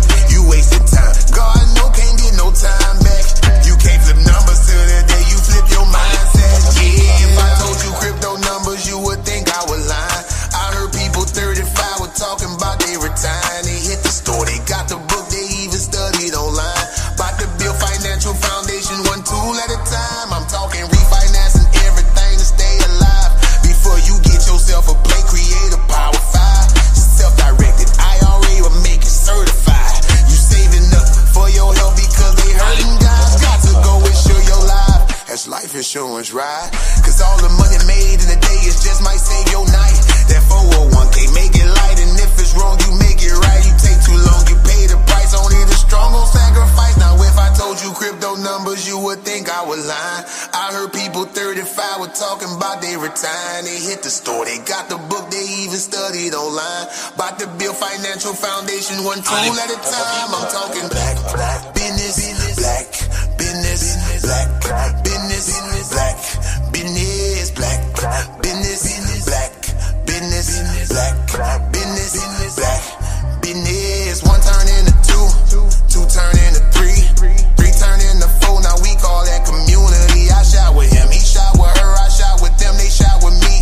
And we never close and shop, that's how we build a legacy. Now one turn into two, two turn into three, three turn into four. Now we call that community. I shot with him, he shot with her, I shot with them, they shot with me. And we never close and shop, that's how we build a legacy. Come on now, black business, black business, black business, black business, black business, black business, black business, black business.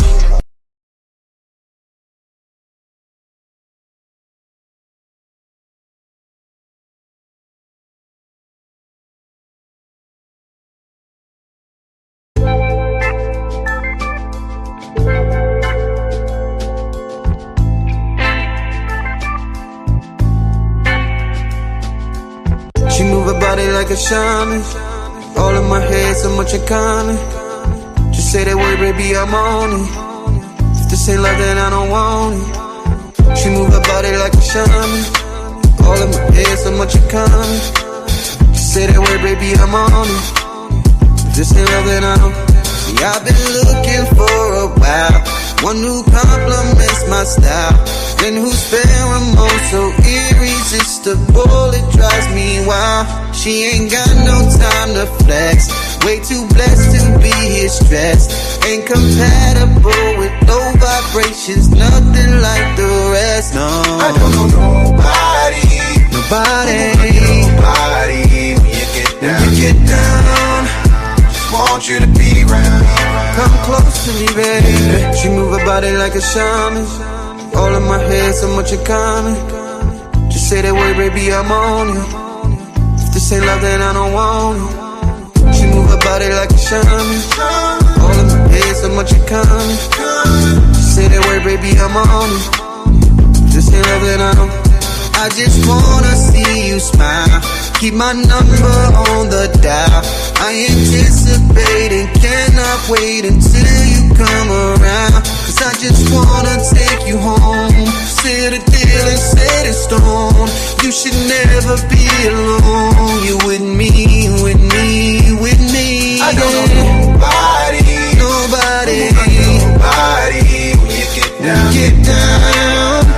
Want you to be around. Come close to me, baby. about it like a shaman.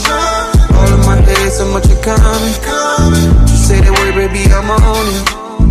Just say love and I don't want it. She move her body like a shaman. All in my head, so much in common. Just say that word, baby, I'm on it. Just say love and I don't want it.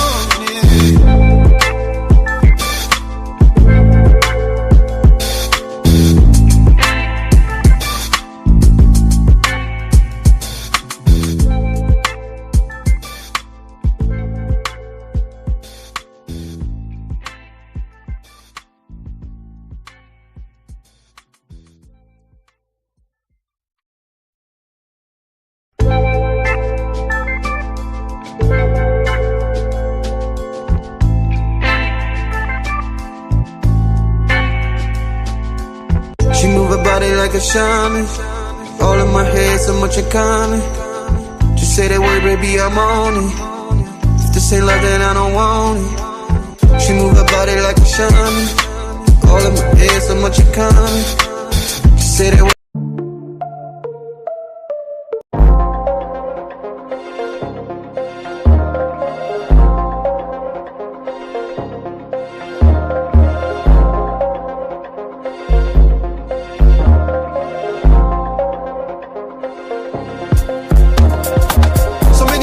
Cemetery, brothers getting buried. So many bodies in the cemetery, brothers getting buried. So many bodies in the cemetery, brothers getting buried. So many bodies in the cemetery, brothers getting buried. So many bodies in the cemetery, death is an illusion, homie, so I ain't never worried. Just ever ready, the flow's colder than February, anybody can get it, I'm hotter than the Serengeti. Yeah, back in the day, quick to shoot the heady, catch you a fade and do you dirty in my little pennies, ready. Snatch for love, hit a nigga with a crossover. Plenty receipts, my homies do not at all sober. LeBron James of the motherfucking rap game, crack cocaine, come and whip you up a batch, man. I'm with the shits, knowledge is dollars, niggas, I'm rich. You won't find a product bigger than this. Downloaded it to my conscience, been bodying ever since. Right now it's starting to make sense. I bless it since the adolescent, been practicing, manifesting and stretching out to the heavens and leveraging energy vectors in several directions. I've been in the trenches with multi-dimensional vision. I ain't superstitious, but just for the record, I don't care if you respect it, nigga, fully invested. I don't care if you a legend, my appearance a blessing, appearance a blessing. So many bodies in the cemetery, brothers getting buried. So many bodies in the cemetery, brothers getting buried. So many bodies in the cemetery, brothers getting buried. So many bodies in the cemetery, brothers getting buried. Ain't no telling will I live or I die. Wish upon a star has a gaze upon the sky. Looking at the world and I see clear. So it makes sense, I don't wanna be here.